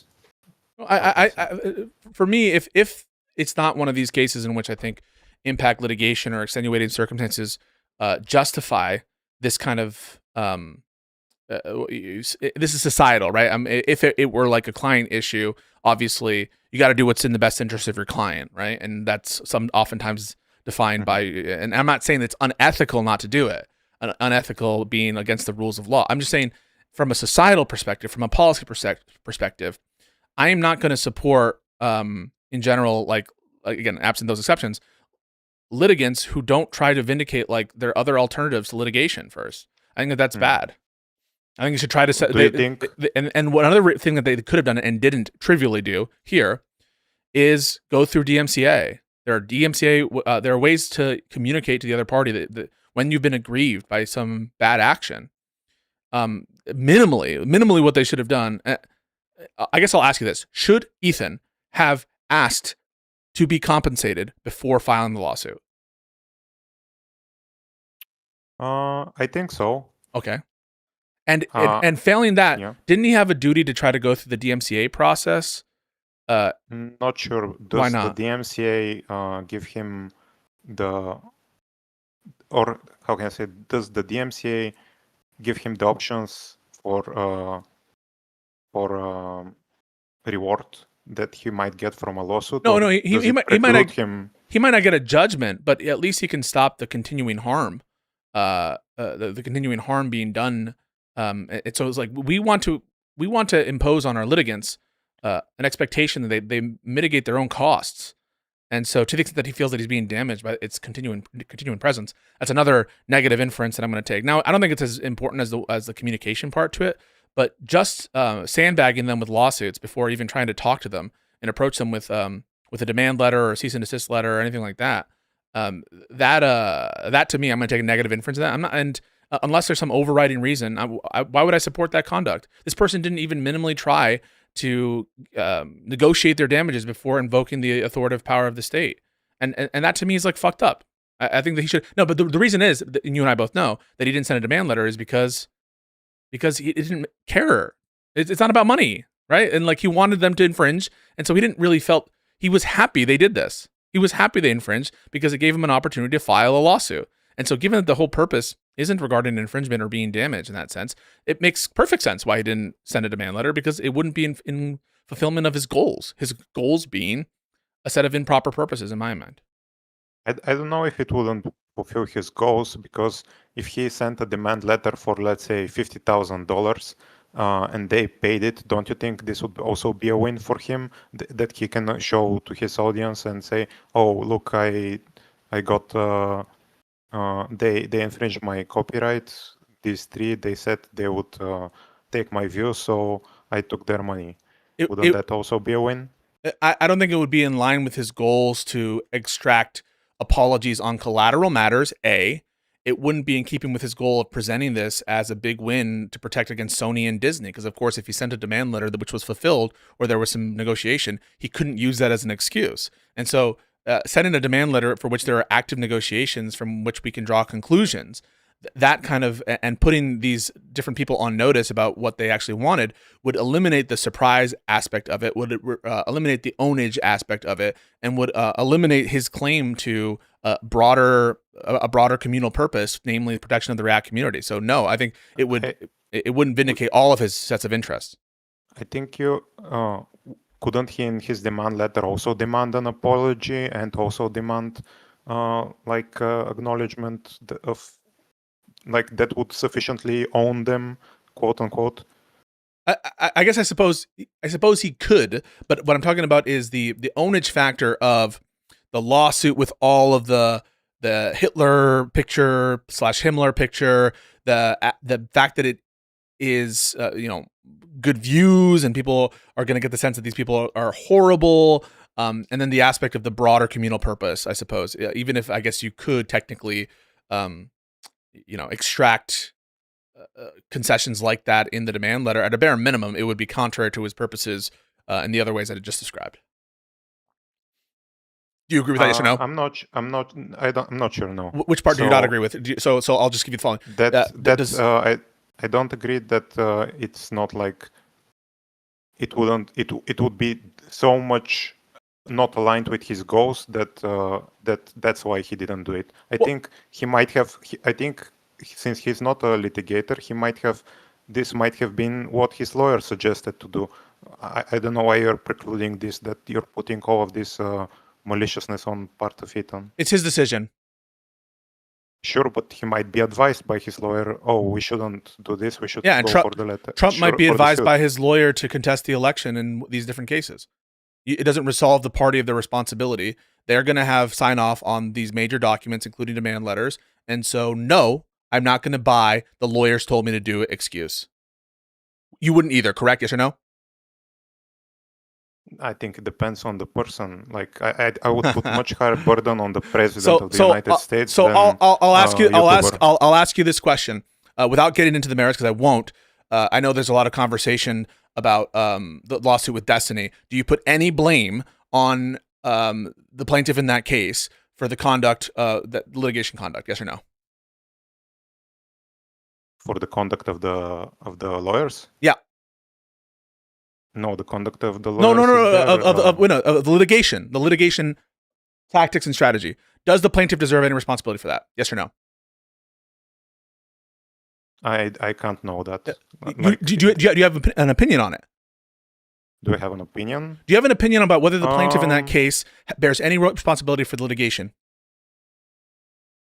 I think for the parts where she is involved, like I think there's things around depositions and stuff that was this is disingenuous. debated. This is disingenuous. What? Of course you do. Of course that we put responsibility to our parties. Now, if there are extenuating circumstances and the lawyers didn't, in fact, they said some fucked up shit, they whatever. But there's no reason in this case to deprive Ethan of ultimate agency with respect to the filing of his lawsuits. And because you have no evidence for it, the mere fact that it could be the case that he was tricked by his lawyer, that's not a good reason to offer that in place of the default assumption that parties bear ultimate responsibility for what they file in court.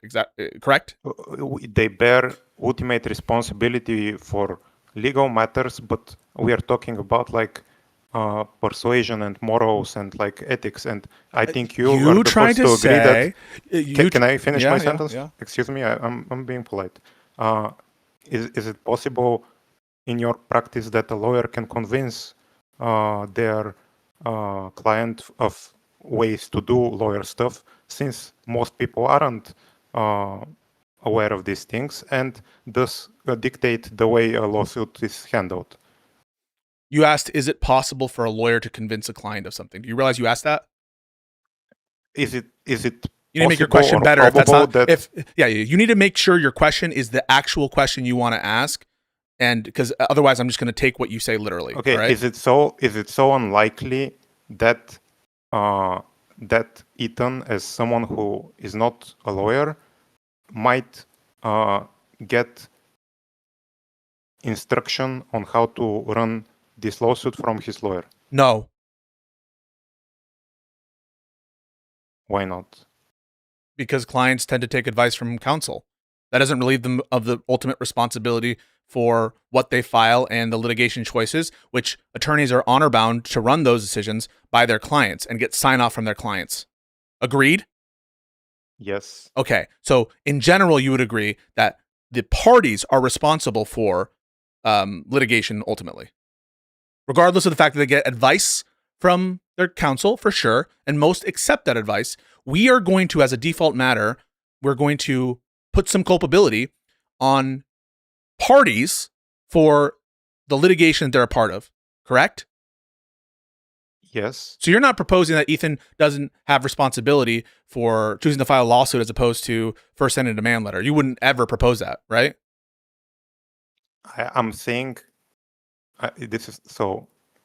For this one, I can't answer yes or no. I have to say that he bears responsibility for the lawsuit and what happens in the lawsuit because he is the one who signs. Correct. But I also contend that it is possible that this was done under the advice of his lawyer to do it this way, and that would be in this sense, and that would make him not still culpable. Responsible. Okay, no, so he's still responsible for the lawsuit and everything legally. Yep, but I think that from a normal person ethics, or how can I say it, from day to day, when we say right or wrong, not from the legal standpoint. I understand the legal standpoint and I agree with that, but from who is responsible in a colloquial sense, I think lawyers also have responsibility when they advise their clients on the way that things proceed, because their clients are not as familiar with the law, so they take their expertise and their recommendations more seriously. And I don't know why you say unobjectionable things at the end of it like I disagree with it. Right? Like, why did you bring up? Yes, lawyers also have responsibility. Did you hear me deny that or even imply that I didn't? Like, why did you say that? Because when I said that you seemed to disagree with me or started to raise objections when I said that the reason why he might have not done pre-litigation stuff might have been because he was convinced by his lawyer. I didn't say when you say might have been. When you say might have been, what do you mean by that? That he went to his lawyer. He says, "Oh, look, I have this." I'm asking you a definitional question. What did you mean by the word might there?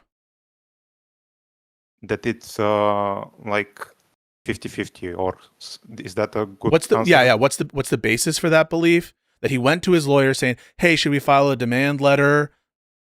And his lawyers, kind of overtook his agency in the respect that we mean. What's the basis? Well, as the basis is that if I have like a issue and I go to a lawyer, I would expect them to be working in my best interest, and whatever they suggest, I would be very likely to accept. Okay, but that strategy. But you grant that that action does not deprive a party of the responsibility of that. So it's a moot. Of course, it's a moot point, right? So then, in what respect? So if it's a moot point, in other words, that Ethan, might have went to his lawyer to get advice on it. If it's because moot, we were not talking only about the legal responsibility. No, I'm talking ethically. About the colloquial responsibility. Oh, so when I say culpable, I don't mean just legally there. So don't you agree that parties have ethical culpability in the sense of if they're choosing to file different lawsuits, that they're not just pushing off their ethical responsibilities to their lawyers, right? Of course not, but also they have also for the moral and like the colloquial thing, the lawyers also have responsibility. Why did you just say that again? Can I ask? What was the point of you saying lawyers also have responsibility? Did you hear me to ever deny that? I'll ask that first. No. Okay, so then why did you say it? I might as well say, doctors have responsibility for as much as relevance as that is. You just said something totally random and irrelevant. Why did you say it as though I think lawyers don't have responsibility? Okay, so how can I explain? If the doctor tells you you should get this surgery but not the other surgery, and you sign off on it, does the doctor not also have? Of course he does. Yes, and I think it's similar with lawyers. I think it is. Okay, and but that's not the point. Okay, let's look at it from another angle. Okay. If it is the fact that Ethan went to his lawyer and he got suggested to do this this way, and like, do you still think that that makes the lawsuit? What you want to ask is it still? Do I still put ethical culpability with respect to the not first going through the hurdle of seeking out remedies outside of court, right? Does he still fail on that? So far that you would never support a lawsuit like that.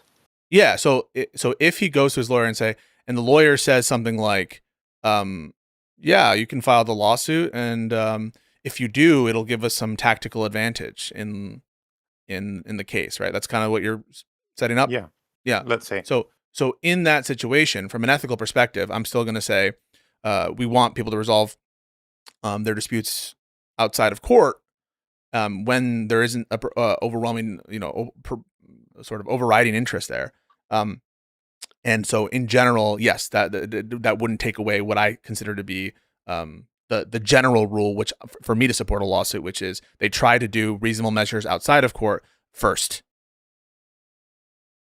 The mere fact that they've been advised by their counsel they could obtain some tactical benefit from suing outside of court. I imagine that is true most of the time for people who decide to do it. The rule would be toothless. In other words, so the rule that I'm establishing here, or my own ethical rule, would be toothless if it could merely be counteracted by a lawyer saying, "Oh, there's no problem with you doing it the other way." Right? Then, in what sense would the rule mean anything if the mere legal advice would counteract it? It's some other standard. But on the other hand, wouldn't this preclude you from supporting lawsuits that you would otherwise support and have a lot of merit and a lot of moral virtue, just because the initiation of the lawsuit was tripped that rule for you? In general, here's what I'm setting up, and maybe like if it's I can imagine a situation in which extenuating circumstances will forgive the lack of initial attempt to settle outside of court or find some other alternative means. I can imagine such circumstances. and you're going to have to produce them in this case and displace the general rule. I can imagine them. I can imagine a situation in which, it's futile, right? A demand letter is futile. If a demand letter is futile, then go ahead, file.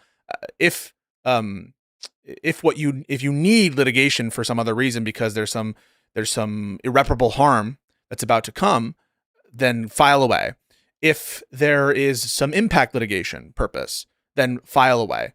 Those are the kinds of extenuating circumstances that I'm going to let sort of displace my initial thoughts of the lawsuit. Okay, but even if there are no extenuating circumstances, let's say the lawyer is just likes to go for court first, but the lawsuit itself is like meritful and virtuous, etc., etc.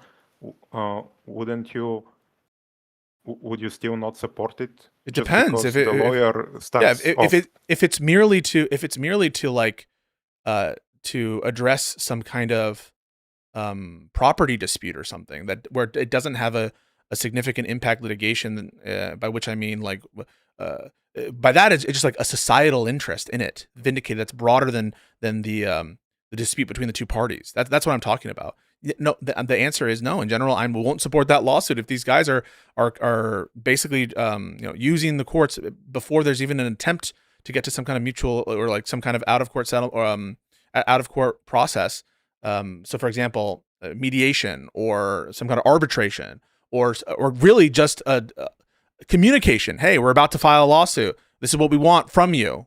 Please try to resolve it. In general, unless there's some, again, broader societal interest, impact litigation, it's futile to send demand. It's, like I say, some kind of exigent circumstance. These are all things that will override that rule.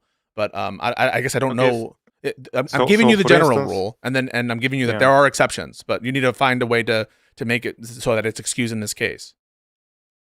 I think that the rule is not really a rule because you say that for property dispute without like precedence or stuff like that this rule would hold. But if it's like a clear-cut case of a property dispute between two people, and one has been wronged significantly, and just because on the advice of his lawyer he gets recommended to file a lawsuit first, in every case that you can think of, you would not support this lawsuit. Or you would say that it's a bad lawsuit. So absent some extenuating circumstance that I've described. Without. So yeah, without. I mean, so you're just keeps like running your head into that, and you're saying like, yes, that is a general rule. And my question for you is like, do you not have the intuition that so is there no? Do you think that there's an obligation? Another way, I'll ask: is there an obligation on behalf of someone to try to resolve, to the extent possible, their conflict out of court? Morally, yeah. I think so, but how can I say? I think if you, I don't know how much it's not like a deciding factor for me. If like as an obligation, it's like a good thing to do. Okay, do you condemn Ethan for not doing it in this case? Is there anything that excuse at the bare minimum? Would you, even if you don't think it's dispositive in every case, except for the app? So you think it was wrong for him not to make a demand letter here and to communicate and try to settle out of court, right? Sure. Okay.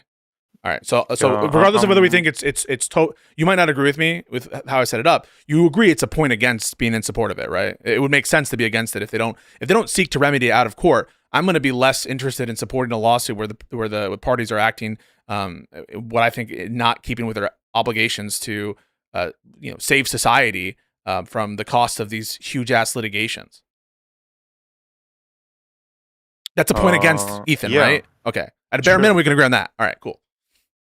I think a lot of it might be irrelevant. It's just a side comment. It's not against you, but it's strange for me to hear this point because America is like famous for people suing each other, and you think that I don't think there's a culture of like stopping people from Yeah, whether each other. Yeah, do you think that I'm like in support of litigiousness? No, and, no, and, of course not. Yeah, That's so that's why I said it, that's why I Yeah. just comment from me. It's not related to you. I'm probably assuming that you are against like the culture of everyone suing each other. Yeah, I think it's really fucked up a lot of the time. Now, against Trump and all this stuff, I'm in favor of Democrats doing that because they're like, and I don't Yeah, it's want like them. totally Yeah, different. there's a bunch of impact litigations, social reasons that you need to just be ruthless in those contexts, and that should exist. But absent that, for the societal benefit, I really do think that we ought encourage people to go through out of court remedies where possible, where practicable, et cetera, et cetera, et cetera. And the mere litigation benefit to one's or tactical strategic benefit to one side, I don't think displaces that. Absent the circumstances I'm talking about. But even if you don't buy that, you can at least say it's a factor against Ethan here, and it's one in which I'm going to also it bears on his intent here. The more, the less he's in keeping with sort of norms and prescriptions that would tend to show an interest in recuperating costs. I'm going to be okay. So he doesn't really care about damages. Like if I can't use the excuse, maybe his attorney advised him to do so like 10 times in a row, because at a certain point, it starts to speak like you start stacking the probabilities that it's more probable that that's what he was going for. Yeah, and you agree with that, right? Like he wanted a lawsuit. He wanted lawsuits. He said a trap. I think it's likely, but as I said, it's the most likely, most probable thing, right? He wanted lawsuits. Yeah, but I think that he would, if his lawyer advised him to first send a demand letter, I think he would also not, like he would, how can I say, he would reject this outright. You don't think, or you think he would probably reject it? I don't think he would reject it if that's what he was advised. Like if the thing is that one point I want to say is like we're treating him like a baby. This is a guy who's been in litigation. He knows what demand letters are. He knows what preservation notices are. He's been sued. He's sued others, and you're treating him like a baby, like an infant.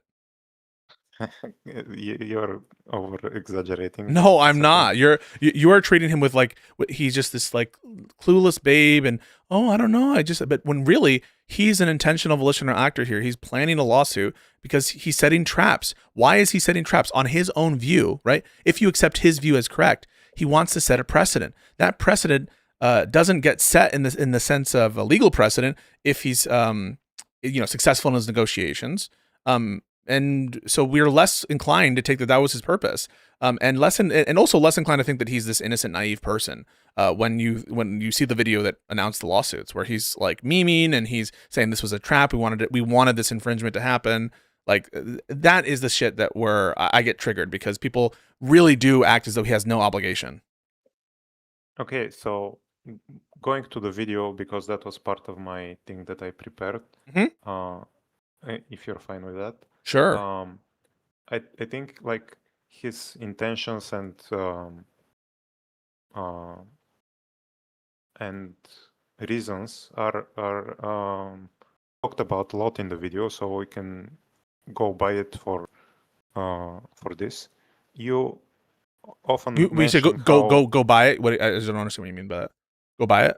Well, you often mention that his like you're presenting that the reason for the lawsuit is to set a precedent to protect against like the corporations or something like that. That he's like the guardian of copyright. I think that if you neutrally view the video and take it in totality and point by point, I think you see that it's the reason why he's filing the lawsuit is not that it's like a side argument, small part of it, and but the main and the reason why he chose those three people to sue is because first that they infringed on his lawsuit in his view very convincingly, and two, that they professed to do it to hurt him on video, live, etc., etc. So I think those two parts are repeated a lot in the video. I have like a document with timestamps, whereas the argument about potentially corporations looking at Twitch and YouTube is like a 20-second part maybe in the 20-minute or so video. You want to hear my response? Sure. First is, do you agree that the protection rationale is a significant motivation that's presented in the video, yes or no? No. Okay. Do you agree that he starts with ReactGate? I think so, yeah, sure. What is the reason why he starts with ReactGate?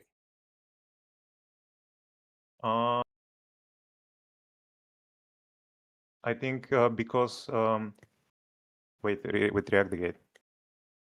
Can I think about it for a bit? Yeah, take a second.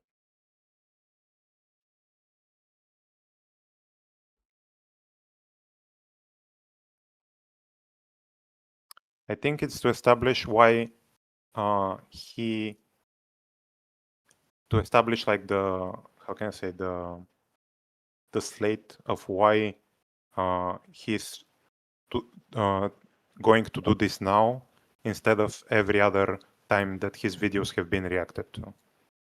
So Well, he's come out in the past that he is against lazy reactions, and I think you agree with that. But he's never sued anyone for lazy reactions before. But now there is the deciding factor that the people are intentionally saying that they want to steal his views, they want to hurt him, they want to, etc. You know the memes. He's identifying a problem in the React community, isn't he? He has, yes. No, in the video. I mean, what I want to do right now actually is watch it together. Is that okay? Yeah, sure. All right, we're gonna watch the video together. Do you want to share the screen? I will. I'll share it with you. I also made like a list with timestamps. I don't know if. Okay. Hang on a second. Hi there. So I'm going to share with you. No one else is gonna be able to see it, unfortunately, but you will be able to see it. I put it in the VC text. My timestamps for the same video. Hi there. I don't know if maybe when we reach the parts. No one else is gonna be able to see this, but you're gonna be able to see it, and everyone's gonna be able to hear it. All right. So okay, I'm just gonna share screen. Okay. Okay. You can see it, right? Sure. Yeah. Okay. Hi there. My name is Ethan Klein, and my favorite hobby is spending hundreds of thousands of dollars on lawyers. Today, I invite you into my home to share my favorite pastime with you. Join me in creating generational wealth for my attorney.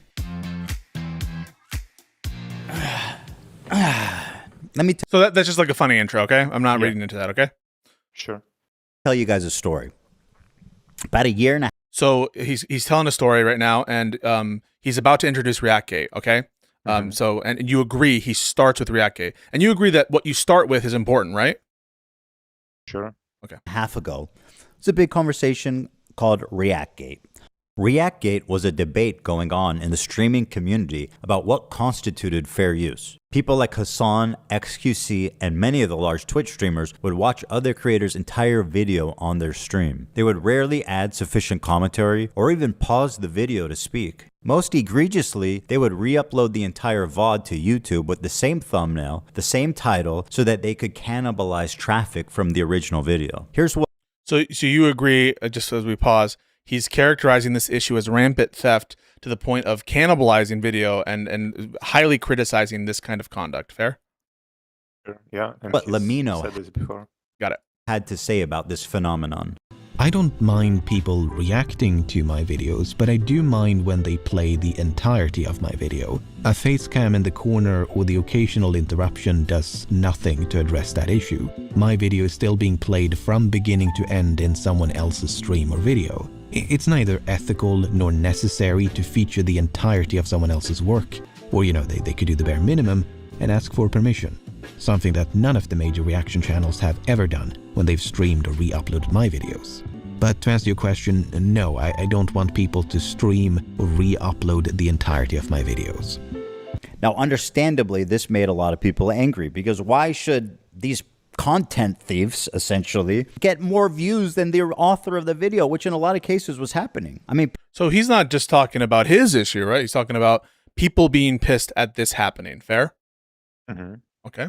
So he's building up this problem that's plaguing the React community. You disagree with that characterization? No. Okay. people don't like injustice, and we all see this and know it's not right. This debate culminated when XQC, one of the prime suspects, called in to... He calls XQC a prime suspect of this horrible trend. Agreed? Sure, yeah.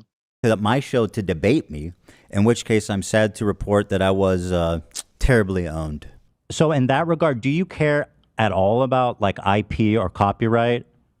Or like the fact that it's illegal? Does that matter? That it might be illegal, does that matter to you? No. It doesn't matter. Well, if flat out doesn't, because... Well, that's fair. Watch me full screen cam, do the fucking worm, then watch your Do prime... that. Then watch your prime Do content. it for a week. Do a week of no reaction content and see how many fucking views you get. Oh, okay, sure. I mean, that's content, man. It's original content, at least. The ultimate debate, bro. He hit him with the worm. Oh, why didn't I think of that first? I kid XQC, but he is not the one I'm suing. Despite my criticism, he's not a malicious infringer. But the ones... So when he just said there he's not a malicious infringer, that's not true on Ethan's previous view, is it? Before we get further on, he does consider Ethan to be, XQC to be a malicious infringer, doesn't he? Yes. Okay, so why did he say that XQC is not a malicious infringer when, on his view, he is a malicious infringer? I think if you ask him this question, he would say that, okay, so he is malicious, but I don't think Ethan thinks that he is as malicious as the people he is now suing. No, I'm not saying comparison. You agree? Yeah. He just said that he's not a malicious infringer, correct? Yeah. That's not true because Ethan does believe he's a malicious infringer, right? If you ask him directly, yes. I don't. Right. So why did he say this? Something that's not true. I mean, people can say untrue things without them. Yeah, I'm asking why. Lying. I'm asking you why you think he said this false statement. I think maybe he, when he was making the video, he was focused on the type of maliciousness, the extra part. So he downplayed when he was writing. Why would he downplay XQC when he's a prime suspect? Well, it's like a psychological thing, maybe, with him. Like sometimes when you write things, you don't always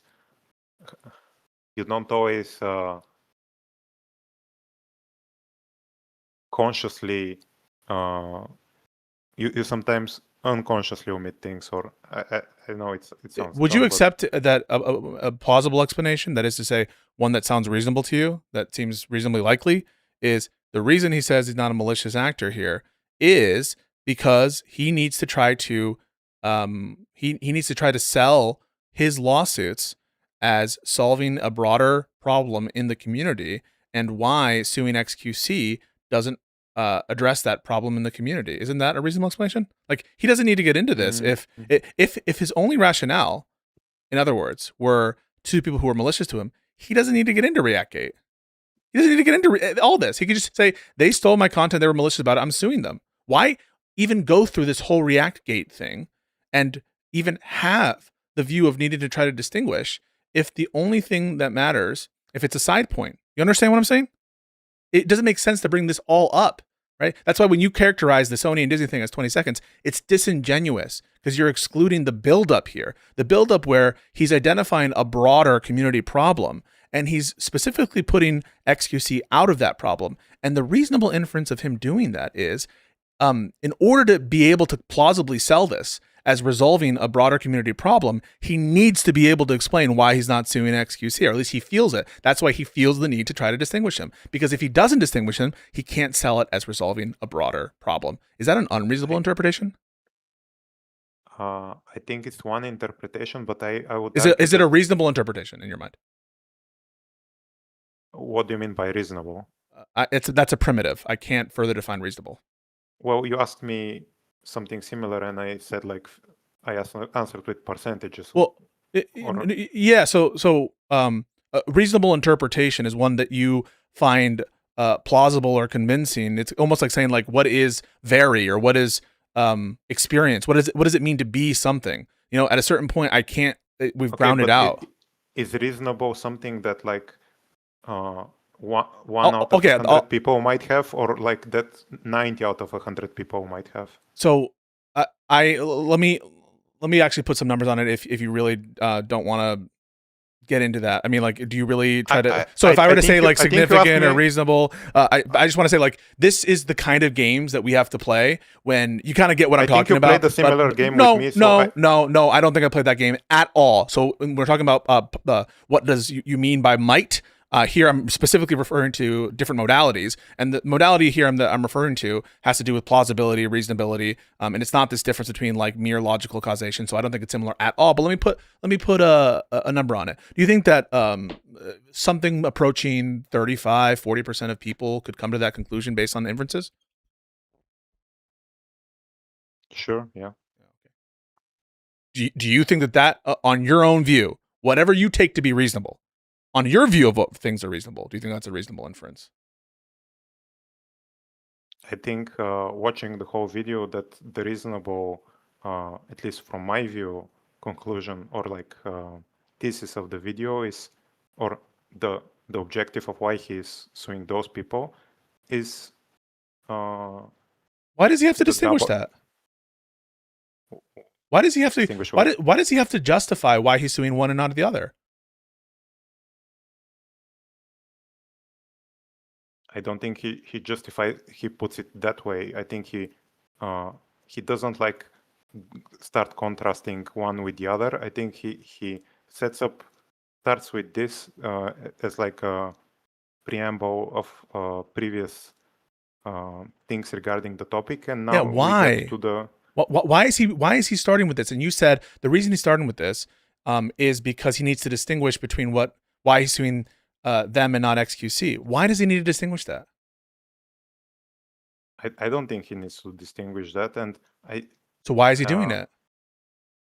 I don't know. There could be a lot of reasons. One of them Can you might name be one? what you suggested. Another reason might be because he thought it would make the video more compelling for like artistic reasons. Wait. For artistic reasons?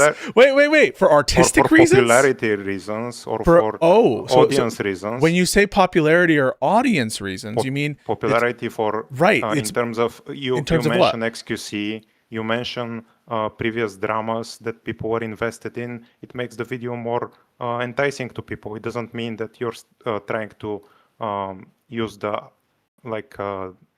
to conflate the arguments. Or so what you're saying is it's plausible to you, that is to say, more likely in your mind, that he is trying to make the video more appealing, but not in the sense of trying to justify himself by painting himself as more protective of the React community, but just to mention XQC to get more clicks. Do you think that that's more or less likely than the rationale that I'm providing?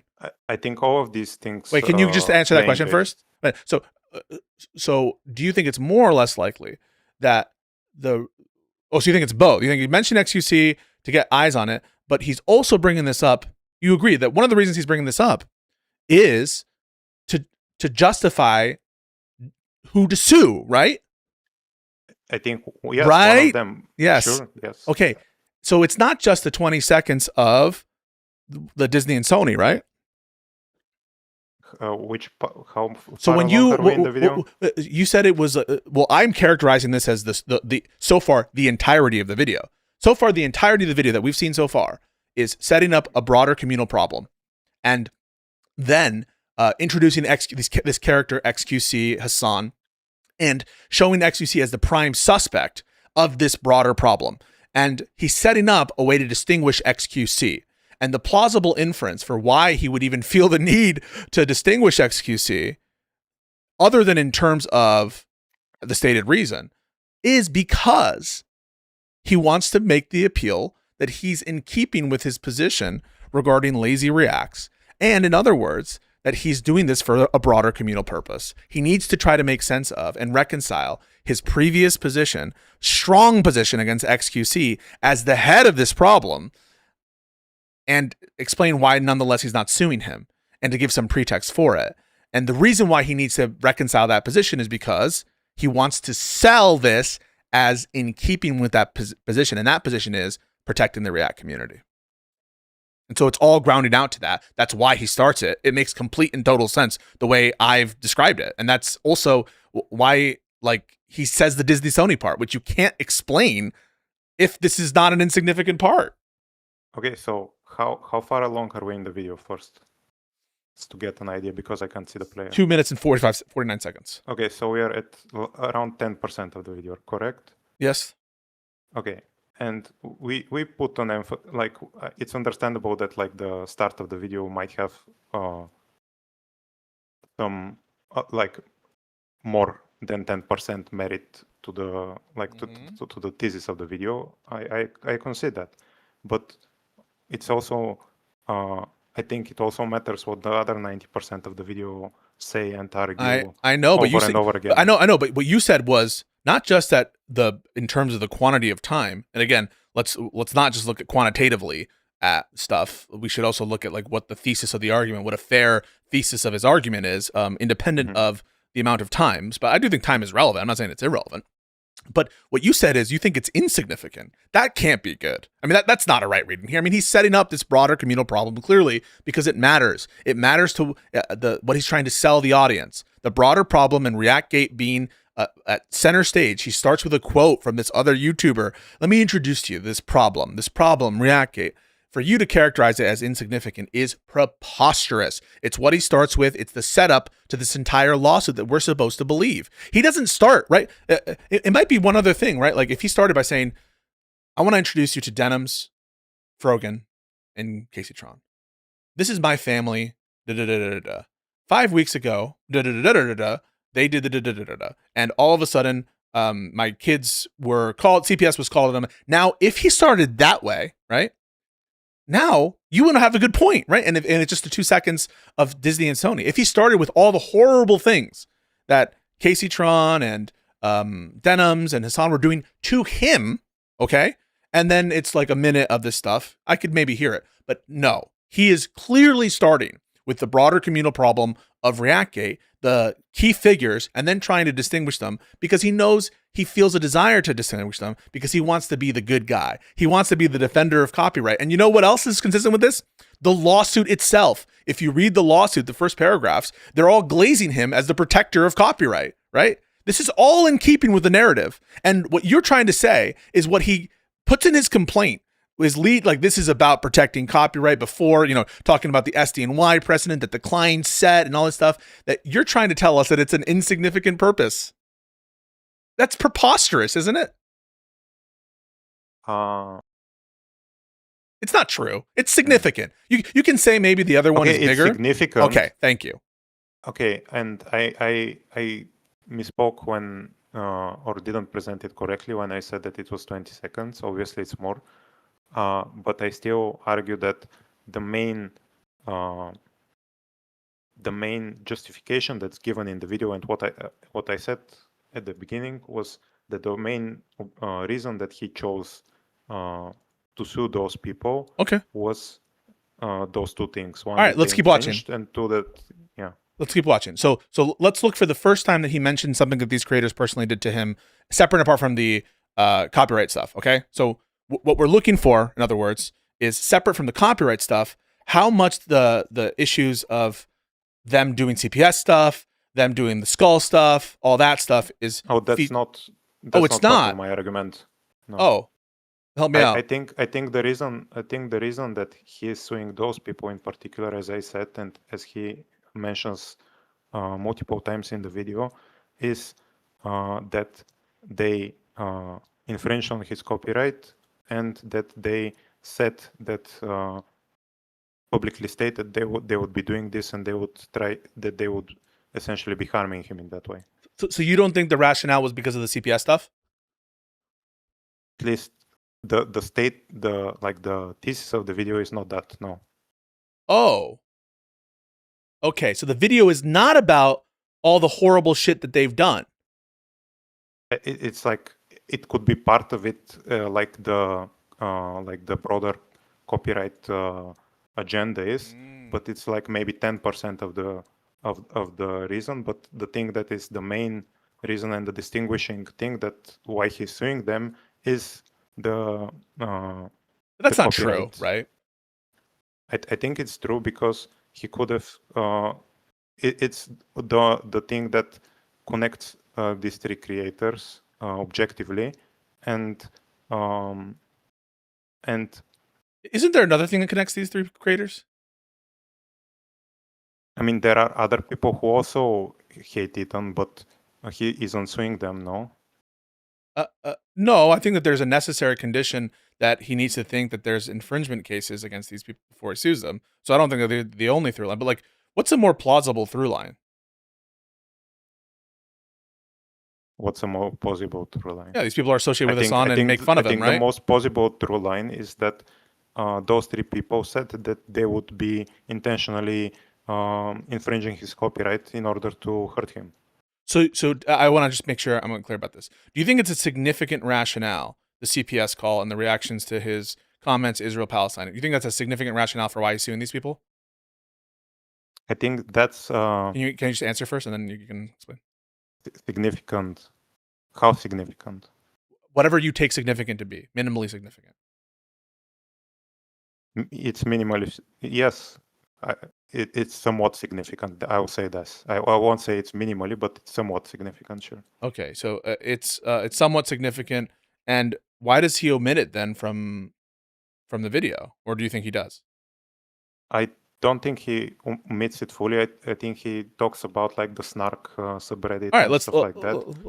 But in terms of the CPS call harassment, or is it in terms of the copyright?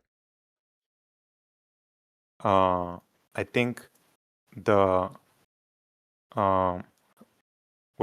so the significance is that the environment that's been going on before this is why motivated him to like take this more seriously.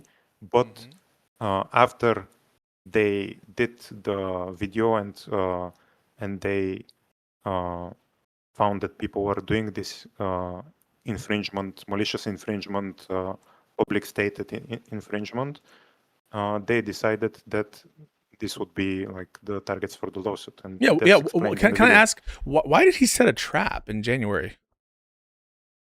Because he set a trap before the infringement happened. I think this is the next part of the video. All right, okay, but so we'll definitely get there.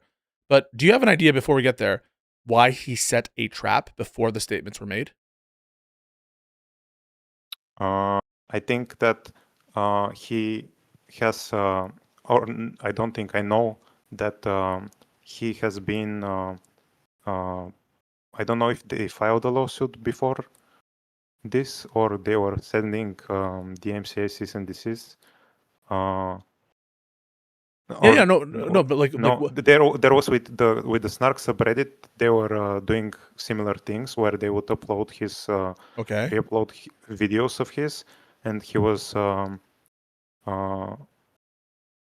so he probably decided that this video would be big, and that the people who were already infringing on his copyright would also infringe on this copyright. So he wanted to people like be able to protect his copyright. Right. So who did he want to trap? The people who are already infringing on his copyright. Like who? Like XQC, right? No, like the Snark people and like the related parties. Okay, let's watch it because I think that your explanation is going to fall flat, and I'll tell you why. I am suing, you'll see, are much, much worse. People now, are ironically, much after worse. this debate and in the wake of this large conversation, the problem seems to have only gotten worse. You have people like Hassan Piker. So again, so far we're 3 minutes in, stressing the problem broader, not just him, right? He's talking about a broad problem affecting a lot of different rights holders. And let's keep watching, okay? They're paving the way of fair use with what's known as chair reacts, when Hassan gets up to go to the bathroom or to eat or to talk to his mom or to do whatever, disappears for an extended period of time and leaves the video playing for his chair. Mr. Chair, they call it. IDF had warned people to leave the area around the main airport in Sana. Then this.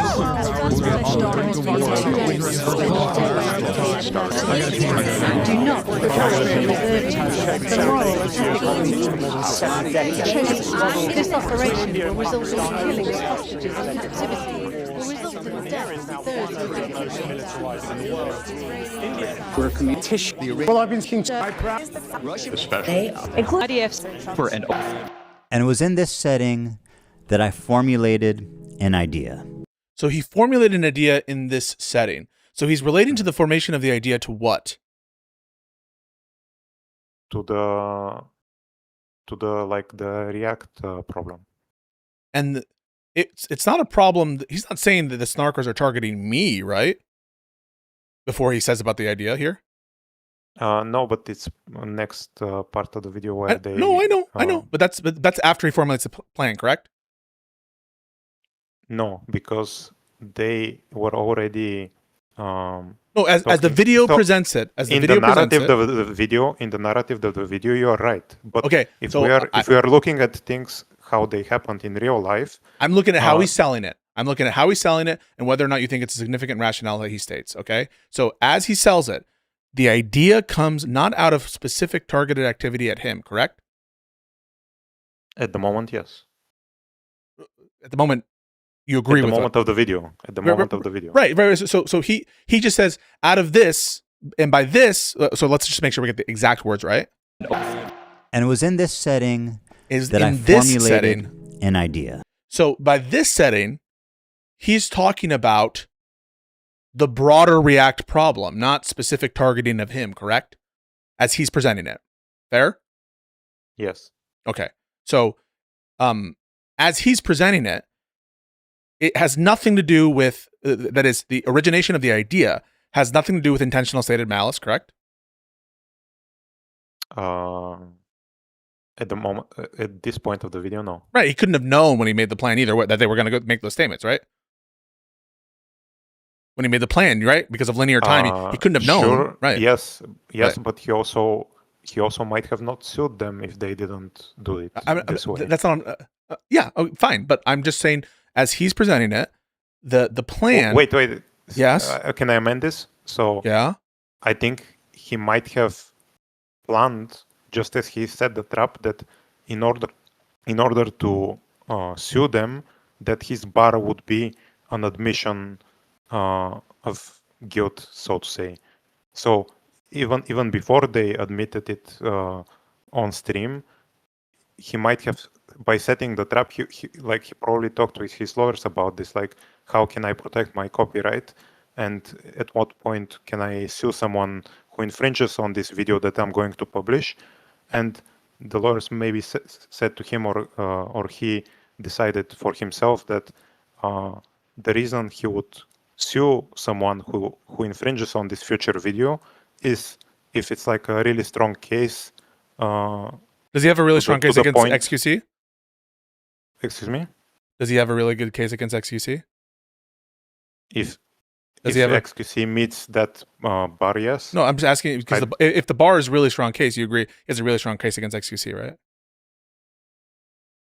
right? Separately, yes, but I think that he has a stronger case against those three people, and I don't even agree with that. But even putting that aside, at the time he makes the plan, are you telling me that it's plausible? You think it's plausible that he's thinking, I'm setting a trap with the expectation that someone is going to intentionally state malice? Is that your view? I'm going to just cut I'm not going to put you on the spot because I'm just going to tell you, if you say that, he will contradict you in the next 2 minutes. So I hope you don't say that. I want to be clear about what I'm asking for the chat. Okay, so I know, he could not have expected when he set the trap that they would have stated their intentional malice, correct? Sure. Okay, so that's not what he was trying to trap. Fair? Yes. Okay. But can I just add an yeah? addendum that I think that it was always his intention to go after the worst infringers, in his view. Okay, I mean, you can say that, but regardless of the drama. But to be clear, at the time he sets this trap, it's not on the basis of intentional stated malice, right? No. Okay. And he's also, as he presents it in the video, he's not saying it's because he's getting targeted, right? At this point of the video, no. Yeah. Oh, can I add about the malice? I think that I think he probably expected that he could prove some malice because he had examples from before about people stating that they were re-uploading his stuff intentionally to hurt his views and on YouTube and stuff like that. So I'm not. I guess I'm not. Statements like this. So are you going back on what you just said? You realize you just said that he wouldn't have had that expectation. Are you going back on what you just said? Yes, because okay. What's your view? I'm not saying that he expected 100% that they would say it, but I think this was something that he expected. I think for 90% to happen for the Snark subreddit, which he probably expected to connect with the streamers that are connected with them, and that. I warned you, right? I warned you that he's about to contradict you in 2 minutes. He said, "I'm going to just tell you what he's going to say." He's going to say, "I could not have imagined they would have said this." He could. That he says this, right? He's about to say this. Yes. So why are you saying this? Can I explain? Yeah.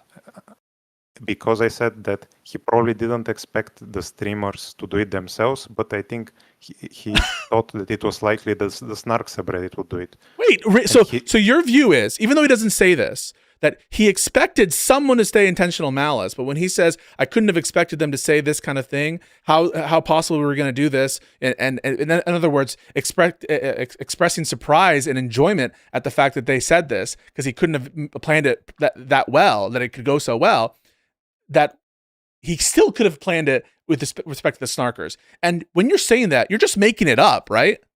You're just making this up. I don't think I am. I think it's based on. Okay, I think we are doing two things at the same time. At one side, we are talking about like what his the narrative of the video, and on the other, we're talking about his state of mind when he was setting the trap. I agree that those are two things. So let's focus. You're using, excuse me, and you're using the narrative of the video to attack me for his state of mind in the past, and I don't think that's fair, because I can and I think you can as well presume that he wouldn't show his absolute state of mind in his narrative. So is it your view or is it not your view that this video is disingenuous? I don't think it's disingenuous. I think it has a narrative, and you don't put everything that you think in videos with a narrative. So is it materially omitting reasons for his lawsuits? It might, yes. And I'm not asking. Possible. Sorry. I'm not asking. It's reasonable. Possible. It's reasonable. Okay. So you think that, and if I were to ask you, to assume, if I were to ask you, you do think that he is materially omitting parts of his rationale for suing people, correct? That's your view as well. Can I think about this? Yes.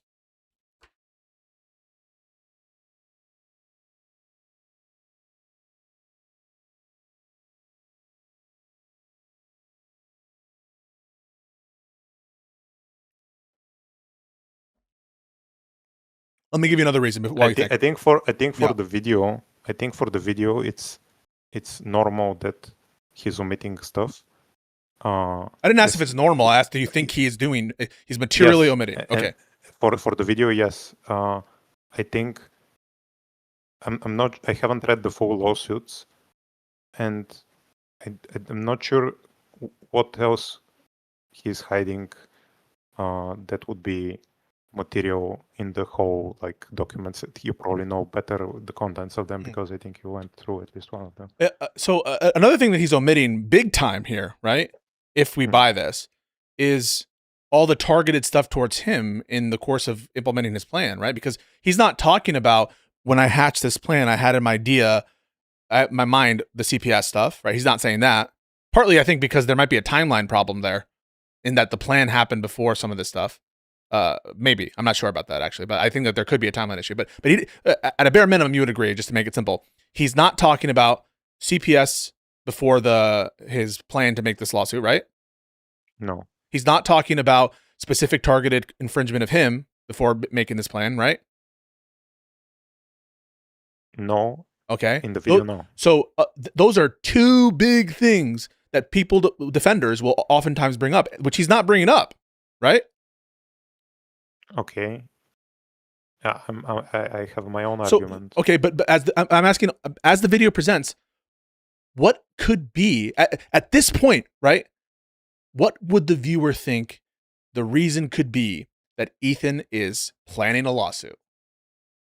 If all you have so far is the video, what do you think? From the narrative, the video, I think that yes, it's that someone blatantly reacted to his video. So and according to the title of the video, that he's suing them.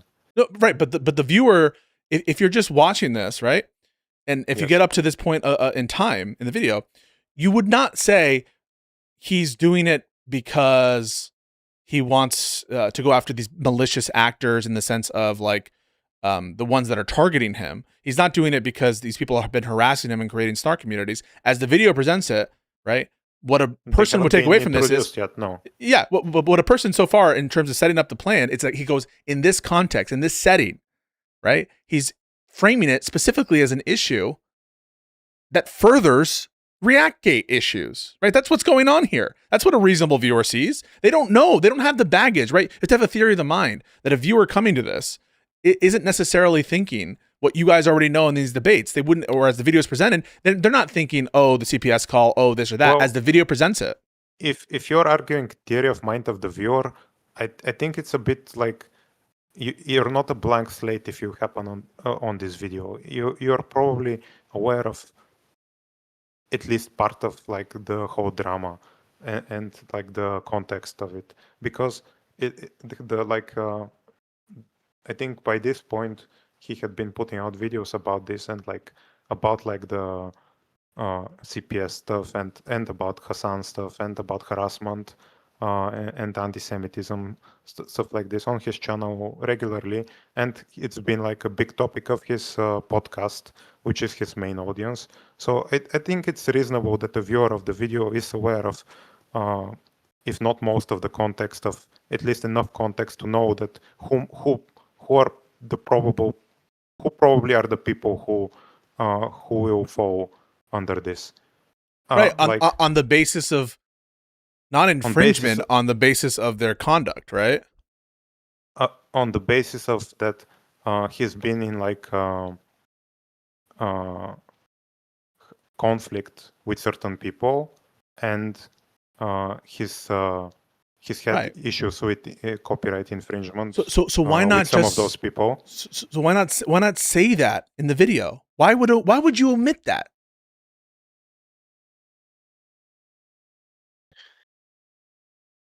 I don't know. Like, no, you do know. The reason you omit it is he's trying to present it as a loftier goal.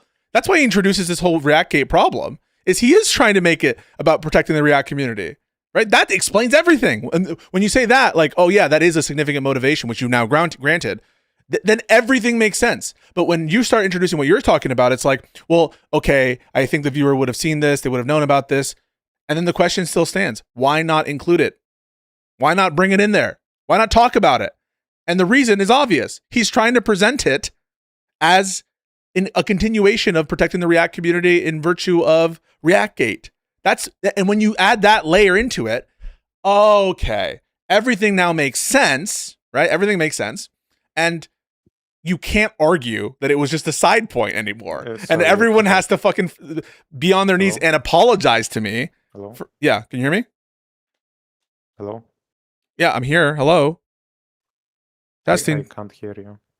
We can hear you, bud. Can I reconnect? Yeah. Can you? Yes. Hang on, I'll move you and move you back. One sec. Behind the bar. Move you back. Hello. Hey, how about now?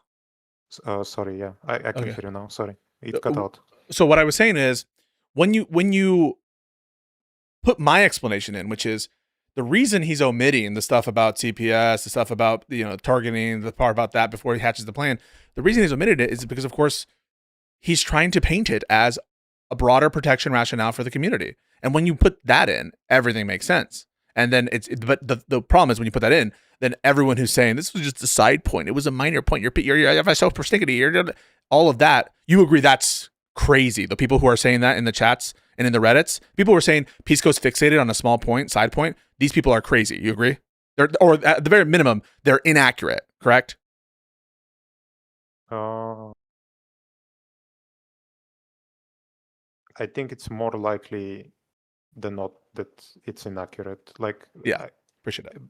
I still put a decent chance that he wasn't that.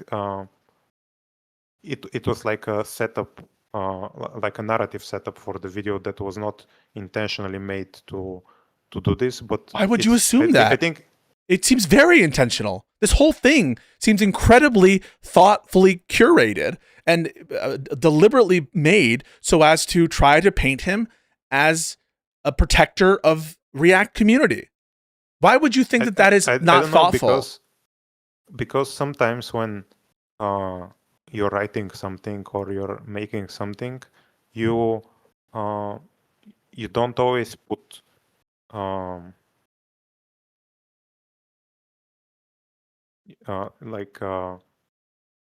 absolute thought into what absolute thought. Absolute. You're not always absolutely not certain, but cognizant of the logical inferences that the narrative you're shaping might. I mean, that's true. That's true. That you may not be aware of those logical inferences, but I just think the circumstantial evidence here suggests that he is thinking about, how do I start the video? How do I frame the video? And I think that for someone who lives in American society, so like when he's crafting that, the reason he's starting with that, and the reason why he's having to find a way to distinguish XQC, which he's going to do, is because he's well aware of how an audience might react to a lawsuit against one party. And he's hyper conscious of the PR aspects to it. It doesn't seem like they're not thoughtful about it. It seems like he's trying to create a narrative because he's aware of how it could be received if he started by saying, listen, these guys are shit bags, and so I made a little video to fuck with them so that they would react to it, and then I could sue them because they suck. Because if he says that, that seems a little fucked, right? Sure. Yeah. That wouldn't be as wide. Like, people would be like, "Why are you doing this, Ethan?" Can we continue the video? Yeah, let's continue. What if I could make a long-form, irresistible piece of content that I knew that these streamers couldn't resist? They couldn't. By these streamers, is he referencing XQC?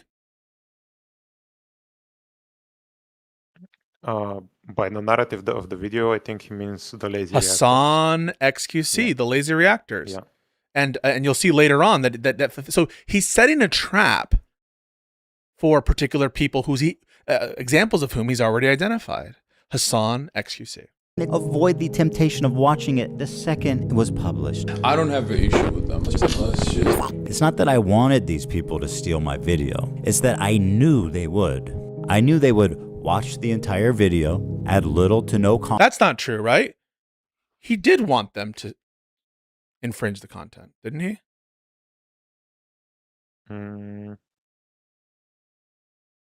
He desired that, didn't he?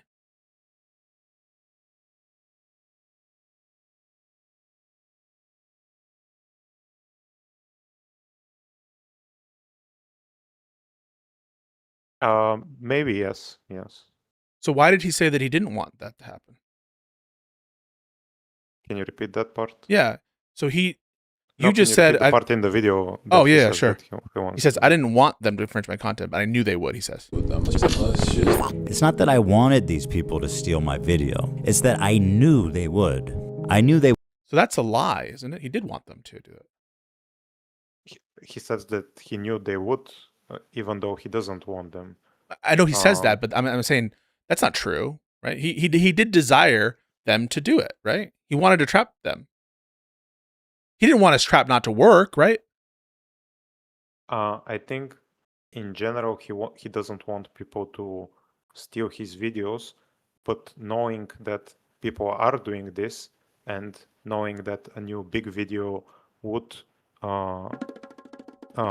like fish those types of people, he wanted to like punish the people who are infringing on his videos. Right. So he desired some people to. He wanted to make it so delectable that people would react to it and infringe his content. Right. He did desire that, didn't he? Yes, to stop this type of infringement that he was already experiencing. So he's lying when he says he didn't want them to steal his content. He did. Well, he said that he made it like so delectable. Yes. Right. In other words, he's saying the reason I'm making it so delectable is so that it be consumed and infringed. Thank you for the subs. Okay, I'm not sure if I'm following. So yeah, okay. I understand someone wanting something to mean they desire it. Mm-hmm. Okay, and when he has this idea to set up a trap, you agree he desires the trap to be successful, right? Yes. And therefore, by extension, he desires there to be infringement, correct? Yes.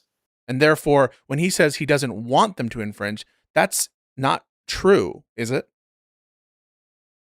In this logical chain, sure, but I want to add that, or I don't want to add, I want to propose a different one. That if your content is being infringed upon, and you don't want your content to be infringed upon, a way to mitigate this is by preemptively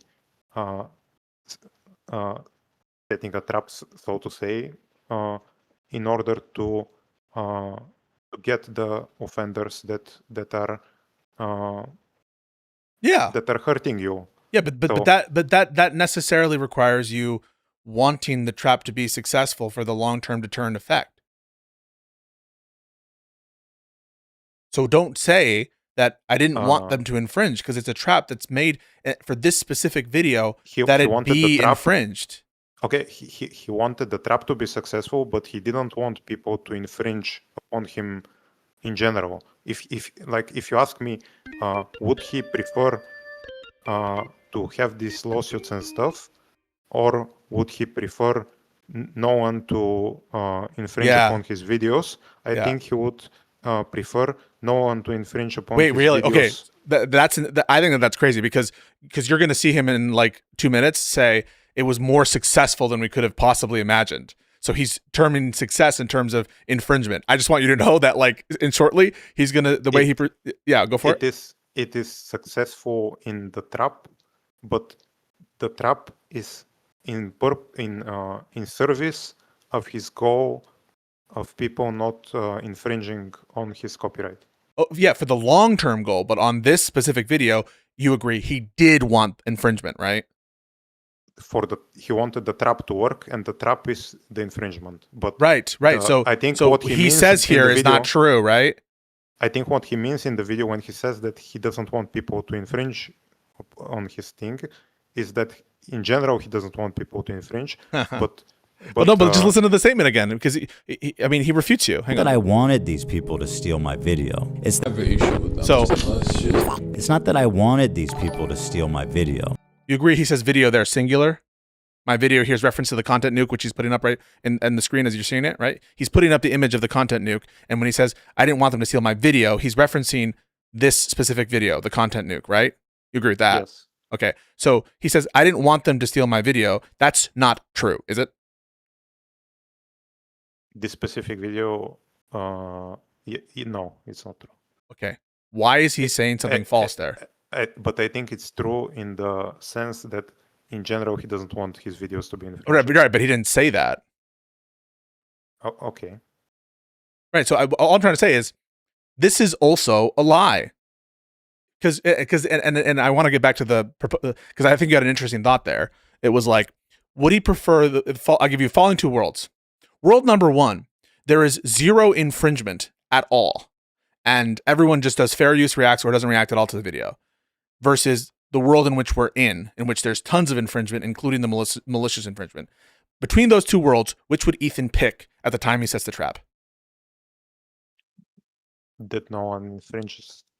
You believe that? You believe that?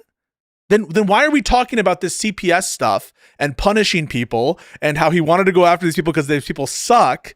When what you're saying is we're talking about this. You didn't claim that as one of the rationales, the CPS stuff? No. Oh, so you don't think CPS is a rationale? So you don't think it justifies with the lawsuit? I think we talked.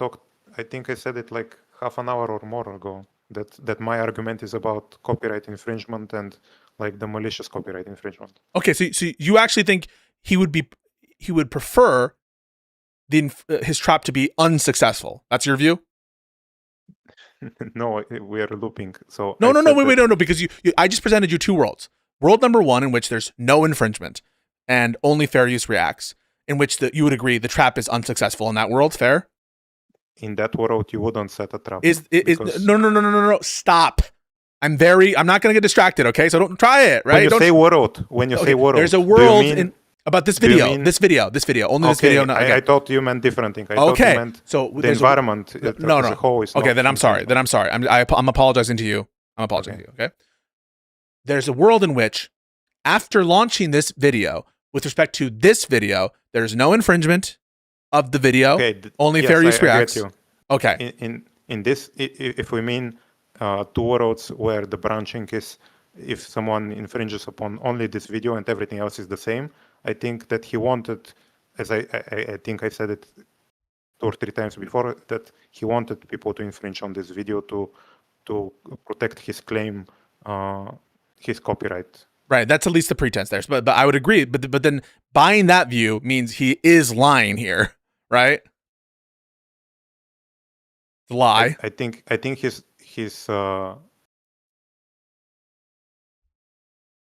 in the literal sense, yes. Yeah. All right, we'll keep going. It's that I knew they would. I knew they would watch the entire video. Can you grant me can you grant me that it's reasonable for someone whose copyright is being actively infringed upon to set a trap of sorts and to pursue legal matters, knowing that this trap is likely to happen? No. Are you against other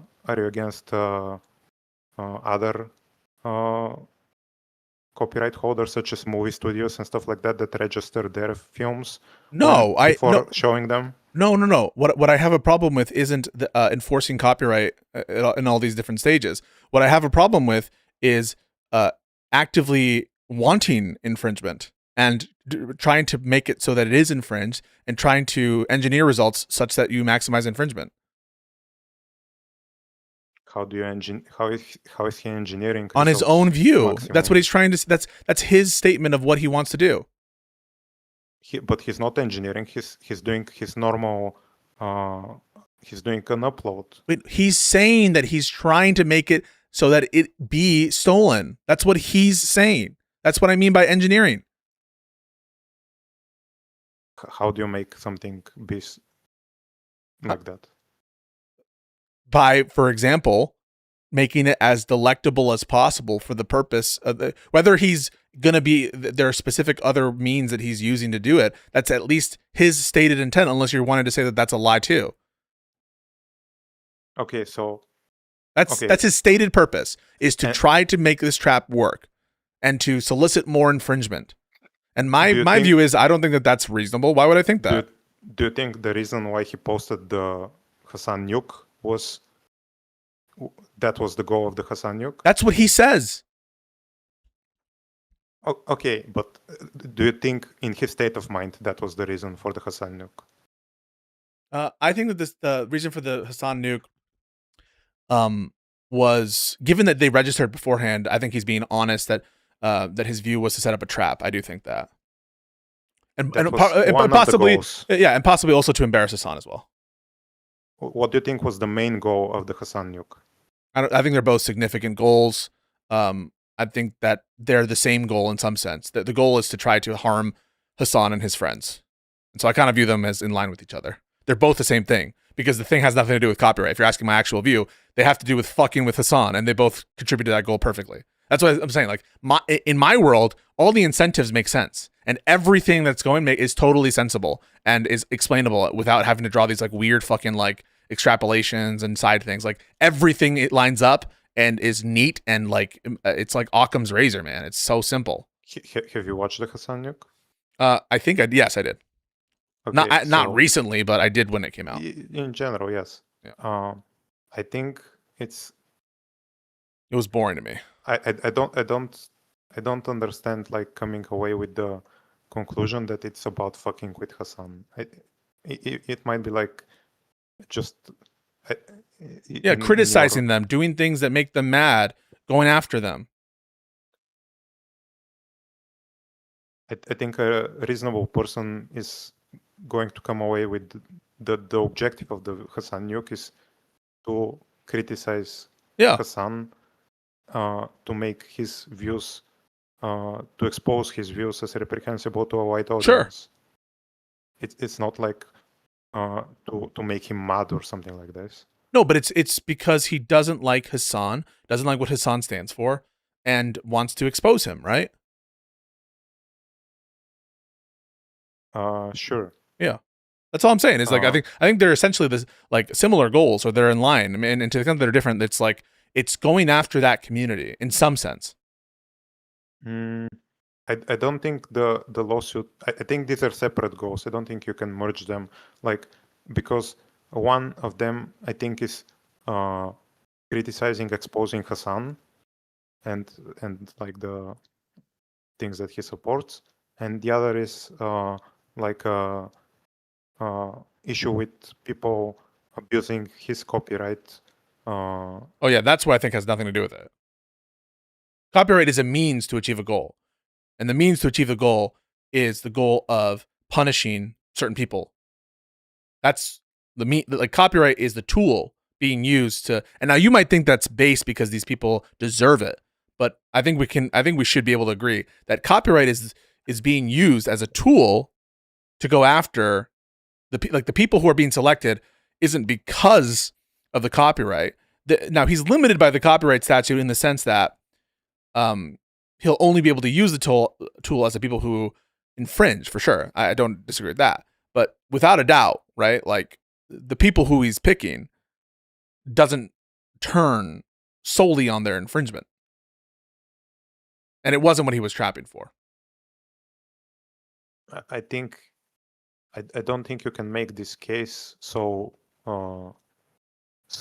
surely without like a counterexample, because as far as I know, these are the only people who reacted in the way they did and stated that they were doing it to hurt. Right, but we're talking about the point of planning for this, right? That's what we have to analyze his motives at that point, don't we? Because that's when he's determined to do this litigation.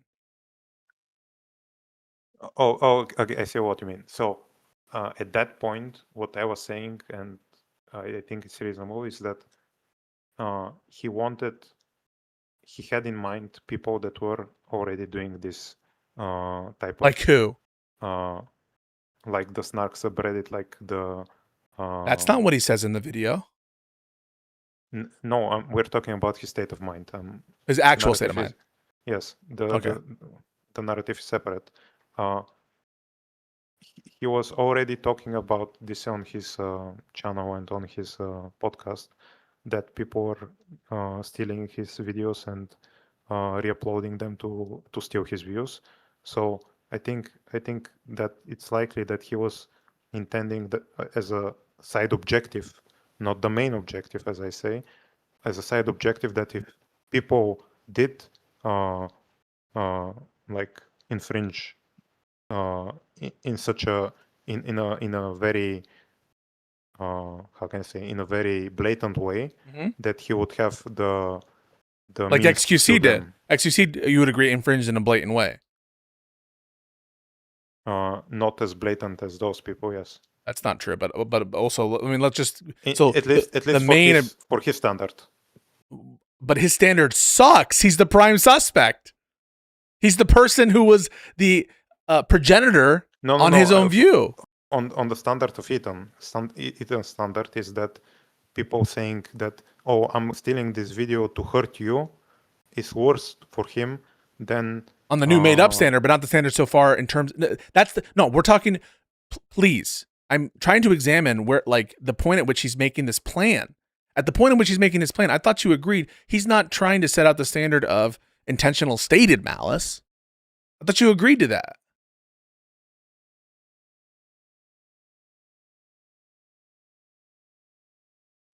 I don't know, because as I said, he already had people who were saying they were stealing his videos in order to hurt his views.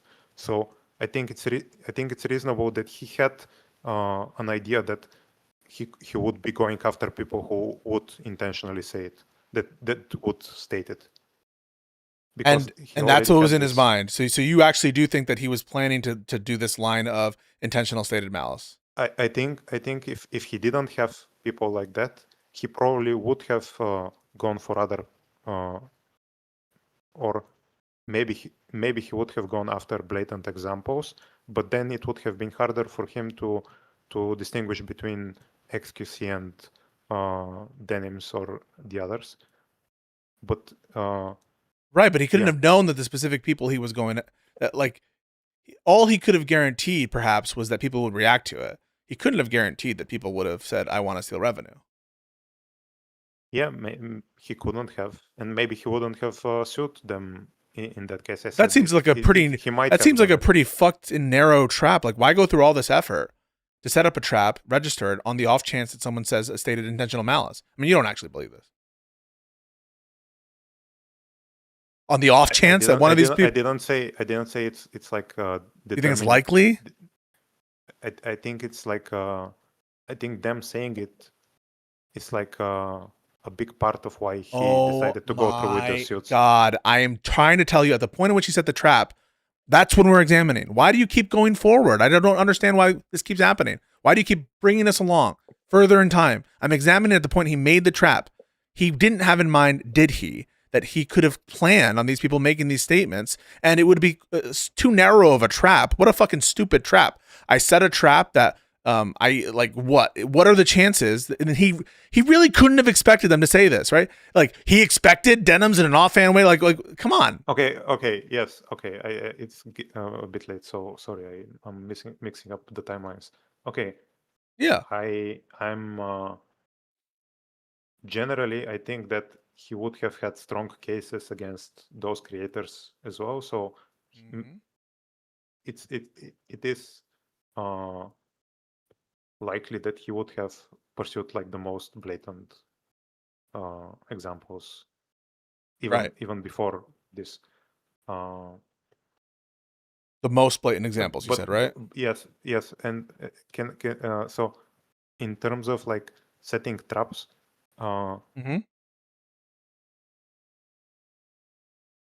If like a company or let's not say a company, let's say an artist makes like a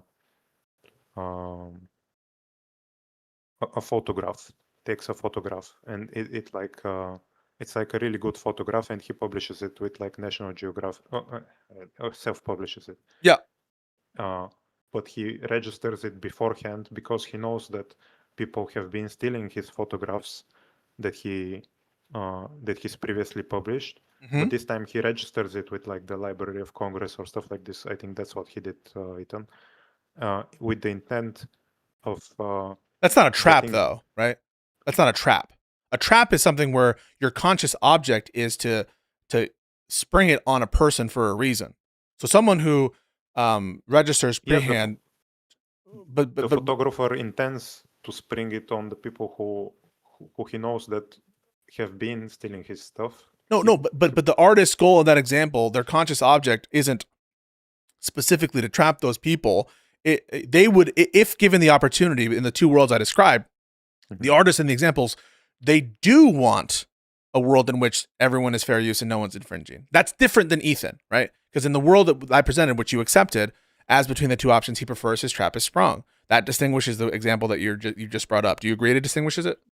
Yes, but okay. We were talking about the world where the branch is at the point of the publishing, but I present that the artist and Ethan don't want. They want to set up a world where, or I don't know how to explain it perfectly. So they want to make it so, in general, their stuff doesn't get infringed, and making the trap is in service of doing that. I think. Yeah, but the artist you described didn't have that intent. The artist you described just had a really good photo, wants to publish it, and wants to protect herself. That's not this case. No.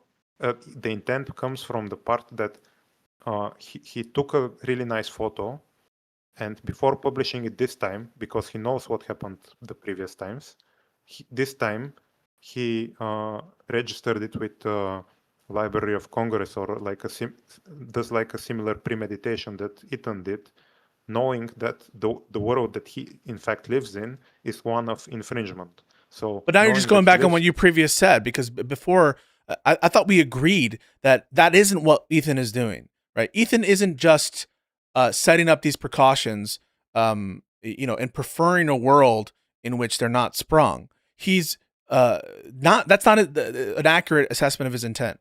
He is actively wanting people to come steal it from him. I thought we just agreed on that. We're now talking about different things when we say. Okay, help me. I should say I should say universe, something bigger. Okay, yeah. Universe. When you say world, you're talking about at the point of the publishing of that specific work. And when I say they want a different universe where none of their pictures or videos are being stolen. So in service of that universe, they are setting up a trap in order to catch the people in that specific video or in that specific photograph. Not right, for the deterrent effect on the universe is what you're saying. Yes. In other words, another way to put that is on the React community. Sure. Okay, yeah. So now you agree.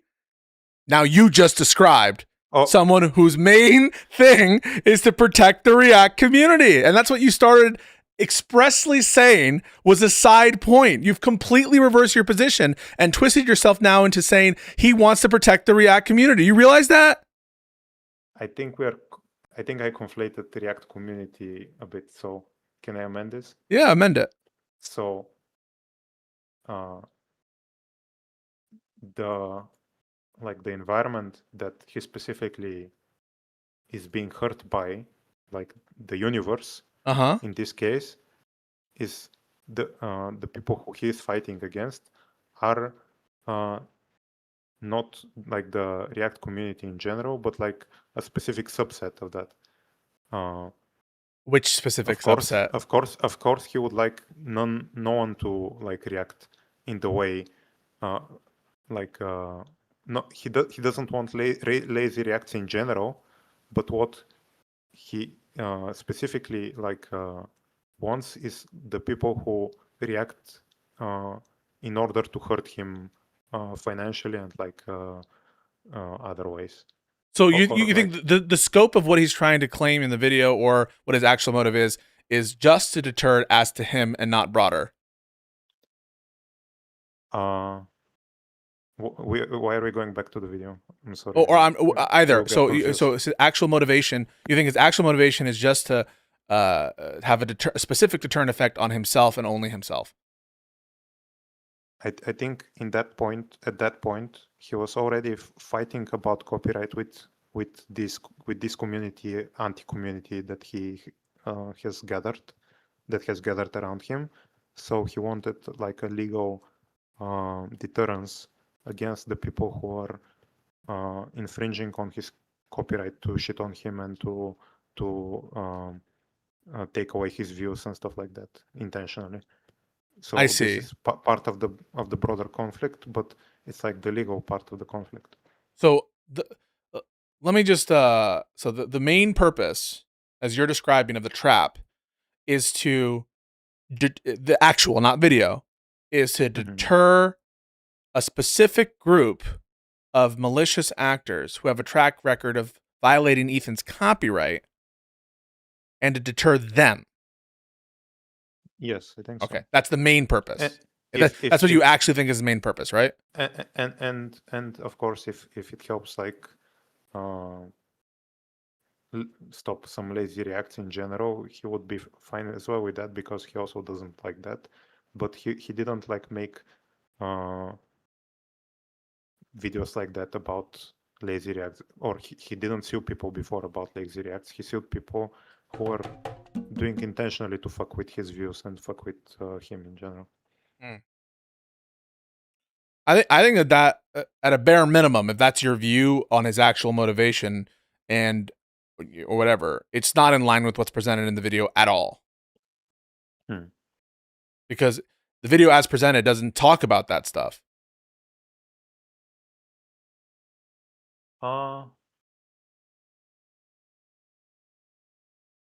I think this is all extrapolations based on. I think it kind of does. I think it kind of does. So far, it hasn't, right? So far, no. Right. So like, but the thing is, he already talked about him setting a trap, and so he's already given the rationale for why he would trap, and it didn't include the things that you're saying. Okay, so if we go back to the video, this was. We'll put. Want to press play? Sure. Yeah. Okay. So he just talked about. I want to concede that in the video he presents stuff differently than I think if you had a one-on-one with him and. Yeah, but in virtue of what do you think you're right? I mean, I think you're inventing a tortured set of motivations that have. There's no reason to believe it. Like, what is the reason to believe this?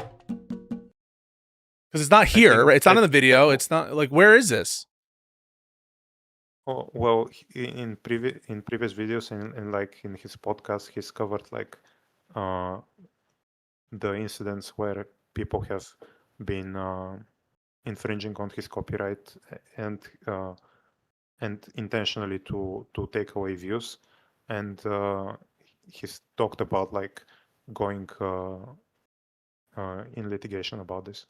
Okay. It's they not would. something I'm totally making up. Sorry. Okay, so you're saying he complained about copyright infringement before, and that he would potentially be suing people for it. Yeah. It's not that I wanted these people to steal my video. It's that I knew they would.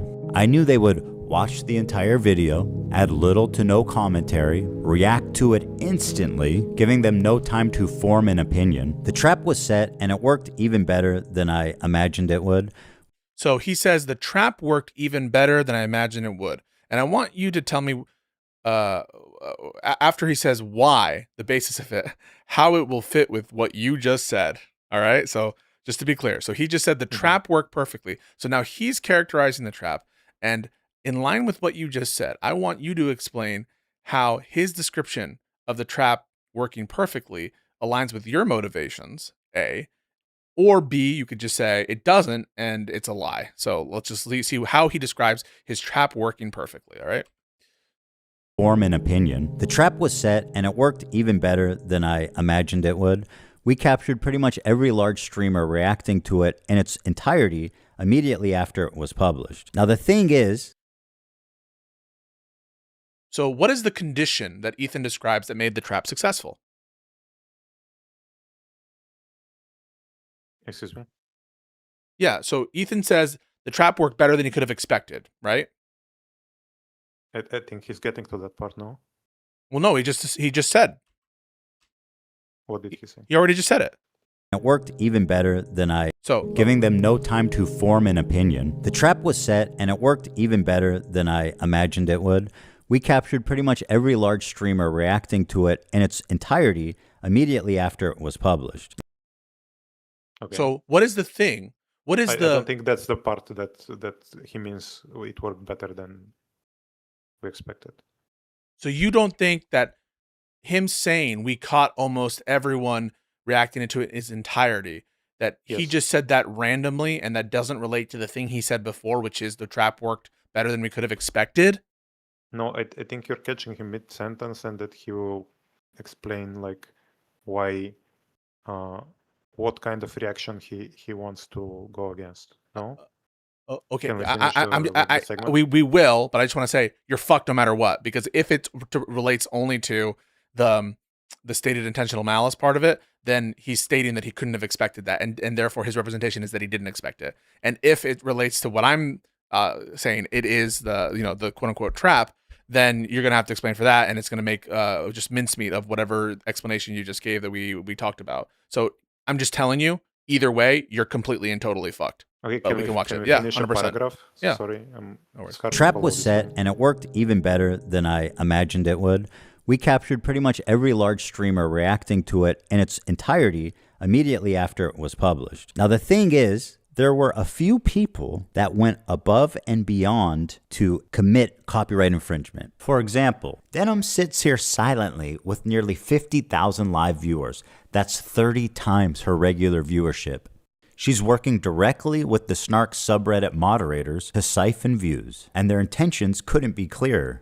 Here's an excerpt from a stickied post from the Snark. Okay, so now you're going to answer, in virtue of what did the trap work better than we could have expected? I think in virtue of what?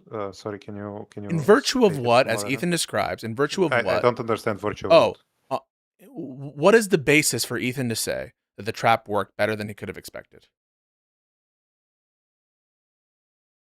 I think that the reactions were more blatant, or the infringement was more blatant than he expected. No.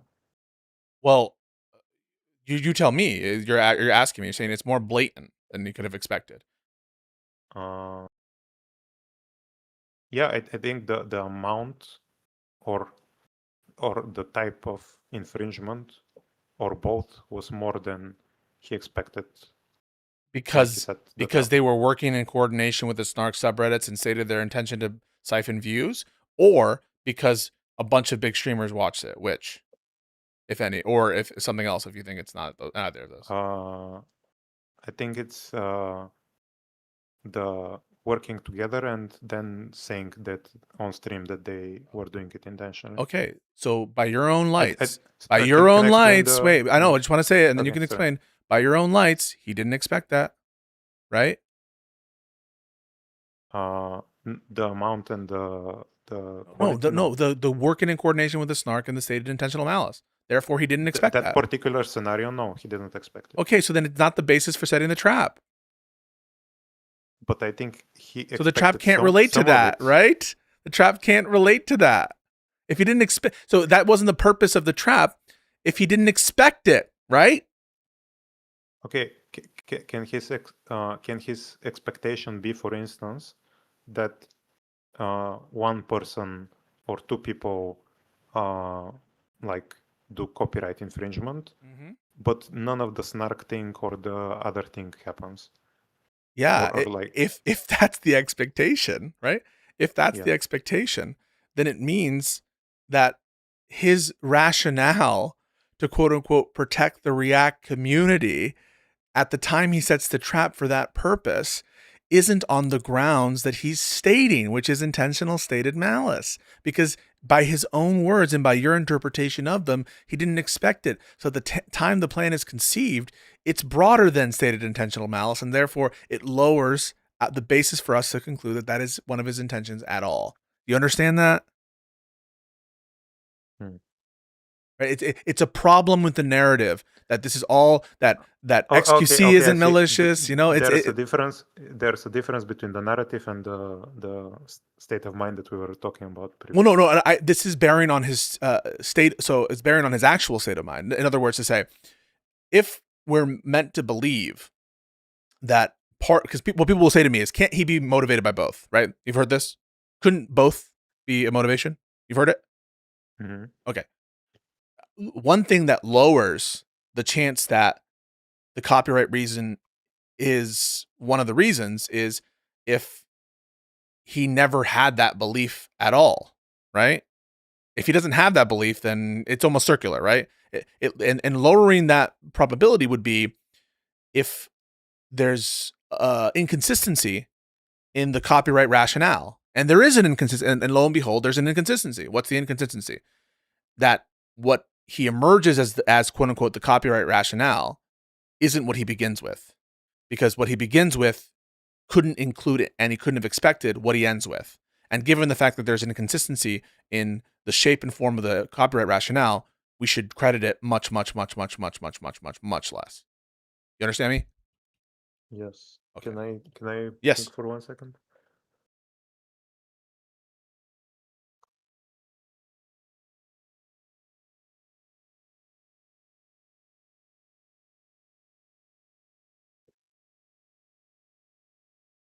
So if it was previously known that Ethan is working on a big content nuke for Hassan, and it was previously known that this Snark community and related streamers were intending to act in this way, does that not increase the chance that it would have been part of the consideration previously? So you're saying if it's the case that people did this kind of thing before, on this kind of line before, does that increase the probability that that's actually his rationale? Yes, or his state of mind as of making the video. Yeah, I think all else equal, if there's all else equal, if there's a pattern of this, I think it increased the likelihood that actually, like, the existence of that occurring increases the possibility that it's his state of mind. I don't deny that. That's me being fair, by the way. I'm happy to make that concession. But what, and I think I've been fair as well. I don't know. I think I appreciate that.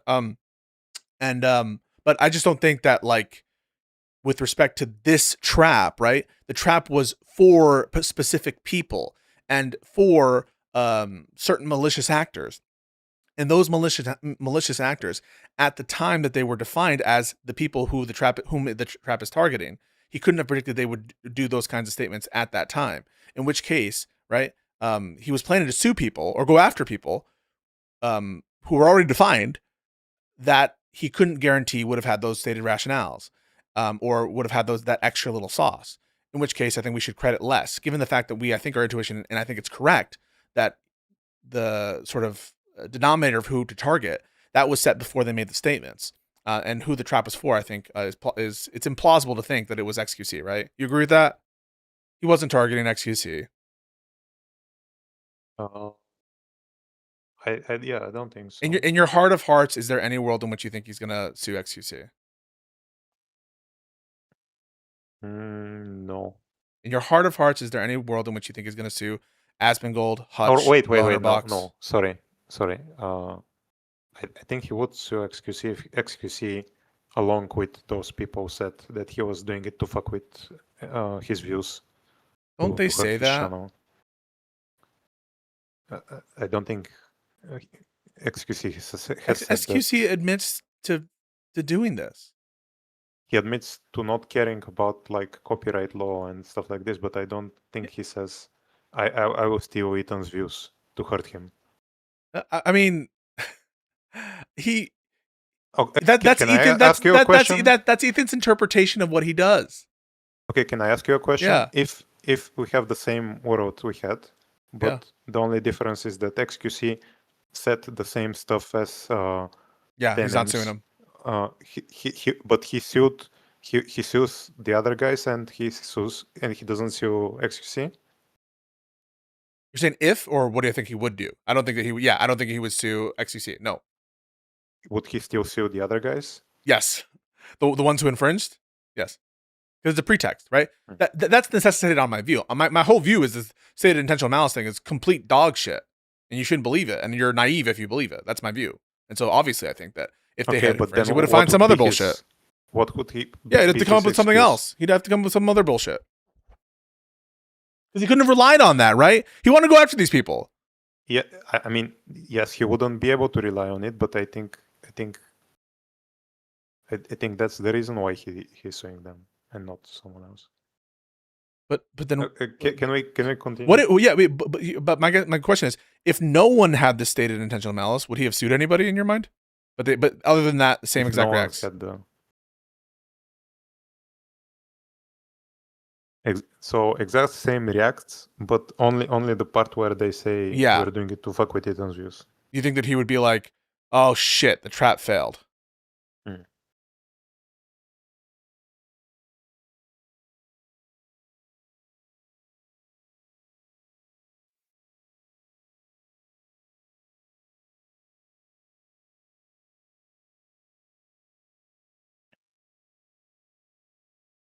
I'm not really sure, actually. I think it's quite clear because he couldn't have planned for it. And when he says, I couldn't have done it better than I expected, right? That no one could expect it to be this stupid. He's signaling that he would have sued anyway, right? Because if he couldn't have expected, then you can't say that was part of his plan, right? Okay, sure. Yeah, I agree. Sure. Right. On a side note, if we were in the world where they didn't say it, and it was basically on the same level, the reactions between Denims and XQC, and we isolate like the way in not the no settlement or not the no settlement, the no not sending like a cease and desist and stuff like this. If we ignore that and we just have the reactions, is it not acceptable to target one of them for other reasons, or? Oh, so you're saying absent the stated intentional malice, is it acceptable to go after them and assuming that they gave notice? No, to it, or what? Is it reasonable to discriminate between XQC and Denims aside from the malice? Aside from the malice? Yeah.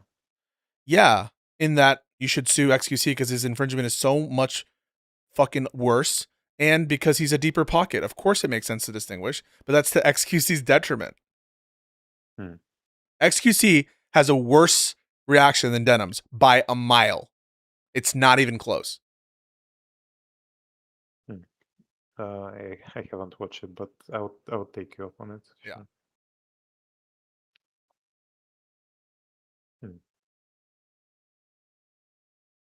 Oh, aside from like the monetary aspect, is it like right? That's another problem, right? Because your contention would be that it's not then it wouldn't be the reason for suing right. them. You have to So you have to assume that it's not money. It's not, and Ethan will say this. Ethan he's about to say it's not about money. And why don't we play it so we can look at what he says, because he says it's not about the money. So if money's off the table as a possible motivator, it makes it more narrow, and it really does focus it on right. Money is not the object. The object must be therefore not just to vindicate your own personal rights, but to do something broader to establish a precedent. And that's why when someone tells me this is a minor point about the React community, I think that they literally have one IQ, or they just are confused or something, or they're lying, because no reasonable person, in my opinion, no one who's a learned person who's watching this and actually paying attention could come to the conclusion that it's a minor point. It's so throughout the video, it's so blatant as the main thing that I really can't handle when people say it, that it's minor. But we'll press play, let it play for a little bit.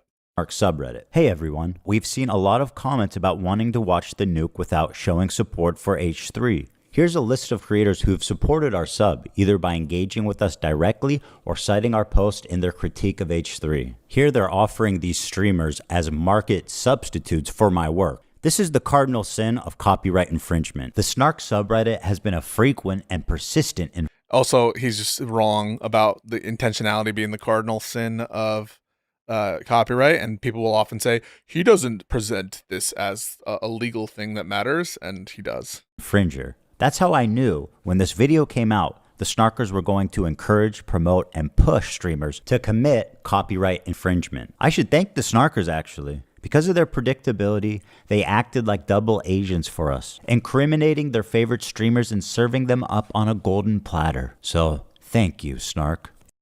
So, now get this, right? The snarkers, they're acting as double agents to find the infringers, right?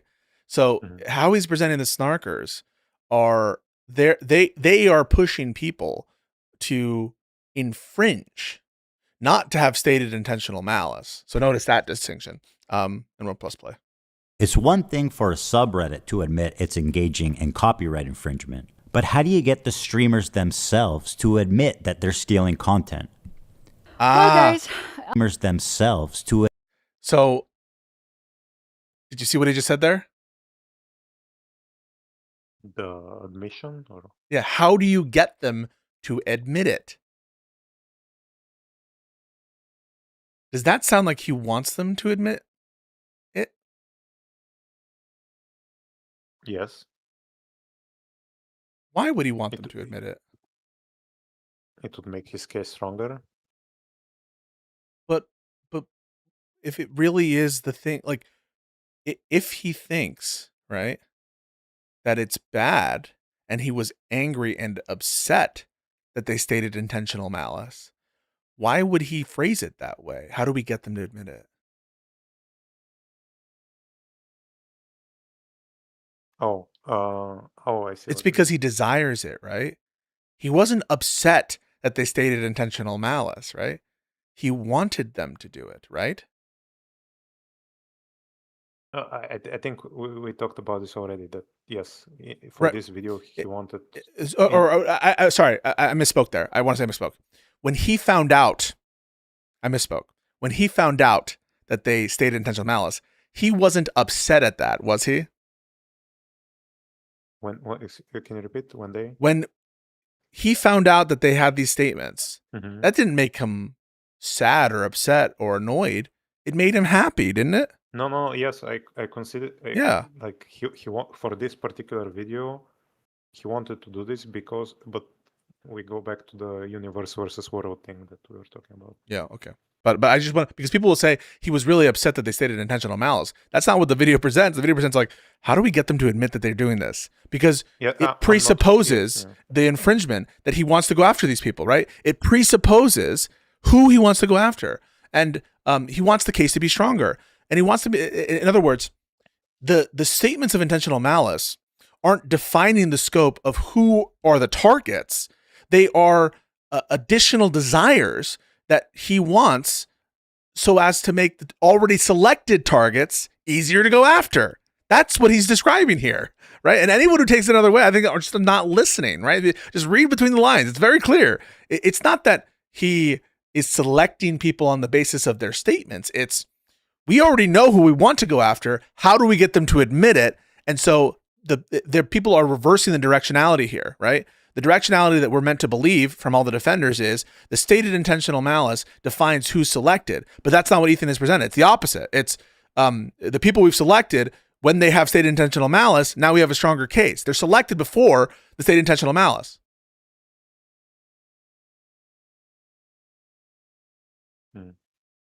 Press play. Admit that they're stealing content. Well, guys, if you enjoyed not giving any views to that terrible video, follow, subscribe, throw a prime. If you like the content, if you enjoyed your time here. It turns out they just do it for you. You couldn't cook up a more... They do it for you.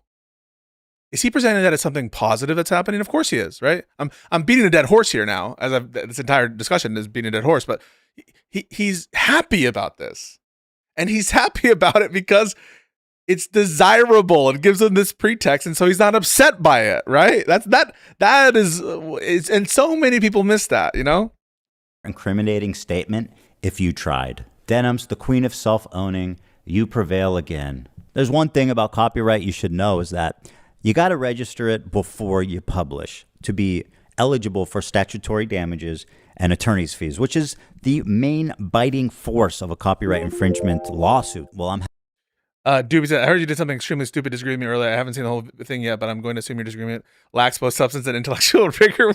Yeah, I would love to talk to you about it because I think you do not do well here, and I really, really hate what you did. And I suspect you might be disingenuous there, and I don't like the devil's advocate thing if that's what you're doing. But yeah, I can't talk about it today because I'm finishing this conversation. But we can talk about it like tomorrow or some other day you're available this week because I think it was a horrible show and I gave you an F. All right, pressing play. So he's saying the main bite here are statutory damages and fee shifting provisions on attorney's fees. Now, the bite here is with respect to, it has to be with respect to something, right? It has to be with respect to either deterrence or getting money, right? So like, it's either, the attorney's fees and statutory fees only matter to him to the extent that he's punishing, and by which he's either punishing them specifically because he hates them or because he wants to deter them, or it matters to him because he wants to make money, right? No, it's not about money. Right. So it's only one of those things. So that gives us additional support for the notion that this isn't about money, therefore. And the statutory and fee shifting point that he's making here, the reason why he cares about it is specifically because he wants to punish or deter. He wants a deterrence. Yes. Okay. Yeah. happy to tell you guys now, I, Ethan Klein, have registered Hassan Piker Content Nuke with the United States Library of Congress. Some of you guys out there sweating? Even though theoretically I could sue a lot more creators and rake in millions of dollars, but the purpose of this is not financial gain. People like XQC and Asmongold may have watched the entire thing, but I would never sue them just for doing that. I would never sue them for doing that, for watching the entirety of the video without any transformative nature whatsoever. What do you mean? He just said it. Well, Asmongold, if you notice, Asmongold did rake in millions. Didn't what? He says watched in entirety. You can watch something in entirety and transform but it. XQC didn't do that, as a matter of fact. Sure, but in this particular example, he gives XQC and Asmongold. One of them did transform, the other didn't. And what he says, he's saying that just watching the video is not enough for him to go after them. Even if you don't, even if you do nothing, right? Even if all you do is watch it, right? Even if all you do is watch it. Not in this sentence. No. But that's the clear message here, right? The clear message is if you do something like what XQC did, I would never sue you over it, right?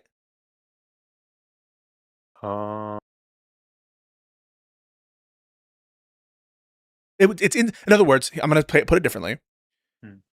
If you react the way XQC did, I would never sue you over that. It's insufficient. There's some other thing that needs to be there before I would sue you, right? Yes. Okay. So that I think is a clear message. In which case, you got a problem. Another problem. If he wouldn't have sued in the circumstance in which he's describing of XQC, and if he couldn't have expected these individuals to state their intentional malice, then what the fuck was he trapping?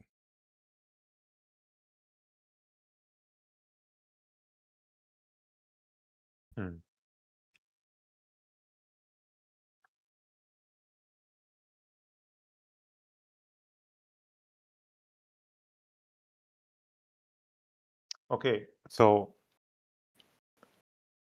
how about this? So, if you have like the history, and you know, okay, you expect that. Okay, so he doesn't expect them to say it outright, right? That was your right, thing, and I probably agree. For the most part, I think that he expected, like, at least for the Snark people, to say they were doing it to fuck with his views. But let's say he didn't expect for streamers, or at least three streamers, to do it. If he knows beforehand that one of these people is just doing lazy reacts, and the other people are gonna do it with their state of mind being to fuck with him and to hurt his channel, regardless of what they say it. Regardless of if they say it. Yes, regardless of if they say it. Like XQC's reason for watching the video and doing lazy react isn't to hurt Ethan's views. It's to watch a video and maybe make content. But their objective is to fuck with Ethan and then maybe make content. And regardless of whether they say it, right? Regardless of whether they say it. Okay. Without saying it. Two humongous problems with that. The first humongous problem with that is, before this conversation, he characterizes XQC of having that intention of siphoning. He calls it intentional siphoning, trying to take views. That's what he characterized XQC as. So if you can reach that condition without having stated it, then you have the problem of it doesn't distinguish anything, because then it's XQC. And then number two, if you can achieve that rationale with this is a humongous problem. If you can achieve that rationale without stating it, then everyone's fucking lying, because everyone is saying it's stated intentional malice. That's been this whole fucking cope the entire time. And what you've just described is a kind of state of mind, regardless of whether they say it or not. So the like the intentional stated malice. Do you think it matters or not? Yeah. So it was a lie. In other words, it's a lie to say that is what's actually motivating things here. That's my position, DRT, and everyone's giving me shit for that. But we just arrived there together, and everyone has been saying he's trying to get it with tankies. He's trying to, but it's so obvious. We arrived there together. It's beautiful. Beautiful. Obviously, that follows. But I've been getting all the shit in the world for what's so clear. Okay, and okay, what about unstated malicious intent? Unstated malicious intent. Can that be an objective? It could be, but it could be, but then XQC would not be distinguished, and he's trying to distinguish XQC as a malicious actor explicitly. Well, no, because that is to say, he thinks that XQC is not malicious. I'll have to qualify it further. So yeah. Unstated intentional malicious intent or whatever. So XQC. Unstated stated intentional? Sorry, what did you say? I just want to make sure I got that. Oh. Unstated intended malicious got it. effect or something like that. So XQC, I understand that. XQC isn't reacting lazily to hurt the creators, even if he's so. I know you have the example of Ethan talking about this, but if we do you think it's likely that Ethan distinguishes if you set him down and task him between the intentions of Denims and the intentions of XQC in regards to copyright? No, that's not. So I do think that he has a difference of opinion with respect to their intent. There obviously is a distinction between the two. I would never deny that. I would always grant that. It's just that the distinction doesn't relate to copyright. The distinction relates to criticism and /dislike. That's what distinguishes the intent, is that one creator is more friendly and the other is significantly less friendly. And that's what I've been saying. I have a distinguishment in terms of copyright between Denims and so I'm not talking legally, but like morally, the reason why XQC unstatedly maliciously does the lazy react is to benefit his to feel time to have fun with chat, to like upload a video maybe. The unstated malicious reason why Denims is infringing on copyright is to intentionally hurt the author of the video. Yes, so in virtue of the statement or in virtue of her status in the community? In virtue, excuse me, what does that mean? So it's not because she says it that she wants to hurt it. It's because she is who she is and she has the opinion she has. Yes. Okay, but then that is then even if what we're saying here is it's a sadistic rationale that is the distinguisher, then the sadism aspect to it, right, isn't in virtue of the statement of intentional siphoning. In which case, at a bare minimum, it would put off the table the people who are saying intentional stated malice as what's going on.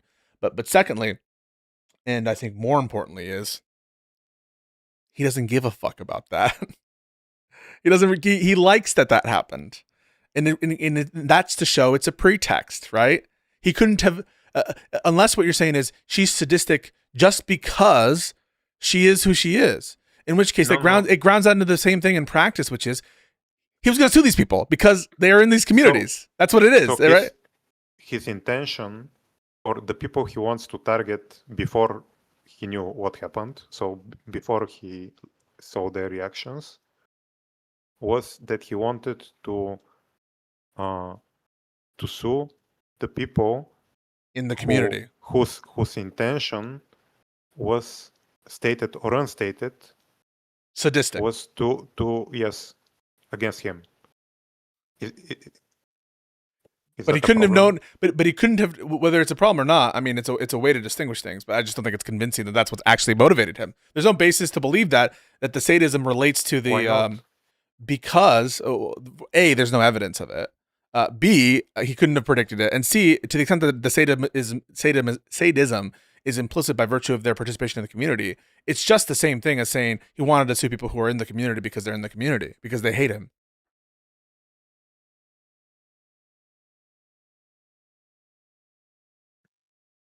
Let me think. Yeah.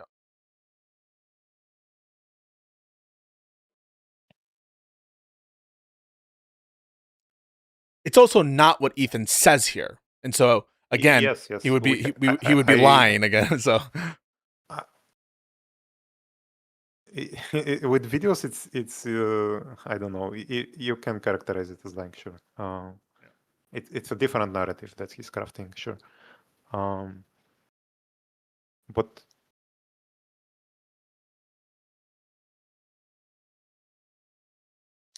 I'm not sure how to distinguish between why saying that the reason they are hurting him, or the reason they are infringing on his copyright is to hurt him, is not a valid basis for selecting them, rather than people who are not doing it to hurt him intentionally. You're saying, how can I say that's not a valid reason to sue one versus the other, right? Yes. Okay. So here's one is because of the evidence problem is I don't actually think that's motivating him. I don't think, and it's not coherent with his rationale. But here's the other thing, right? Because the stated intention to hurt, unstated, or sorry, the unstated intention to hurt, that sadistic aspect of it, it's not a monetary problem. And so once you take the monetary thing off the table, right, then all you have left is because they want to attack him, not because they want to deprive him of money, because he doesn't care about that. And they that's not what's going. Like, Ethan isn't upset that they're intentionally stealing from him in that sense.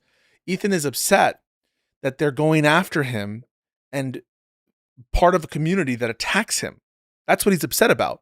And so it's all becoming the same thing. They're merging. In other words, the rationale of sadism, once you strip it of its infringing aspects, which are the money deprivations, because that doesn't matter to Ethan, it's starting to merge with the real reason, and it's getting closer to correct, but you're framing it in the wrong way, which is it's because she's part of a community that dislikes and hates Ethan. And that's the sadism of it, which isn't based in a grounded view of the deprivation of property, but on the disposition of denims, which is my whole perspective.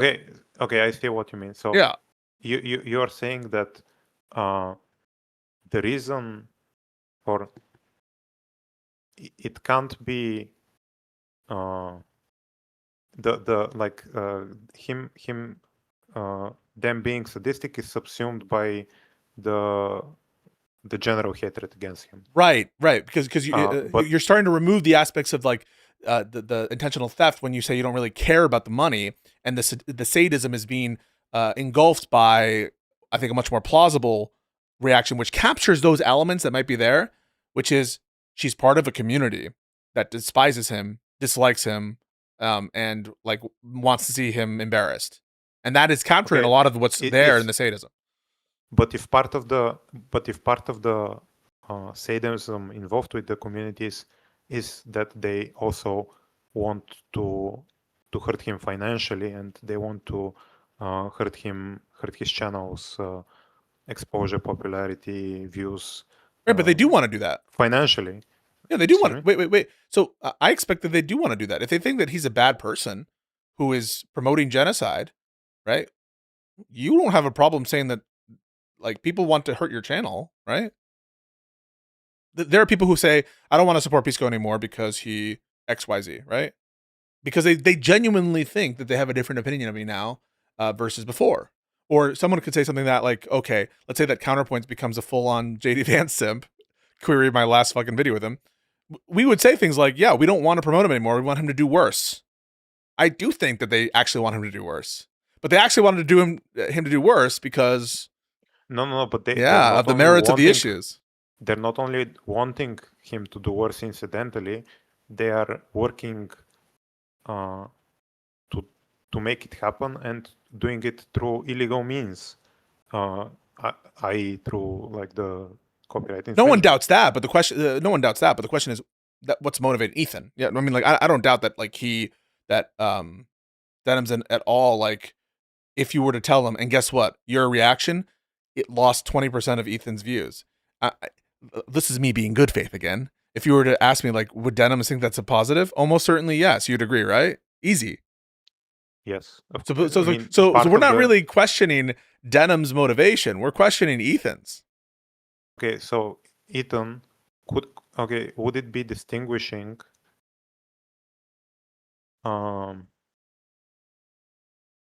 if someone outside of that community was lazy reacting in order to hurt Ethan, not because he's like a snarker pro-Palestine, but he gets enjoyment from stealing other people's content. Yeah, he wouldn't have sued. Oh, he wouldn't have sued. No way. Even if it's like that guy's. Yeah, no. So what you're describing is the kind of person, and this, by the way, unlike other people, and I appreciate you because you do answer hypotheticals, and so I like this conversation more than the conversation with Hutch, because I felt like Hutch didn't like hypotheticals, and I'm willing to say it. So the kind of person that you're describing right now is a person who they don't have this kind of political vendetta against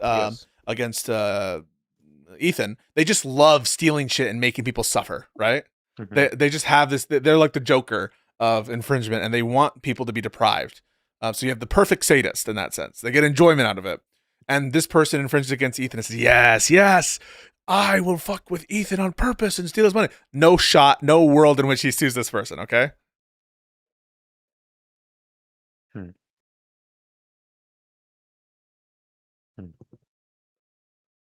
I'm not sure if I agree. You have to add that layer of vendetta. You have to add that layer of this is about, like, let's break this down, because sometimes we get lost in the weeds a little bit. What is this about, right? This is about two groups of people. It's Romeo and Juliet, right?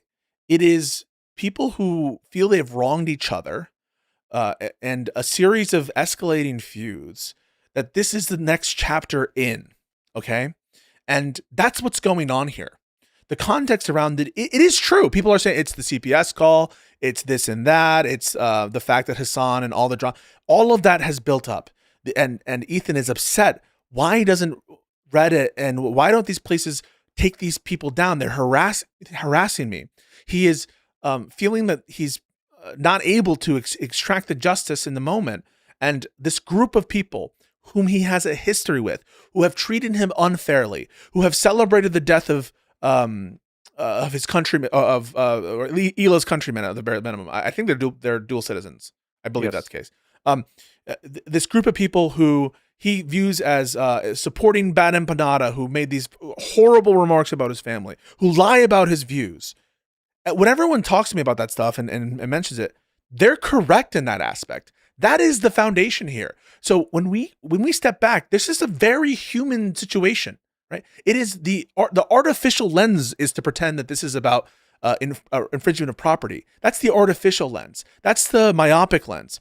The correct, holistic, not missing the forest for the trees lens is this is a very human conflict about human problems rooted in like a historical set of escalating tensions, of escalating infringements and feelings of resentment, anger, sadness, expectation, and vengeance. That's what's going on. And anyone who tries to tell you remove that lens, or we could still try to keep the property lens. No. The property lens, the copyright lens, that is a tool in this next chapter of this broader conflict, of this broader back and forth of human beings. And that's not what's moving things here. What's moving things here is the conflict of communities and personalities. So when you have that view on it, everything and all these inconsistencies with the media that we're kind of picking apart, the rationale provided here starts to fall apart too. And then you get a bigger picture here that we don't need this additional rationale, and it actually makes things it gives less explanatory power to our our vision of it. I think that's the things are intertwined. I agree, but I also think that if there was like individuals who are fucking with Ethan's property outside of the like the drama. Yeah. It's dismissive even to call it drama at this point. It's like a feud. It's like a big deal. It's not like it's things have escalated. They've not de-escalated. They've escalated. Yeah, to like a really big degree. Yeah. So even like outside of this, if someone was fucking with Ethan just on property basis, but it was like a continual thing, or like it was, if it was like a pattern of behavior, I think he would still go after. If it was a material effect on a similar way, he would still go after them. I'm not saying that he would never care about a property infringement. Like, of course he would. There are times in which, like, a material effect on his wealth, I'm sure he would enforce that right. I'm just saying that's not what's motivating this. Because what's motivating this doesn't have, he says this is not about money.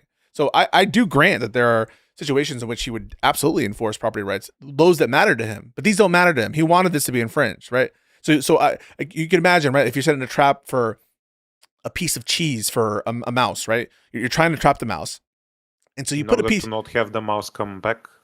Yeah, sure. Time, right? Yeah. So you put a piece of cheese in there.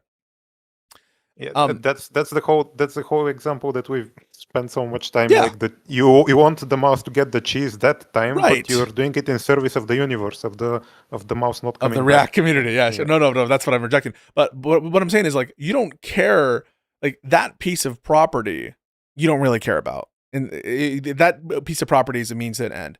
It doesn't mean that there aren't certain circumstances under which you would like sue for other thefts of your like gourmet cheese, or other circumstances under which where I say, like, he didn't really care about the mouse stealing that piece of cheese. That shouldn't stand to reason that he could never care about a deprivation of cheese, or, as the case is here, property, right? So I'm not denying that Ethan could very well be rationally motivated by a desire to protect his property in other instances. What I'm saying, it's not motivating him here. It's a pretext, and it's a necessary condition before he's going to go after someone, is to make sure that they have done that. But it isn't his conscious object behind these lawsuits. But I don't deny that it could be on other stuff. It's just on this. Hmm.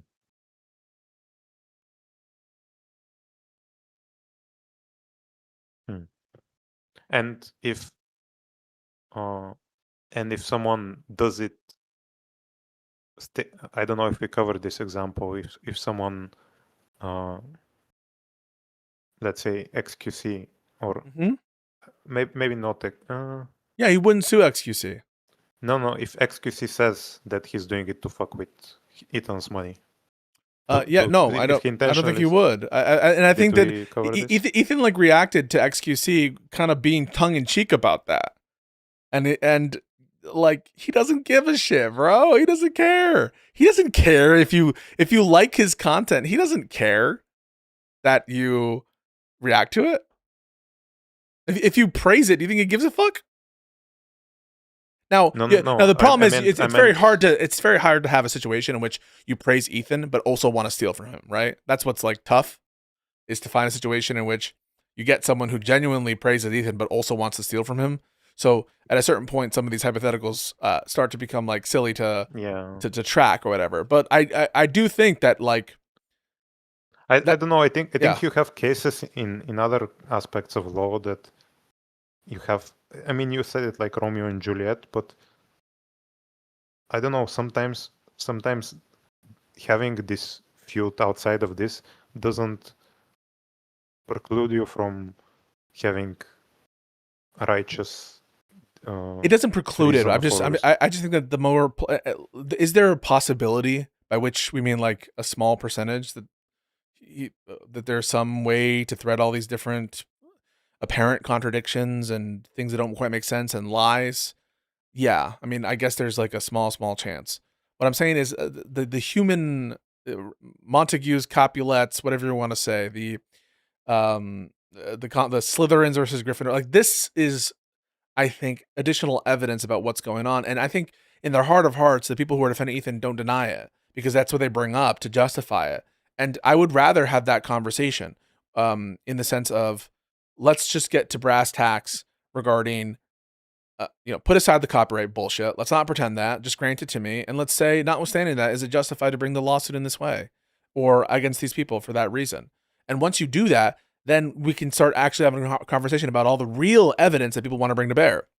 Namely, all the Skull stuff, CPS, Israel stuff, Hassan stuff. That's what people want to talk about. And we're not able to get to what the heart of it is because we have to run to this song and dance about copyright infringement and it being the motivation. But we would just be a lot happier if everyone came out of the closet, accepted that I was right about what I said, and started talking about the ethics outside of the artificial lens that Ethan tries to present in this video, which is a significant, detailed motivation. I mean, as of this video, like we're 6 minutes in, he hasn't said shit about the skulls, hasn't said shit about CPS, hasn't said shit about a pattern of anything, so. I don't subscribe to like to that. I mean, I said this like at the start that it's not. I think it's like they overlap. But it's like yeah. I think it's like if someone kicks you in the face, it doesn't matter that it's like a Capulet or a random Italian. Like you're still getting kicked in the face.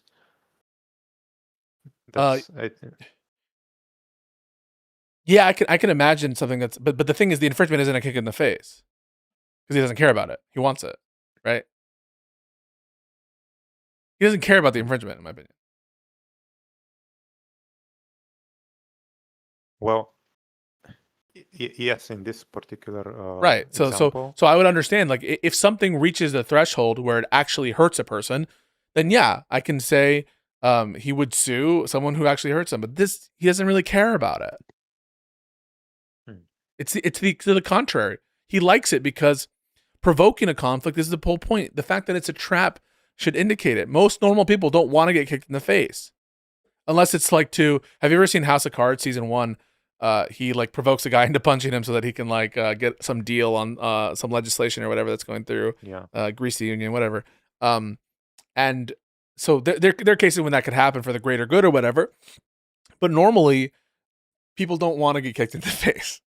He wanted to get kicked in the face. He wanted to get kicked in the face, and so it doesn't make sense to to view it in those terms. Because I would agree that if he was hurt by it, by the thing itself, then he would have a basis to sue other people. But of course, that's my point, right? My point is he's not being kicked in the face because if he thought he was being kicked in the face, he would sue XQC because XQC is taking a fucking huge ass spiked boot and punching him in the face. Okay, I think it's more accurate to say that the circle of people he wants to hurt, not want to hurt, the circle of people he wants to bite on the trap, on the mouse trap, coincides with the circle of people who hate him politically and personally. Coincides not randomly. Coincides determines. It's not random, but it's also I don't think it's exclusive. So I think it need not be in sense of the logical possibility, but I think the best evidence suggests that it is exclusive of the copyright infringement rationale.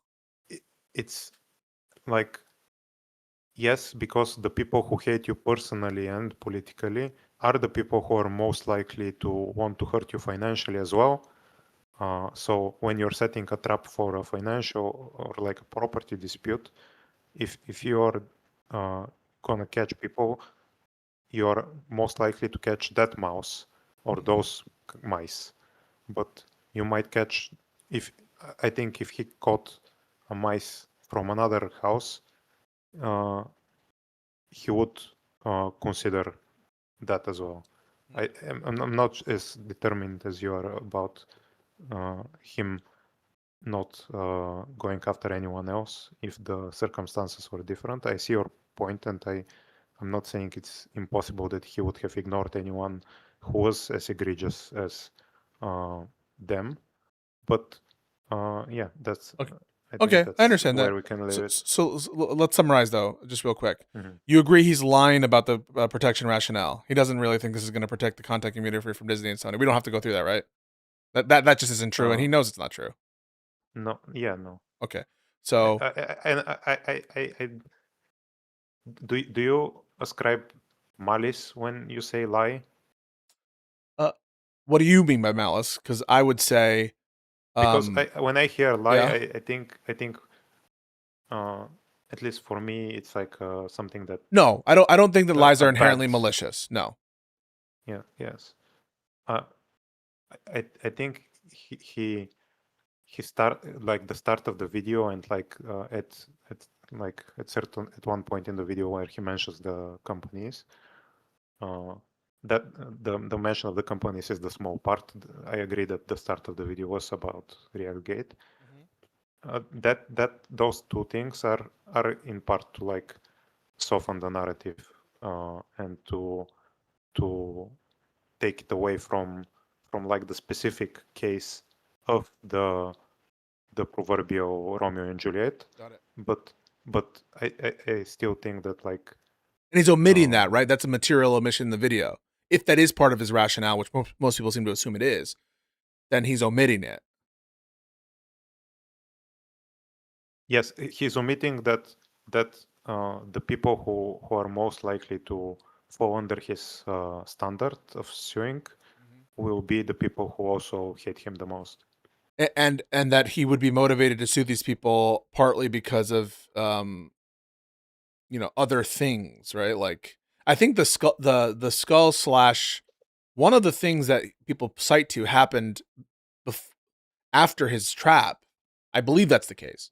So it couldn't include that. I'm not blaming him for that. But all the other bases for him right, like, and that's something also, by the way, the defenders have to deal with, because to the extent that when he set the trap, it wasn't motivated by the CPS stuff because it hadn't happened yet, then you can't say that it's that the trap itself is justified based on those actions or omissions, and that makes it less justified to go after Denims on that account. And assuming that the trap narrative as presented in the video is sincere. And if it's not sincere, that's its own problem. But people seem to say, I don't care if Ethan lied. I don't care if he misrepresented his shit. I'm assuming people will say, I don't care if he omitted the CPS stuff, if it existed before, from the video. I don't care if he omitted this or that. Like, so they're just no matter how you slice it, something ain't right. Either the video is filled with lies, or there's some other motivation going on. I agree that Yeah. the video isn't. I think the video is narrativized in a way that isn't like what his like true way of thinking is. Sure. That's horrible, because he's like, that is really bad to because think about it, right?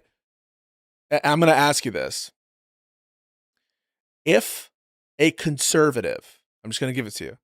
If a conservative, like, let's say Tim Pool, I react to a Tim Pool thing, and lo and behold, I don't know, I lose everything. I lose all my my stuff, and so I don't have like a safe financial situation. And Tim Pool is correct on his infringement claim against me. And at some point, you know, I was saying, like, you know, fuck Tim Pool, he gets paid by Russia or whatever. And then Tim Pool sues me for money and extracts a settlement from me in which I apologize for the infringement. And then I apologize for criticizing Trump. I apologize for calling him a Trump sycophant, for saying that he's not independent, and apologizing for saying that he had a duty to check to see if the money was from Russia. Would you condemn that lawsuit?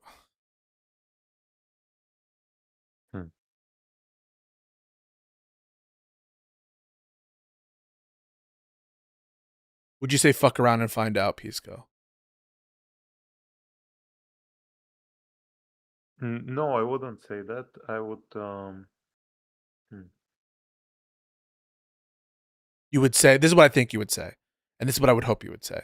I'm trying to. I'm giving you time. I'm giving you time. You can think about it. Well, yes, I want to say what I'm thinking. I think you would say, fuck Tim Pool. This chicken shit motherfucker is trying to coerce his speech. He doesn't actually believe this shit. He's trying to get him to give ground on Trump and MAGA and on Russia connections that have nothing to do with the copyright infringement. And this is just another opportunity for, you know, this popular and rich content creator who is a piece of shit to force someone to settle issues that have nothing to do with the copyright infringement by financial coercion. And fuck Tim Pool, we stand with Pisco. I think that's what you would say. I'm trying to, like, it's difficult because I have to. I hate Tim Pool, and like that. I know that's. But that's working. That's working against me being objective for his case. So. Like I can't say that my emotional, my first response will be objective. What does that tell you?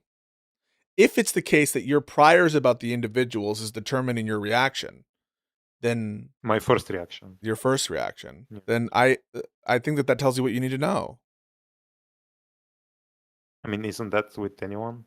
I mean. Usually, I suppose so, but what I'm just trying to say is, it sounds like what's doing the driving here is the previously held view on the person. Well, I think that's normal for most people. Yeah. I'm not saying it's not normal. I'm asking what justifies it. Human nature. Yeah, no, I mean, but I mean, like, human nature, like, people grape each other and kill each other. So we usually don't say, like, oh, well, mere human nature justifies something. I'm not saying it's a good thing that I'm thinking. I mean, ethical justification, not. I have to overcome.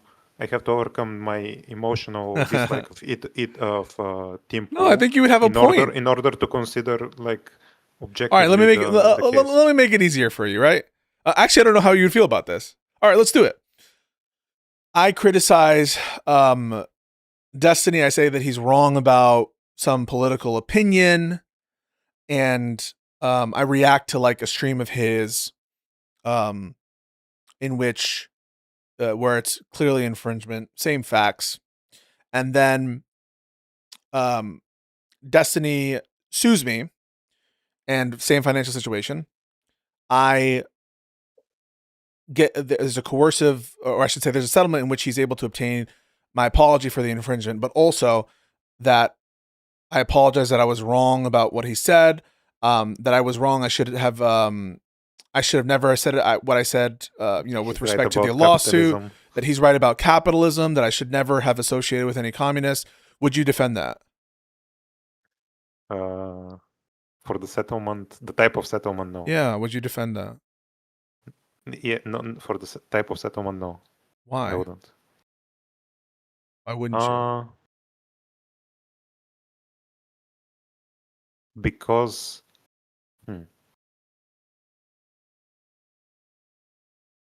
because it's unrelated to like the infringement. Yeah, because we have this prior that we think that these issues, to the extent that they're not wrapped up in the legal issue, which is testable in the courts, ought to be resolved in the court of public opinion. And we feel that it's wrong. There's something about our intuition, something about our respect for the marketplace of free ideas compels us to feel icky about it. It doesn't feel right that we're resolving these issues on collateral matters unrelated to the nature of the suit, and we find it distasteful. And that intuition is very clear when it's people we're more sympathetic to, but it goes away when it's Denims and Casey-tron.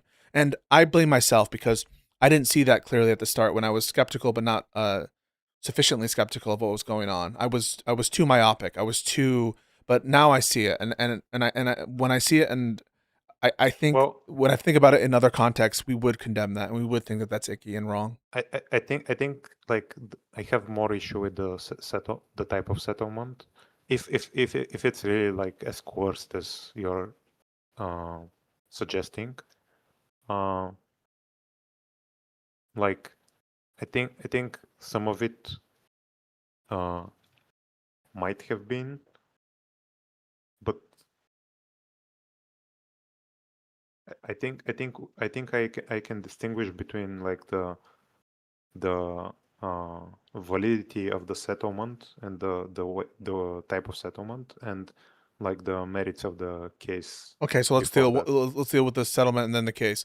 As to the settlement, are you happy with the settlement and what was extracted as an apology? Not all of it. Okay. Do you think part of what the apology was, you don't like it, by which you mean it was wrong, right?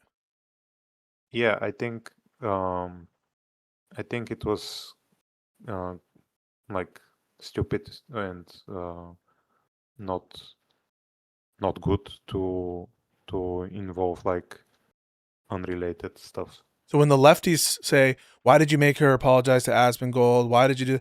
They're right, like that's just something we both agree on, and like I know that that's tough to agree with the other side on shit, and trust me, fuck, but they're right. They're right about that. And now you could say apologies for the infringement. I wouldn't if I wasn't rolling my eyes at the whole copyright rationale. Maybe we're more okay with that, but because I think that's a pretext, I think the whole thing is fucking stupid, and so that's coloring. The motivation for why someone would try to do that settlement is coloring my expectation of the motive and purpose of the whole lawsuit, and that's why I extend it maybe further than you do. Okay, but on the other hand, and I will appeal to you, like as someone who probably knows more about this, but like, is it so out of the norm that people, when they settle and they ask for an apology, how, like, I don't know how out of the ordinary is that the apology is not genuine, or the subject matter of the apology doesn't squarely follow the case. I think there's a lot of apologies that happen that aren't like genuine. I am not interested in, unless there's some overwhelming social benefit to it, and like some extenuating circumstances. I am not at all affected by or desire insincere apologies, and I don't want that, and I don't think people should be okay with it. But if someone steals from you something, and in the course of the settlement you ask for them to apologize publicly for it, even if you in your mind know that they are only doing it in order to settle the case, I think. Yeah, I guess it's valid to yeah, want I mean, that. it's I think that when it's wrapped up in the nature of the harm that's alleged, yeah, agreed. Because and then but further to this, I might not like it, at least as someone who's never dealt with this and has no experience like reading about settlements and stuff like this. Is it so outside of the moral landscape that you get an extra apology for something that's outside of the strict? I don't know that I can make that representation, but I will say usually people in the settlements, they're like, this is not, in a lot of settlements, they don't even admit to liability at all. And so this seems like a settlement in which one party had much more leverage, because they did, both in substance and resources. So I'm not here to represent that it's normal or abnormal. I'm just saying what I prefer. Well, and as I say, on the surface, or as someone who's never dealt with this, my first reaction is to say that the things that are outside of the infringement and outside of the facts of the case. I stopped sharing it because I'm going to bring Grip in after this. Sure. But yeah. So my first instinct is to say that the things that were outside of the facts of the case that she apologized for, I don't support. But as I say, I'm not married to that position because it's something that I've never considered. Yeah, no, take your time. If you feel that you want to back away from that or whatever, I mean, I certainly don't want you to just commit yourself fully. I don't have a problem with you changing your mind. And listen, this has been, I think, one of the better conversations that we've had on it. And I find that oftentimes it's people who really don't want to engage. I did find that you were incredibly willing to engage, and I really appreciate that, man. I mean, the standard is very low, and I do appreciate your frankness and honesty. Sure. I apologize if I took too much of your time. It's late, and I'm getting a bit tired as well. No, it's yeah. 4 a.m. here. Oh shit. Well, I hope you get some sleep. I hope everything's good. I listen, if you have any other questions or we want to talk again, doors always open, man. Sure. Have a good rest of your night. Thank you, man. Hey, happy holidays. Merry Christmas. You too. Bye. Later. Just kidding. I'm gonna bring in Grip. He'll be the last person. No one else joined. Yo, what up, Grip? Hey, buddy. My guy. I know, my dude. How you doing? Bro, how is it that you get this legion of copers for lefty infighting conversations, but you get this slow drip of righties on anything that's actual politics? It's crazy. I'm trying. I really do try to reach out to these righties, bro. What can I say? It's crazy. Man? Yeah, it's wild. So I'm gonna talk to you about Ethan. Yeah. We're not. I'm gonna be one of the boring ones because we don't disagree on too much, and I'm just gonna try to progress the conversation a little bit. So I'm just gonna I hate liars. Okay, that's you probably know that's one of my big things. Obviously, this is crazy. The self-benefiting liars too really gets me. The doobies and the robs and I can't stand all that shit. That shit's wild to me. Did you see any of the doobie stuff that I was watching? I was trying to watch a little bit of it, but I was playing a game on the side, so I wasn't paying too much attention. I saw him coming in here trying to make shit about it, but. Okay, but so in the end, I kind of just wanted to ask you once we give all the Ethan was being malicious and all this stuff, and he was lying and through whatever the copers say, it was all obviously all the videos were lies and the motive were lies and everything like that. But I'm curious as to how you feel the balance of criticism goes on the different parties. And so I think it's mostly based on the callers, or I'm not sure, but there's a huge asymmetry in the criticism for the different parties in the situation. And I think we might differ a little bit based off of which parties we think were worse. Got it. In it. So you mean on the question of as between these two people and their two misconducts, which is worse, or do you mean with respect to the amount of time I spend on it, or talk to me about what is the metric by which there's this imbalance that you're observing. Yeah. Just like, so normatively, like, Mm-hmm. what do you think about the actions of the two parties on like which one was worse and which one wasn't, whatever? On the watching, okay, on the like CPS thing, for example. No, it doesn't have to like go too far. So like I guess the act of, and maybe we can like go over if we agree on like the specific actions that happened. Like the But, lefties the didn't act- support Kamala, so like I already view them as like morally inferior in like a big way. Hell yeah. To someone who like does support Kamala, like H3. So like if you're gonna ask me that stuff, like a base thing is like anyone who took a strong stance against whatever we're seeing right now, they're already starting off with a huge leg up. As I understand it, Ethan and I are probably way more aligned politically. No, specific to the situation though, like so basically like starting at like the like infringement and take into account like whether you feel that the infringement was like for malicious intent or whatever, and followed on to like all of the follow-on actions up to date of like what's actually happened, like the actions that Ethan has taken thus far, not what may happen in the future or what could have happened or whatever. The denominator for Ethan includes the conduct related to the lawsuit, and the denominator for the lefties includes the actions that people have represented justify the lawsuit. Is that what I'm understanding? Yeah, I think so. Because like who knows? Like Denims could have fucking run someone over in a drunk driving accident. But what we're talking about are the things that people are claiming are the cited bases to justify that is the bad conduct that is justifying the Ethan lawsuit, right?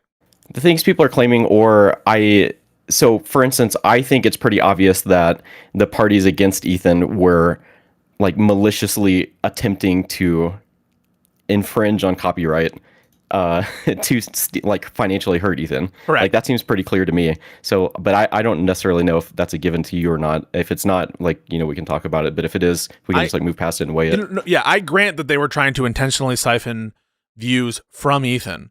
And I grant that they did so because they almost certainly want to see his channel do worse and for him to not be successful, right? And that they knew that it was infringement when they were doing it. I'm not so sure about Denims, but I do think that I'm assuming that's true of Casey Tron and Bare Minimum. I'm gonna be honest, I didn't really watch all of Frogan's. And so like I don't know the legal distinctions, and I don't like super care that much like between the different ones. So if we want to like throw one of them out because like they were like a less bad one or whatever, and just talk about the worst ones. You're asking whether like, subjectively Denims thought it was infringement when she did the reaction to Content Nuke, and I don't think that she subjectively thought it was. Okay, that's fine. I mean, I don't have a reason to think that because to me it's not so crazy from a norms perspective. Even my basic position, I think you probably agree, is that a lot of the reaction shit is like so infringing and it's like not even close as the norm. And so because I think hers is like in line with the meta of Loner Box and in line with the meta of Destiny, in line with the meta of take your pick, fucking tomfoolery, all these people. I don't think that it's, and if you ask these people, like a lot of them are going to say, yeah, I think that I'm transformative, but they're just wrong about that. And so I don't know that as to Denims, as relates to her reaction to the Content Nuke, I don't think I have a basis to suggest that she subjectively knew it was infringement, unless I have a reason to think that she's smart about copyright. And I think that copyright is not intuitive to people just as without having some kind of specific knowledge about it, Okay, am I too loud, by the way? I brought you down a little bit. Okay. I can just move the mic away or closer to my mouth or whatever. I brought your levels down. Yeah, okay. If it's easier to like throw the Denims ones out, I'm okay with just like talking about Casey Tron, since that one seems to be like more clear. But also like I don't want to, and I understand if it's like a legal gray area. I just don't want to treat people like babies. Like you were saying, I don't want to treat Ethan like a baby. He knows like the litigation stuff and like everything that's happening. Yeah. Similarly, I think that people who have been streaming for like a decade are familiar enough with like infringement to know that if like they leave their computer open for like extended periods of time, then they're doing. They know that that's not right. So let me give you what you want. Legally bad. Yeah. So Denims with respect to the reaction of like the countdown video when she leaves and stuff, and when she doesn't really do anything, I think that there you can, I'm not going to treat her like a baby there. Likewise with Casey Tron. So I think the more unclear is like Denim's reaction to the Content Nuke, where even though I'm going to be honest, I still think that's infringement. I don't think that it's necessarily willful infringement. The way I think by willful, I mean knowing what you're doing is infringement. That way that I think it would be for fucking Casey Tron. The problem though is I think that's true of XQC willful, right? That's true of fucking Asvin, Willful. That's true of Hutch. Well, it's different though, right? Why? So they understand. At least I think it's different. Maybe you can move me.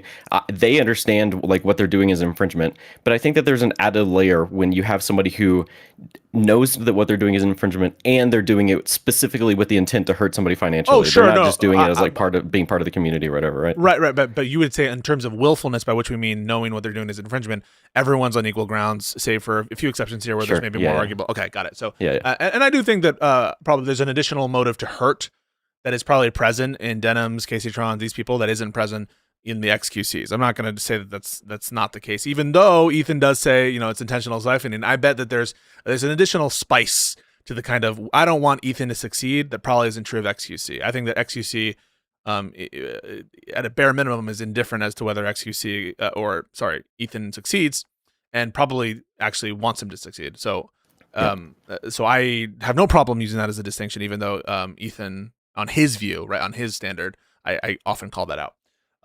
But no. So I agree with that.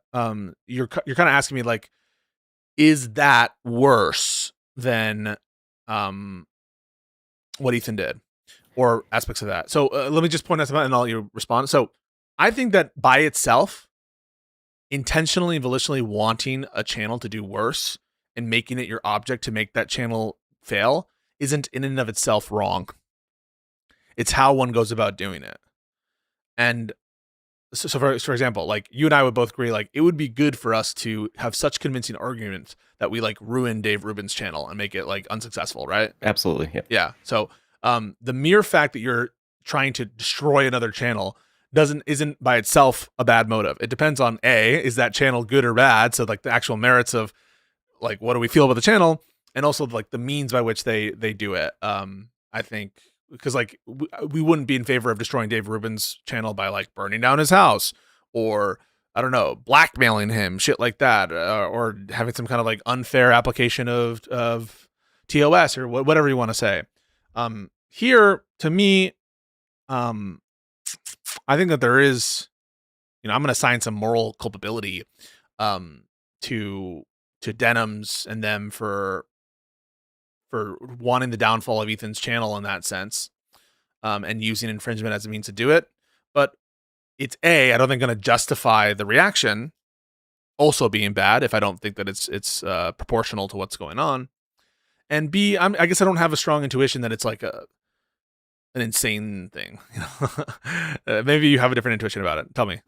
Yeah. So I'll give a little bit of my position on it. This is just intuition, and you move me all the time on these types of things, so we can hear it. So something that you said in another one of these videos was basically that like this type of argument should stay in the realm of like free speech, right? Yeah. It should be a marketplace of ideas. We should be like talking about it. You can yell at each other, like even if you're getting like personal, like whatever. That shit just happens whenever you get kind of like you get heated in the moment or whatever. And so it should kind of stay there, but I see that like their activity that they specifically here was like what crossed the boundary into this realm of like unfair practice between the two communities, right? So like whenever I add up the fact that they intentionally, like they at least one or more of them knew that they were committing an illegal act, that part of it just kind of like throws the speech part out, throws the like free and like, you know, marketplace of ideas discussion between the different groups out. On all right? things, including on things like Israel-Palestine? Or anti-Semitism or Asmongold or these things, you know? Wait, what do you mean by that? So like you're saying we're out of the realm of free speech on some issues. As they're taking pot shots at each other, right? Like in this like specific like line of interaction or whatever that they're doing. Like I think it's hard. We're gonna have like a weird part of the conversation if we're trying to extract it out to like all their communities and actions and everything that they've been doing for like the past 2 years, because like I don't know enough of it, and maybe you don't either. So maybe it's I don't know is it okay to say my autistic brain? I think that's a little sure. Yeah. Maybe, I don't know. Maybe it's like I want to limit the scope of where like the rules have been broken and to what extent that you know, we've kicked something out of like one set of rules and put them into a different set of rules, like from the rules of civilization, the rules of the jungle, or the rules of war. Like I like putting things in boxes and categories. Again, maybe that's like my mind or whatever. So like I think that the kind of infringement maybe takes some things out of that sort of ideal space where they get hashed out.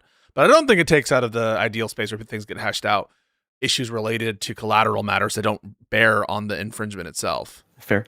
Yeah. So that's kind of where my point is. So yeah, you can say that there's some things, you can't bring up the free speech card for things that are related to the infringement itself or that tied up in the infringement. Sure, I might grant that. But for things that are just like totally collateral to it, I think that no, those guardrails still exist. I'm not, just because you infringe on someone's content for the purpose of hurting them, I'm not going to say that what's on the table now in terms of like financial coercion or whatever different system includes issues related to like, did I insult you? Did I mischaracterize Trisha Paytas? Things like that. Yeah, fair. But I would just say that like Ethan's response was directly related to this specific like entry out of or exit of the free speech realm, right? Like his response was directly a cause or allowed to happen based on the specific infringement. And like that's the only legal tie-in, I think. Yeah. So the lawsuit is itself a response to a legal wrong. Yeah, correct. I guess I don't understand how that bears on. I'm just saying that I think that they're like ejecting from this like marketplace of ideas situation is directly correlated to like the actions that Ethan was allowed to take in response. So that I don't think that they're disconnected. Like I don't think that he went into like some IP realm or some other like topical area. It seems a direct linear path to the action that he took. Right. And where does this? Where's your starting time? Where's t equals 0? Because I put t equals 0 at, assuming this is true, at the time in which he plans to sue them, right? Where he sets a trap, or maybe you think differently. So it sounds to me like, and correct me if I'm wrong here, it sounds to me like that he probably saw some behavior of them doing some similar activity, and that's why he decided to set a trap, because he believed that it had a high likelihood of success based on past behavior. Maybe that's not the case. Right, but to go after these particular people based on some past behavior, because I think you and I are in the realm of reality where he was going after specific groups of people, not because of... Absolutely. Yeah, okay, got it. So, but then that to me stands to reason that like, it's a pretext. And so given that it's a pretext, like, why should we give him the grace of being the quote unquote, I don't know, victim or whatever additional grace you're giving him, which I guess I don't understand, if he doesn't care about it and if it isn't what's motivating him. And if I assume that he used it as a tool, as a weapon to extract something out of the fight unfairly. Yeah. Like he feels that they did, and this seems like it was in direct response to that specific action that was unfair. And so like I think that it would have been much worse had he like carried out and caused some like socioeconomic difference in the living situation of any of these people, or hurt like some second order effect people, like family members are taken care of or whatever. But it seems to me that like what did happen, which is that he made or had them write an embarrassing video, that should play into like at least what's happened so far and how we judge like how bad each side has been. And so to the extent that he did take it out of that realm, so far he's done so with the outcome of an embarrassing video happening, not like socioeconomic destruction, like was threatened to get the video and things like that. Like that didn't actually happen. It was threatened, right? But do we really think that there was they wanted to do worse and shit, but like they are... And I think that they would be happy if he like became unsuccessful. I don't think that they would not, like, just like everyone now is happy that their channels maybe aren't doing as good, right? I think that likewise the other side would be happy if Ethan doesn't do well. But there's no likelihood, there's no chance that this infringement is going to have a material effect on Ethan's living conditions. And there's no chance that doing an unfair react is going to have such a deleterious effect. It's just the Bible. Like, if anything, it's petty, right? It's another indication of their pettiness.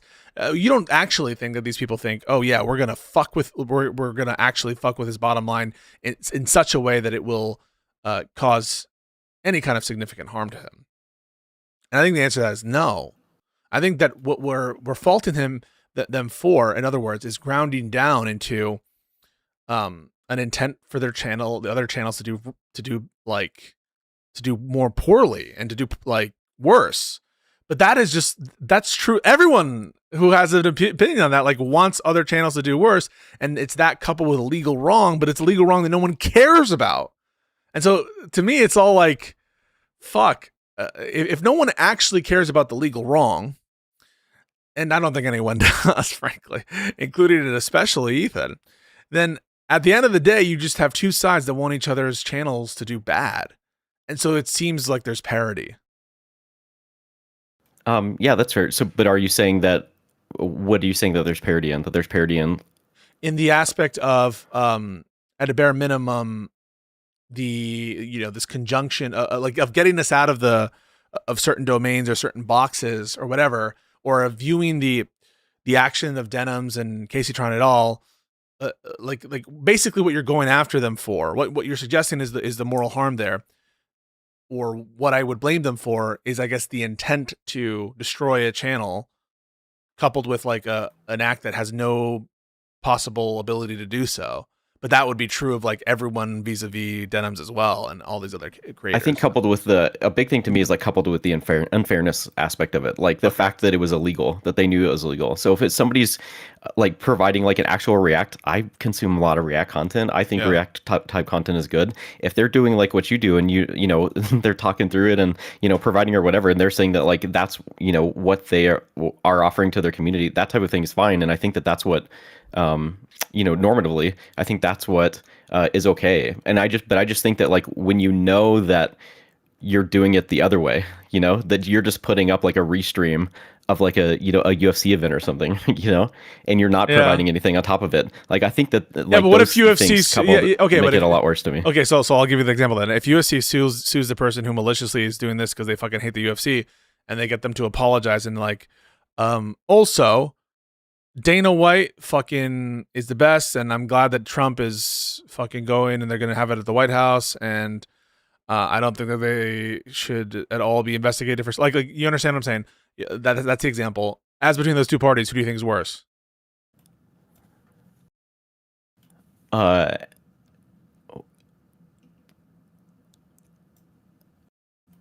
get him to say Trump is the best. Yeah, it's hard because like obviously the guy who like did the streaming like caused the least harm, so I think that that's probably not worse, just like on an outcomes perspective. But like, man, that intention's brutal, and so like on one side your intent is to like embarrass the person, and on the other side like your intent is to steal from the person.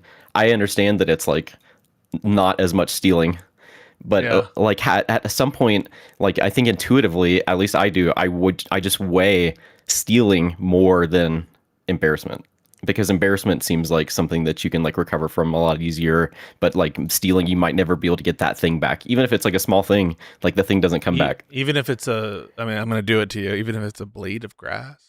Yeah, I know the blade of grass.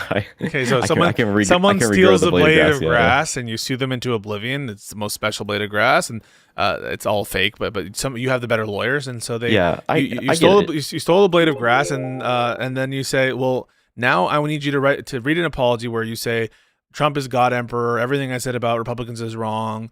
I am going to vote for MAGA. I'm trying to make it as inflammatory as you, and also America should be a kingdom. Like, so how much is your pride worth to you? Like, I get it. No, not the pride. It's this kind of this feeling of disgust and revulsion at the notion that like this, what is essentially a small harm has caused someone to extract concessions on collateral matters that are unrelated to the harm itself.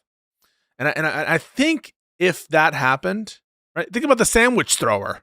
I do think that this is bad. Just to be clear, like I don't think that this was like a good thing that happened. I was just mostly curious on like how you weigh it like between the two. Yeah, no, situations. It's because we've never gotten here. I'm like a free speech cuck, and I'm like a justice guy. Yeah, I want you to admit you're wrong. I want you to fucking embarrass yourself, but on the thing you did wrong, and the thing they did wrong wasn't. In our examples, talking shit about Trump, saying whatever you wanted to say about a kingdom. In the Denims case, what I mean by the wrong here, that is I'm not co-signing the opinions. What they did wrong wasn't expressing their view on whatever issue, the Asmongold thing, et cetera, and that's, I guess, where, and at a certain level of coercion and a certain insignificance of harm, I'm going to be like, yeah, I think the coercion is worse, and that's my intuition right now.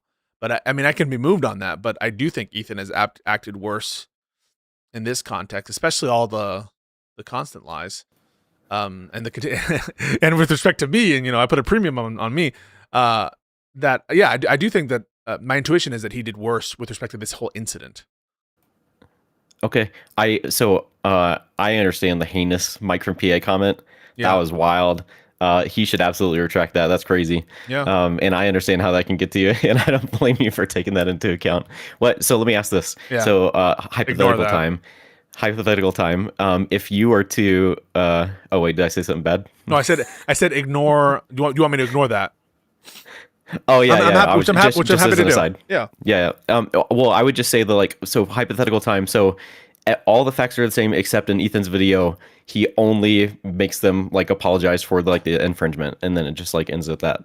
Is that what? How does your balance change? Let me think.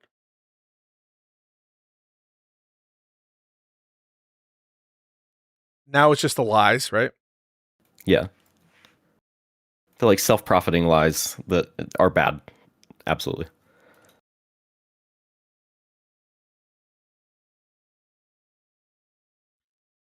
I think I still view the lies as worse. I'm just trying to do a gut check. The desire to harm, coupled with a negligible infringement, versus a campaign based on lies to try to hide what's actually going on. I think my heat check is that I think the lies are worse. Maybe it's different if I thought like if this was the sacred movie that was like to end all movies, and they worked for 20 years on it, and it actually, there was a material harm in terms of like, wow, we just missed out on a bunch of sales of this impeccable piece of work. You could move me. You could move me given the nature of the harm of the infringement and the content that is being infringed. You could move me. But I think my intuition is that the systematic lies to cover up what's actually happening and making our conversations literal hell. I kind of view that norm violation as worse than the infringement plus desire to destroy channels. Okay, does it influence the needle at all that the like harmful action of everything that came out of this was able to be done as a result of the initial infringement action? Oh, that's a good point. No, because I don't think it's foreseeable that could have, I don't think this is reasonably foreseeable, as other people say. Now, you do fuck around and find out, but I don't think that this is normal, that these kinds of lawsuits are normal. So because I don't think it's reasonably foreseeable, and I don't think there's a significant risk, I don't put much culpability, certainly not to the level of intentional. At most, it would be like negligent or something, or some kind of like lower kind of ethical obligation to, right? Like if you knew for certain Ethan would like do this kind of lying campaigns or whatever, then yeah, I would say that you share some culpability there, maybe even exceed it because you're like the inciting incident and you know about it before you do the thing that you said that you're gonna whatever. And so yeah, but given that I don't think it's like very reasonable to foresee that would be the result there. It seemed like he was encouraging it, and this isn't normal. And I think you would agree, it's like not normal to. Like the meta is to allow basically any kind of react. Sometimes most people will DMCA shit, or they annoy someone, or like they misrepresent it. People will DMCA or whatever, or you have certain channels of DMCA. But this kind of shit ain't normal. And so, given that, I don't think that saves Ethan. Okay, that's fair. I think it just impacts me more that the infringement happened with like malicious intent to specifically to hurt the person that they were like infringing against. And so maybe we just weigh that like a little bit different, but like I'm not too far in one way, and like I think all of it's crazy. I agree with your like view on like all the Ethan stuff. Obviously, I just don't disagree that any of that stuff happened for sure. Yeah. Well, tell me this, right? So like, because I think you'd be right in one sense. Let's say that you have the sandwich thrower. Remember him, DC? He throw the sandwich with the intent to kill the guy, right? Now it's absurd. The sandwich was never going to kill the guy. but we would treat him differently than someone who throws a sandwich not intending to kill a guy, right? Yeah, I agree. So I think that intent does play a role in terms of culpability. But I just think that the intent to destroy a channel, that they didn't have the intent to destroy the channel through the copyright infringement because they didn't think that would happen, right? Just financial harm, not like destroy the channel. Yeah, okay. I don't even think that they were under the impression that any of that was going to destroy the channel. They just wanted to take some money off of Ethan. Yeah. And then at least one of them, in my opinion, and they were cheated to do it. Yeah. It's not like for normal people, it's probably like in the thousands of dollars, I would say. Sure. Maybe $900, $800 to $2,000. Who knows? Whatever. I don't do the fucking calculations. I don't fucking know the exact amount, but some amount of AdSense, whatever, and like donation. The donations, I think, they weren't really lost because Ethan wasn't going to get a lot of the donations. People who are watching on those streams are almost certainly not going to donate, right? So that maybe that's lost. Maybe that's like you could achieve that in a lawsuit, but in terms of my moral calculus, I don't really think it's a deprivation. Even though it's one that ads and sponsors almost entirely. Yeah, got it. So given that, their intent was to steal the equivalent of like $2,000. I think that's really bad. Yeah, but in general, maybe that makes me a fucking Luigi Mangione person. like who the fuck cares? Like whatever the fuck. I understand. I get it. But as between that and like a campaign to lie and do all this like horrible shit in terms of like representations and then sue for more damage based on those, I'm like not convinced that the one is worse. Now I do think it's bad for sure. I don't support it or condone it. I just like my intuition. That's my intuition, and that could change. And it certainly doesn't get to the point. I don't think you're saying it that it would justify the retaliation that we both think is unjustified. But it does. I think I am going to say that as between the two parties, I think Ethan's conduct is both unjustified and worse. That's my current view. It can change though. Okay. I have one question about like a specific thing. Oh shit! Have you set me up? Situation. Hey me. It's not, you're not set up. No. So you've like pushed a couple of people on the like whether they think Casey Tron lied or not in the video that she did. Yeah. Because it was like a compelled speech or whatever. And I think that that's intuitive. What I don't quite get is that also in the video, it was about halfway through. So you can say that like maybe it's only the first half. But she did say that she is willing to testify under oath to everything that she said in the video to support ongoing legal action for other people. Yeah. So how do you feel about that? I mean, do you think that she's like feeling compelled to lie under oath to do it too? Okay, interesting. You agree, don't you? It's just it's a weird thing. I can't think of any other way other than she would be lying about it because obviously you do think she is, right? Yeah, because people don't like dig out of positions that are that entrenched like that. Like that in videos. Exactly. But I think that that's very dangerous to say that you would be willing to testify under oath. I agree, but I think that itself is also coerced. So you don't think that the testimony would be valid? But well, I'm not saying it would be. Listen, I think it would be hard to prove perjury there, or like, because then it's just like you're lying that you're regretful. How do you know? Yeah, she would really have to send a message to someone being like, "Yeah, this is all made up," which I don't think she's stupid enough to do. Maybe I don't know. She it seems crazy that like whoever her legal representation is would allow that to be said specifically. But if she like absent that, I don't think it would be a strong case that you like prove beyond a reasonable doubt that she's lying. But I think you and I both agree that she's not feeling the way that she says she's feeling, right? Yeah, of course, and I don't think that there was any intent. And obviously, like I think Ethan lied whenever he was giving the the genuine response to it. I think that was like all theater. I do think that he was maybe doing it to like move past it a little bit, or because he felt compelled that he needed to, like also as part of whatever settlement that they had. But obviously, like, but then just don't comment on it, right? Then just be I understand. He just talks. Yeah, I agree. He obviously just shouldn't have lied. He should have probably just like acknowledged that it happened and moved on and just like been quiet about it or something. That's the shit. Like everyone who comes to this, and I'm not saying so. Guys, Grip is a longtime mod, and I really always. I'm not saying he's not like in a particular community. He's a Dark Knight. He's a silent observer. He's and I really respect his opinion. So I see people kind of making implications. He's not going through a particular angle. He's justice pilled like we are. But I do want to say, like, when I will talk to people, it seems like everyone is agreeing that Ethan is lying on something. And No one seems to give a fuck if they're on the Ethan side. I don't know. I find that like that shit pisses me off. And then they come at me like I'm some fucking malicious actor. Well, what can I say? Oh no, it's crazy. The amount of people who have been like trying to learn the defense in real time because they thought they had some dunk, and it just like goes away in the first like 3 lines of the conversation, and then we circle for 2 hours while they try to figure out a new defense is crazy. I don't understand it. But it happens on all these topics, so I don't know. What can I say? The birthright citizenship shit is the sad part on all the legal stuff is because the Supreme Court might buy it. But no, I appreciate that. Are there other avenues? No, I think that's it. I just wanted to ask. Obviously, I have my like intuitions that may like weigh things a little bit differently. But like I don't appreciate any of the actors in this situation. Me neither.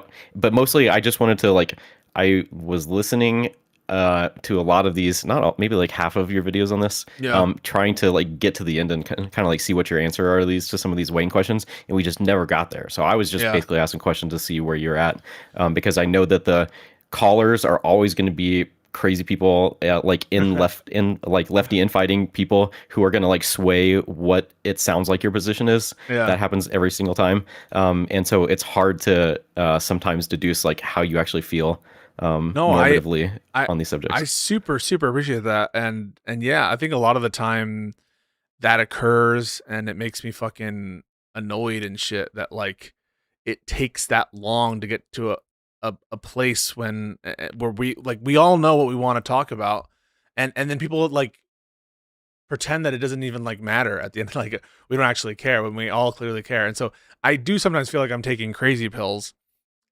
and I'm the only one like tracking what's going on. But no, I appreciate you saying that. And I can understand, because I actually did have a difference of opinion here, and maybe it's a little more subtle and people haven't picked up on it, but I went from being agnostic on the filing of the lawsuits themselves to being against them being filed. And so that is a difference of opinion from when I started.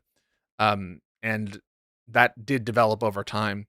And it happened through peeling back layer after layer and having these conversations. But one of the reasons I don't post them all in like is because people hate them. People really, I think, and you tell me what you think, people just want to hear what they already believe. And my community is more lib than it is lefty. And I think that that explains why people get so upset that I take this view. But I really do think if there were a lib creator at the sort of end of this, everyone's intuitions would be 100% flipped.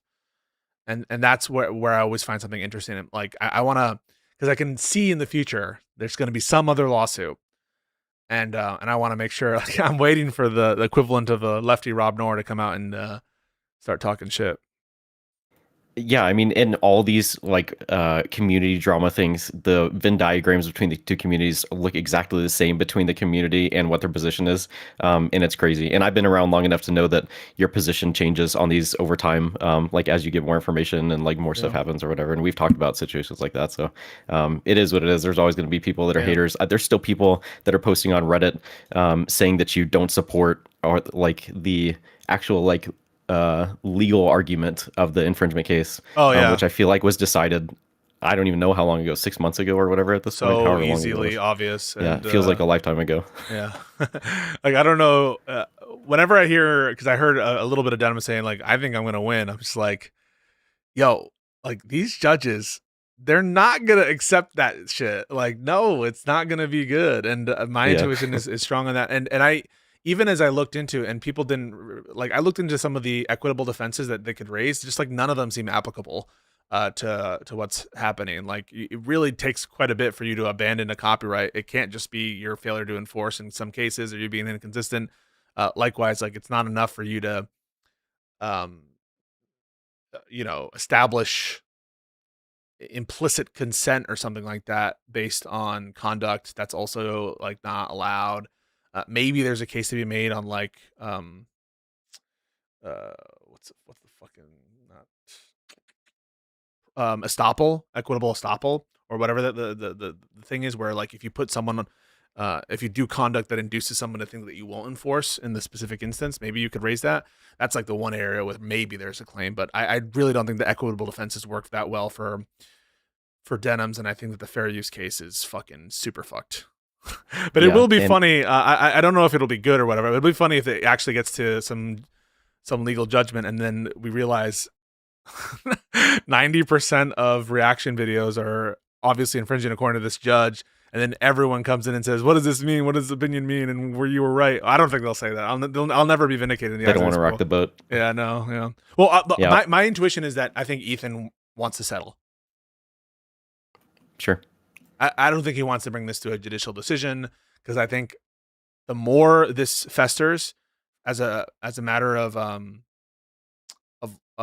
law, and the more we get closer to a merits opinion of some kind, then there will be a lot more scrutiny if we get a merits opinion, because the lawyers, if they care about following their fiduciary duties and winning this case, they're going to be arguing on every factor that cuts in their favor. And when the judge writes the opinion, it's not like they're going to be like, let me craft this the way Ethan wants.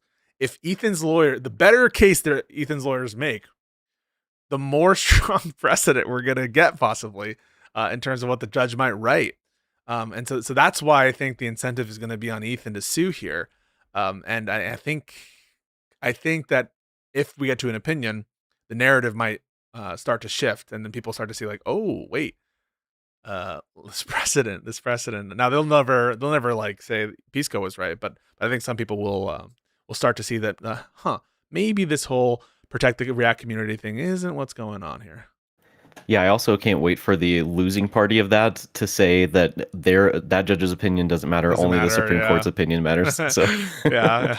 Well, something that would make me really pissed off is this: if some judge comes out and says intentionally siphoning is absolutely by definition not fair use, and then I would be like, "You're not following the Supreme Court precedent, fuck you!" And then everyone would come to me and at me. That would be the worst possible outcome, is for some dirtbag judge to not actually read Supreme Court precedent, say some random shit, and then they don't appeal it or something, and so it sticks, and I'm like, fuck you guys, and then I'm gonna have to wait 30 years for the Supreme Court to be like, this is clearly wrong, and I'm like, I told you. Well, selfishly, some of my favorite streams are the ones where you do the legal research on the side of these. I'm okay with the drama thing, as long as it comes with legal research streams to prove one way or another. When it's just the same callers over and over for weeks and weeks, that's when everybody gets tired of it. The thing is, I maybe it is ego thing. I just when people say that I haven't seen an argument, or that I'm not willing to I want to make sure, I want to make them know. I want to show them, the people that I'm talking to, that I'm right and they're wrong. And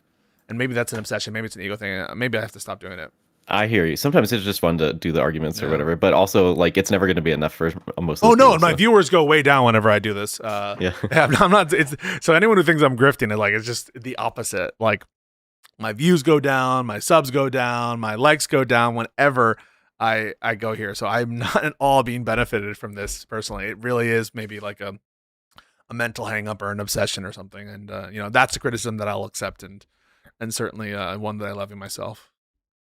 Yep. Cool. All right. Well, get off your stream. Right. There's other people. So I told them they're done. We're fucking done. Thank you. Thank you, man. Well, it was nice talking to you. Yeah. Later, brother. Thank you. Sorry, people who are callers. Oh God. Am I really going to get baited? One sec. All right. Hey, I don't have much time. What's up?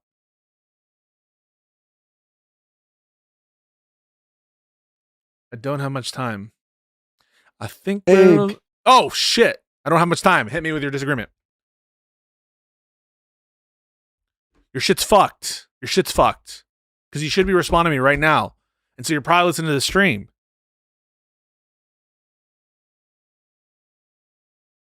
The shit's fucked. I'm sorry. I'm sorry for doing this. I'm moving you. Keep going, keep going. Hey, I don't have much time. Talk to me. What's up? Oh, Kalinda. hi. You've talked to me. We've talked before. It was years ago. Years ago?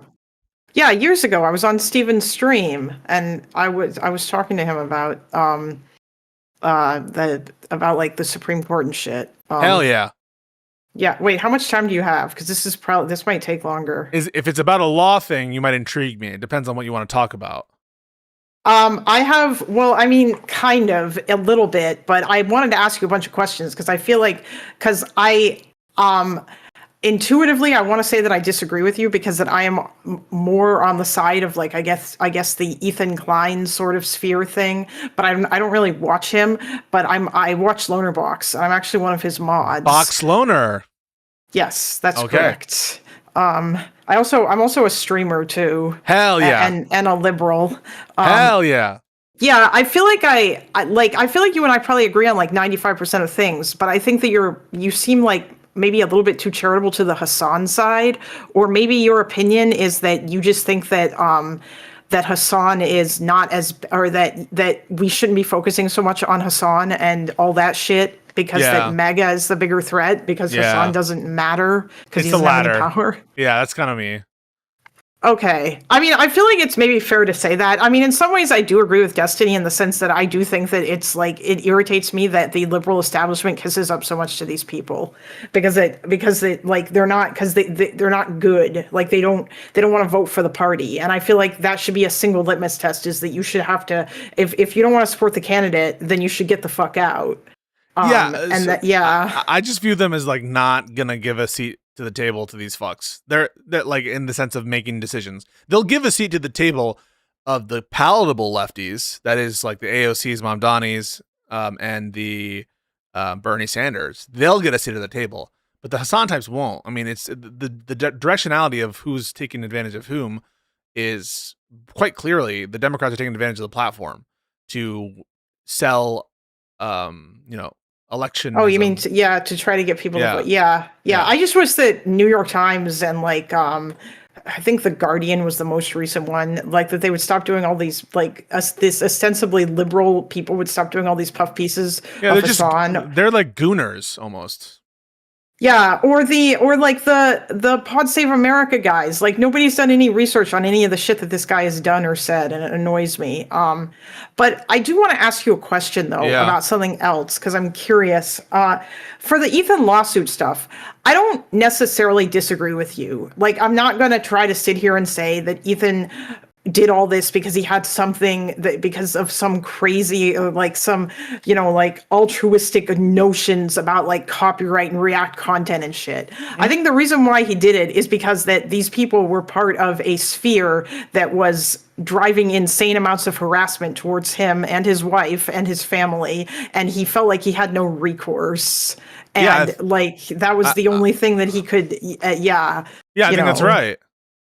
Okay. I mean, do you feel like the shitty part about that is that he probably shouldn't have done that because it was probably like an abuse of the legal system. Yeah. But also like these people, I don't think that they're culpable for the CPS call, by which I mean, I don't think that in any normal sense we would say they have moral fault for the CPS call. The specific people we're talking about, Casey Tron, Denims, or Frogan. Would you say that Bad Empanada is culpable for the CPS call? I think because I think more so him, because even if he isn't like causally responsible, I think he has like justified it explicitly. He has said that it was justified explicitly afterwards. But even then, right? Like what I would say for him is Bad Empanada, to the extent that I understand his opinion on it, he actually explicitly lied about it, right? In that he was making, I think, extrapolations that aren't at all justified by the clip that he was going off of, and also because this is like something that he tends to have a reputation for. I'm going to give him. I can't prove that he's culpable for the call itself, but I am going to give an intentional malicious level of culpability to him. And so I treat him quite differently than I would treat Denims at all. Well, I mean, I think that Denims was just kind of like, it's kind of hard to explain this. I do feel like that, I don't want to say these people are culpable, but I do think that they were irresponsible in their platforming of a lunatic. Right. And they're cheering along with him. Yeah, right. They're culpable for that, right? And they're not culpable for the call itself. So they're culpable for what they breached, which is what you just alluded to, this duty to mitigate risk, this duty to responsibly platform. But they're not culpable for the actual thing. That's the distinction I was trying to point to, that people seem to not, maybe it's not intuitive to them, that there are two different ethical obligations. One only has moral fault if they commit a moral trespass, by which I mean they violate some kind of ethical obligation, and they have moral fault to the extent of their ethical violation and no further. That's all I'm saying. And I think that, yes, you can ascribe some level of ethical fault, by which I mean culpability, by which I mean moral fault, to someone who doesn't responsibly platform, who fails to moderate appropriately, but it doesn't extend as to the obligation to refrain from making intentional and knowing malicious calls to TPS. That's what they're not culpable for. And that's what people try to link. They try to say, well, the lawsuit's justified because they're culpable for the malicious act, but they're just conflating with the culpability, and they're conflating the ethical violation from one which is much, much, much, much, much less worse than the other, where like we can all think of different moments of irresponsible platforming, and really the moral harm is done at the point of the platforming. And if it turned out, right, like if it just happened to be the case that they did this irresponsible platforming, but it didn't lead to anything wrong, CPS was never called, no one would be coming back and being like, you did a horrible thing, to the degree they're doing right now. And so that I think, go for it. Yeah, I think that's probably true. Although there's like, I mean, I don't know. It's weird. It's very difficult to explain because I feel like, and this is kind of like, I think that it kind of sucks that Dan won't talk to you, although he has a much stronger position on this than I do. Like, yeah, why do you think that is? Oh, that he won't talk to you? Yeah. Because, listen, I'll be honest, I love Dan, but I don't think he's that great of a debater. And you are an excellent debater. And as I was talking about on my stream yesterday with Maruzzi, we're fairly certain, like we imagine that probably being cross-examined by you in the courtroom would probably be a nightmare. So that's probably why Dan wouldn't want to talk people to think you. People think that like I do, like that I would do this in practice, or that I did do this in practice. And no, like this is like online debate stuff, and it's not at all one-to-one with like how practice is. But I will say, someone told me, I don't know if it's true, Dan said that he would talk to me on the condition that Destiny moderate. I accepted that condition, and where is he? I mean, I don't know if he knows that. I'll have to, maybe I'll, I can, Dan goes on Loner stream frequently, and because I'm like a mod of his, I have perms to go in there, so I can always go tell him that. Actually, a Loner box would also, I think, probably be a good moderator. Yeah, I feel like he's fairly good at that. Here's my prediction. He won't do that. Oh, that Dan still won't talk to you? I mean, honestly, that's probably yeah, that could be true. Yeah. Which I think is unfortunate because I feel like there is some things like, for example, I would imagine that, and Dan might have access to this information because he knows people who are like Twitch mods or whatever. I would imagine there's probably like a great deal of audience overlap between Hassan, Denims and Caseytron and Frogan, and also probably and I imagine at least some number of those people are also fans of Mr. Empanada. So like, oh, no doubt about that's, that. I mean, I don't have a problem. Yeah. I have no doubt about that.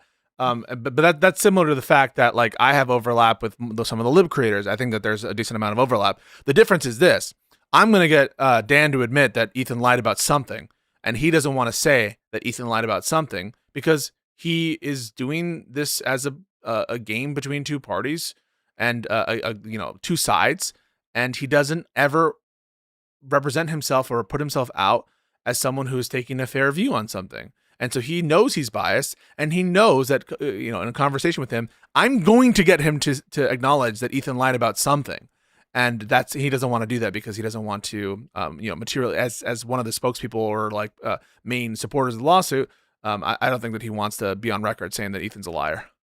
I don't know why. I don't know why people won't just like cop to that. It seems very silly to me. Like it's just the problem. Like it's very obvious that the reason why Ethan did this is because he felt like he had no other recourse against the insane harassment he was receiving, and this is what he decided to do instead of any of the other shit that he had.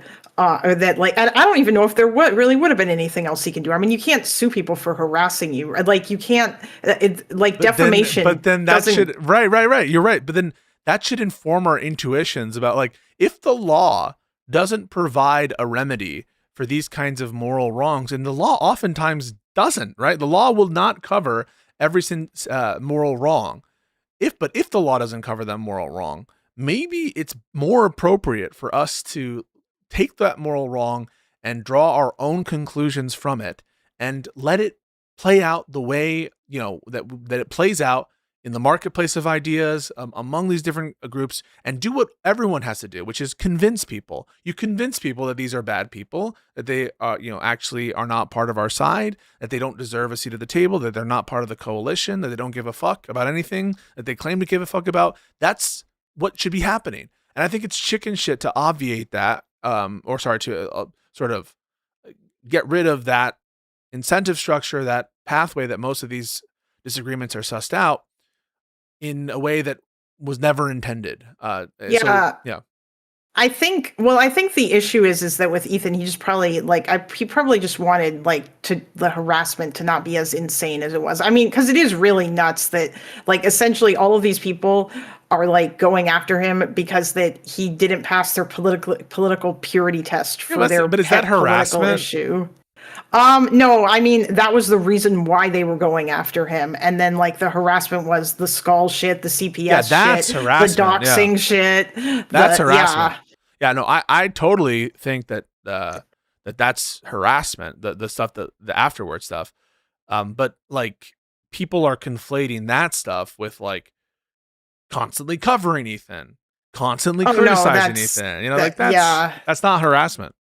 I don't even know if Ethan cares about that. I think he probably does. You don't think he cares about people calling him a genocide supporter? Oh, I'm sure he does care about that because that's not true. Mm-hmm. And I think that's very silly that people say that. No, I agree. That's what I mean. But they call me a genocide supporter because I don't say... probably one person said this, all right? But there are people who call me, even though I call it a genocide, I don't say it loudly enough, or I don't say I'm too slow to say it, or something like that. There's a disagreement we probably have because I don't think, but we don't have to argue about that now. The other thing I was going to ask you about was left-wing anti-Semitism and the Hassan being as bad as Fuentes. Yeah, what Connor said. I don't think that he's as bad, for the record, but I don't think that he's too much better. At least if you're talking about because Hassan's a tanky, right? Yeah. So basically, so we're talking Stalin versus Hitler. Hitler was worse than Stalin, but Stalin was still really fucking bad. You know what that kind of thing. And I wanted to ask you some questions about that, but if you have to go to, I feel like that would probably be a longer conversation. Well, let's do some of that for the next. I don't know. Let's put a timer on it. 5 minutes, and I gotta go. And you can come back and we can finish. Okay. Okay. So, on the why I see Hassan as significantly better than Fuentes are the following reasons, and we agree that they're better. You kind of think it's more marginal, right? Right? Fair. Yeah, although I mean this is difficult as well too because it depends on how we're drawing out the hypothetical. Is the hypothetical Hassan gets in the White House and he can do whatever he wants, then I think he's worse. Or not worse, but I think he's only marginally better than Fuentes. If the hypothetical is Hassan gets in the White House and he is constrained by American institutions, then I think he probably gets fuck all done and he's relatively ineffective, Yeah. So it depends on when how I was it asking the works. question, it was pricing in the constraints of I wasn't inventing some hypothetical in which it's because if I was trying to say that where you can shape the government however you want, I'm sure Hassan, why not be able to shape people? If men were angels, no government, we wouldn't even need a government, right? It's I understand that there's a different levels to this where, okay, Hassan as dictator versus Hassan as a democratic president. But when I say president, I am typically referring to the presidency with its normal set of constraints that any typical president might face. I'm not talking about the president in the sense of dictator for life and able to redefine and create what the presidency is, except by methods that are available to a typical president. So that's kind of what I'm getting at. So in that sense, I think you would agree that Hassan would be significantly better, right? Yes. I mean, I don't know that Hassan would be able to get all that much done either, but that's a different conversation. I mean, just in terms of like the fact that at least on social issues, like he wouldn't be passing laws to like outlaw all drugs for trans people or like signing executive orders that would do that kind of shit. So let's go down the line. Let's go down the line. In terms of race relations, you know, he might be out there in terms of some identity politics, but compared to Fuentes, Fuentes way better, right? Fuentes would be able to do a lot worse in the like with the constraints of the current American system. Now, that being said, I think Hassan's foreign policy would be utterly dog shit. For example, he would cut all funding to Ukraine, which I don't think would be good. Fuentes would do that too, though, so it's not a basis of comparison. Oh yeah. I know, you're right. Like that's the thing. Like basically, they would both be like terrible isolationists. Yeah, let's go down the line. So in terms of race politics, clear Hassan significantly better, right?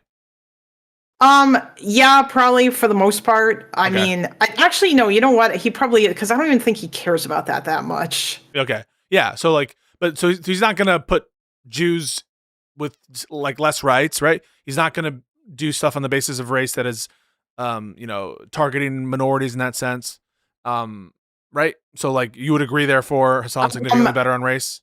In terms of like Jews specifically, probably not, but he might do things that might try to target like, you know, Zionists or organizations that he deems to be Zionists, which could cover a lot of Jewish organizations, like any orgs that are doing things like raising money for Israel. Presumably Nick Fuentes, to the extent that that's a concern. Yeah, no, Nick Fuentes would do that too. I'm not saying that he wouldn't, but I'm just saying I do want you to recognize that, or we should recognize that Hassan would do that kind of shit if he came into power. I think Fuentes would actually probably go further than that, because Fuentes wants to take away voting rights from like Jewish people and make it so they can't run for president and shit like that. So going down the line on race and ethnicity stuff, you agree Hassan's significantly better? Yeah, except for maybe for Jewish people, but yeah. No, not for Jewish people, because you agree, right? Like, wait, are you saying that Hassan is significant or, you know, substantially the same on anti-Semitism as Nick Fuentes? I think that Hassan, I think that, okay, see, this is where we get into the other conversation. I think Hassan is anti-Semitic, but not in the same way that Fuentes is. And that gets into the difference between left and right anti-Semitism. Is it fair to say that Fuentes is significantly more anti-Semitic than Hassan? I don't know if I would significantly more. Fuentes is more, but it also depends on what you mean when you talk about anti-Semitism. That's the problem. Fuentes. Okay, let me explain. Let me see. I'll explain it to you, or I'll say it this way. Fuentes is anti-Semitic because he genuinely, like, he just hates Jewish people. Hassan is anti-Semitic because he hates Israel, and this broadens out to him being so obsessive over Israel that like he becomes like anti-Semitic about it, because he's doing this weird sort of Jewish exceptionalism thing, and because that most Jews are Zionists, it kind of becomes this thing. But like that's a whole other conversation about the extent to which that anti-Zionism overlaps with anti-Semitism and the ways that the Soviets historically sold it, and that's part of the reason why like there's a lot of overlap there. I think what Hassan pushes has anti-Semitic outcomes, but he himself, like in his heart, doesn't hate Jews. I don't know if I would use the word significantly, but yes, Hassan is not as anti-Semitic as Fuentes. Okay. No. So on race and ethnicity overall, Hassan's significantly better, though. Fair? I mean, yeah, he is better, at least, like mostly, yes. But he's not worse. He's not at all. Like Fuentes is worse, yeah. Okay, got it. In terms of gender relations and sexual minorities, Hassan way better, right? Oh yeah. In terms of like any like those social issues, yes, okay. Hassan is better on that stuff. In terms of healthcare, Hassan way better, right? Probably. Although, you know what? I'll be honest with you. I don't even know that. I mean, really, I feel like everything else would make, like, if it was between the two of them and they were both constrained by the current American political system, then yeah, I would obviously vote for Hassan. And I presume Hassan would be running as a Democrat anyway. And so, yeah, like I would vote for him. But it's funny that you say that about healthcare. I feel like, because Fuentes is a Nazi. And so if we're going to look at him through the lens of that, he probably, like, Fuentes probably wants like government-run healthcare, but only for the white people. No, I don't think. Yeah, that's what I mean, right? Like, because I think that Fuentes would be open to non-market solutions or whatever to healthcare, And so I don't think he's like a market-oriented person, but I just think that Hassan is not going to be as like his policies are going to be a lot more universal in nature, and they're pretty much going to line up for Medicare for all, and they're going to be based in a party that's going to rally around them. Yeah. So Yeah, that's correct. Yes. Okay. In terms of the potential for bad shit in terms of military coup and shit going off the rails, we prefer Hassan, right? Because he's more incompetent. He's more, he's less ideological in that sense. And he's, you're unlikely to get the support of the Supreme Court, unlikely to get the support of the military, which is generally more conservative, to support any kind of like shenanigans or military coup shit, right? Yeah, that's Okay. potential. Yeah, that's probably, although it depends really. Cause I mean, although I don't know if Hassan would be able to find like a bunch of, like leftist generals that he could stick in place in the same way that you've seen what Trump is doing, right? Where he's trying to basically get rid of everyone that's not a loyalist, which is incredibly scary, especially within the context of the military and what he's doing there. I like Fuentes might have an easier time with that. Yeah, or he probably would have an easier time with that, which is where Loner's rather funny hypothetical comes in, where Hassan wouldn't last 5 seconds if he did some sort of revolution, and he would quickly be replaced by General Secretary Bad Empanado, who would throw Hassan into the gulag right next to Ethan, and Destiny and you and everybody else. Yeah. In terms of religious freedoms. Oh yeah, Hassan would. I don't think Hassan wouldn't do anything with regards to that, or rather, he would protect religious freedom and freedom from religion. Okay. In terms of immigration, Paul, I mean, like we go down the line. It seems like on every. Can you name it one place in which Fuentes would be preferable significantly? Oh, well, I mean, fuck no, but everything about Fuentes is really That's bad. why I say it's not a hard choice. It's not hard. It's not in terms of who you're voting for, but I meant like in terms of their ideology. But I understand that you're not talking about that. You're talking about like how this works in the real world, which I think is different. But it's also the personalities too. Like the fact that we think of Hassan as like a little bit more fake, or like not, there's a little bit of like a pretense to his ideology, right? That people say that he's not as ideological, that he doesn't practice what he preaches. He has all these friends that are celebrities, for better or worse, he seems a lot more I mean, Nick doesn't practice what he preaches either. Let's be real. Nick has like a bunch of friends who are not white, and it's very possible that Nick is gay, and it's like, and he's not married, and he doesn't have children, even though he talks about how important all that shit is. So, I mean, it's. But Hassan is definitely worse. Okay, but in terms of that, I think he's more malleable by people who I think are saner. So, like Hassan is gonna care to appeal to people like Hassan might hire Bernie and AOC to be advisors. Is that what you mean? So the people around Hassan, in terms of the people he wants to be like movie star actors, right? Or like clout people who, the fucking boys from Cumtown, these kinds of people. He's going to care about those kinds of relationships and having pictures with those kinds of people in a way that I think more malleable in that sense. And maybe that's naive of me. I just view Fuentes as more rigid ideological in that he is actually sometimes it's harder for him to maintain those relationships, and he gets into feuds with individuals, in which case I think it's safer to assume that to the extent that there's going to be constraining from good people, I'd rather have the set of people who have Hassan's ear than the set of people who have fucking Fuentes' ear. I mean, you said it yourself, right? Hassan, at the bare minimum, is talking to the pod save people. He's interacting with people who are better than the people who are Nick Fuentes is interacting with, or like fucking ghouls. And so all of this, to me, just makes like not a hard case. Does that mean that I want Hassan to be fucking president? No. Does that mean that I fucking agree with tankies? Fucking no. But it's just not a hard choice. And me saying this, which is like, will just piss everybody off. But like, I'm not talking about Hassan versus Newsom. I'm not talking about Hassan versus fucking Kamala Harris. I'm talking about Hassan versus Nick Fuentes. I'm talking about Hassan versus Donald Trump. I'm talking about Hassan versus JD Vance. And to me, it's not hard. I mean, well, yeah, when you list those people, maybe if you listed like, I don't know, like Nikki Haley, then maybe that might be a hard, or Mitt Romney or John McCain. Maybe that for me, that would be a harder choice. Yeah, maybe. it would be tougher. But I yeah, still might just take because. I still might take Hassan just for the Supreme Court picks. Oh, well, yeah, that is another thing too, right? Yeah. Like that's a super difficult thing to deal with regards to that. But I just don't feel like Hassan, or yeah, I mean the foreign policy stuff, like that's something that I follow pretty closely, and it's quite important to me. And like I do think America should continue to have like a large role in the world. And I hate that isolationism seems to be the direction that everybody wants to go in, which is really sad. But yeah, I mean, I don't necessarily. I feel like I'm sorry that people are like treating you in such a bad faith way, and I also don't like people in your chat, for example, are saying like I'm not really a DGGer anymore, but like there are definitely people in DGG, and I think this is partially Destiny's fault, who say that communism is just as bad as like as fascism, and no, it's not.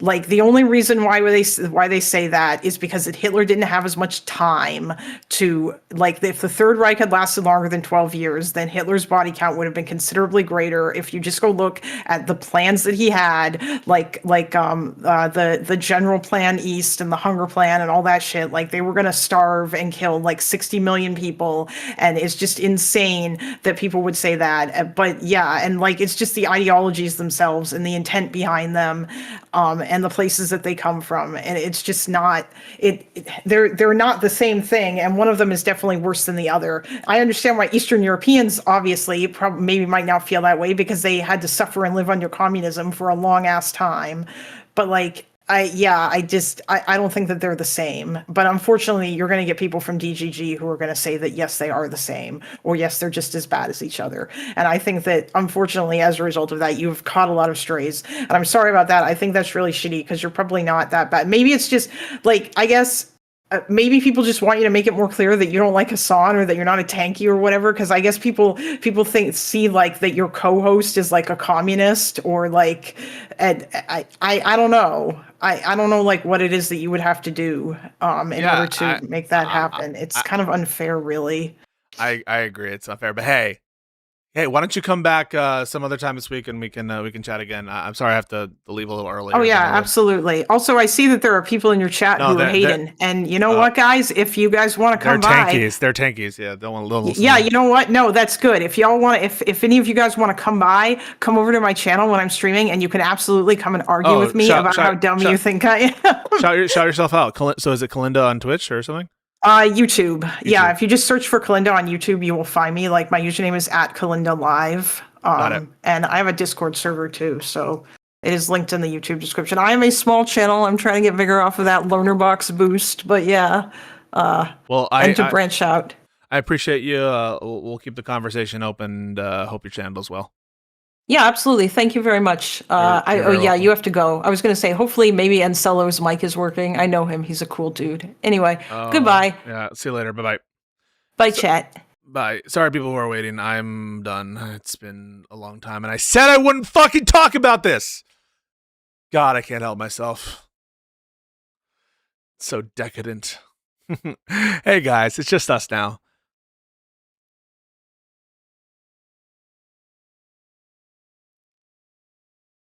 Momentum says Nick is an expansionist, is not an isolationist.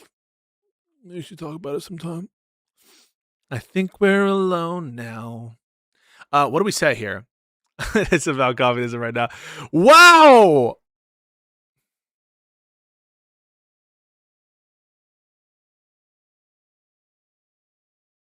Talibots! Holy crap! Yes, I would vote for you over Hassan. Talibots. Provided you guarantee you're going to give me some good Supreme Court picks. Oh, if you don't give me those picks, Tali, if you don't give me those picks, things are going to be bad for you if you don't give me those picks. I really do appreciate it. Thank you so much for I think it's a $50 something. I don't know. It looks like a super chat. Regular dude, thank you. I really appreciate you very much. And you're the very best. And you're the very greatest of all time. What do we got tomorrow, folks? We're talking like law with Ryan Mullally, Supreme Court cases. At some point, we got to move on. If there's really nothing new on the H3 stuff, or if it's something like one of the bigger people defenders, I think we need to be done with it at some point. I'm not going to edit. I'm not going to edit these conversations into their own videos because that'll trigger too many people. You can watch them on the VODs and see my take. Oh, you better give me those pics, Tolly. Tolly, let's chat this week. Don't be mean to Tolly with this Israel stuff. You guys are unhinged with this shit. But thank you, regular dude, very much, and thank you all for the super chats and everything. We'll talk to Doobie as well to make sure that he's we're doing all this shit. She's unhinged. All right, we'll try to move on. Love you guys very much. I love you guys, the haters especially.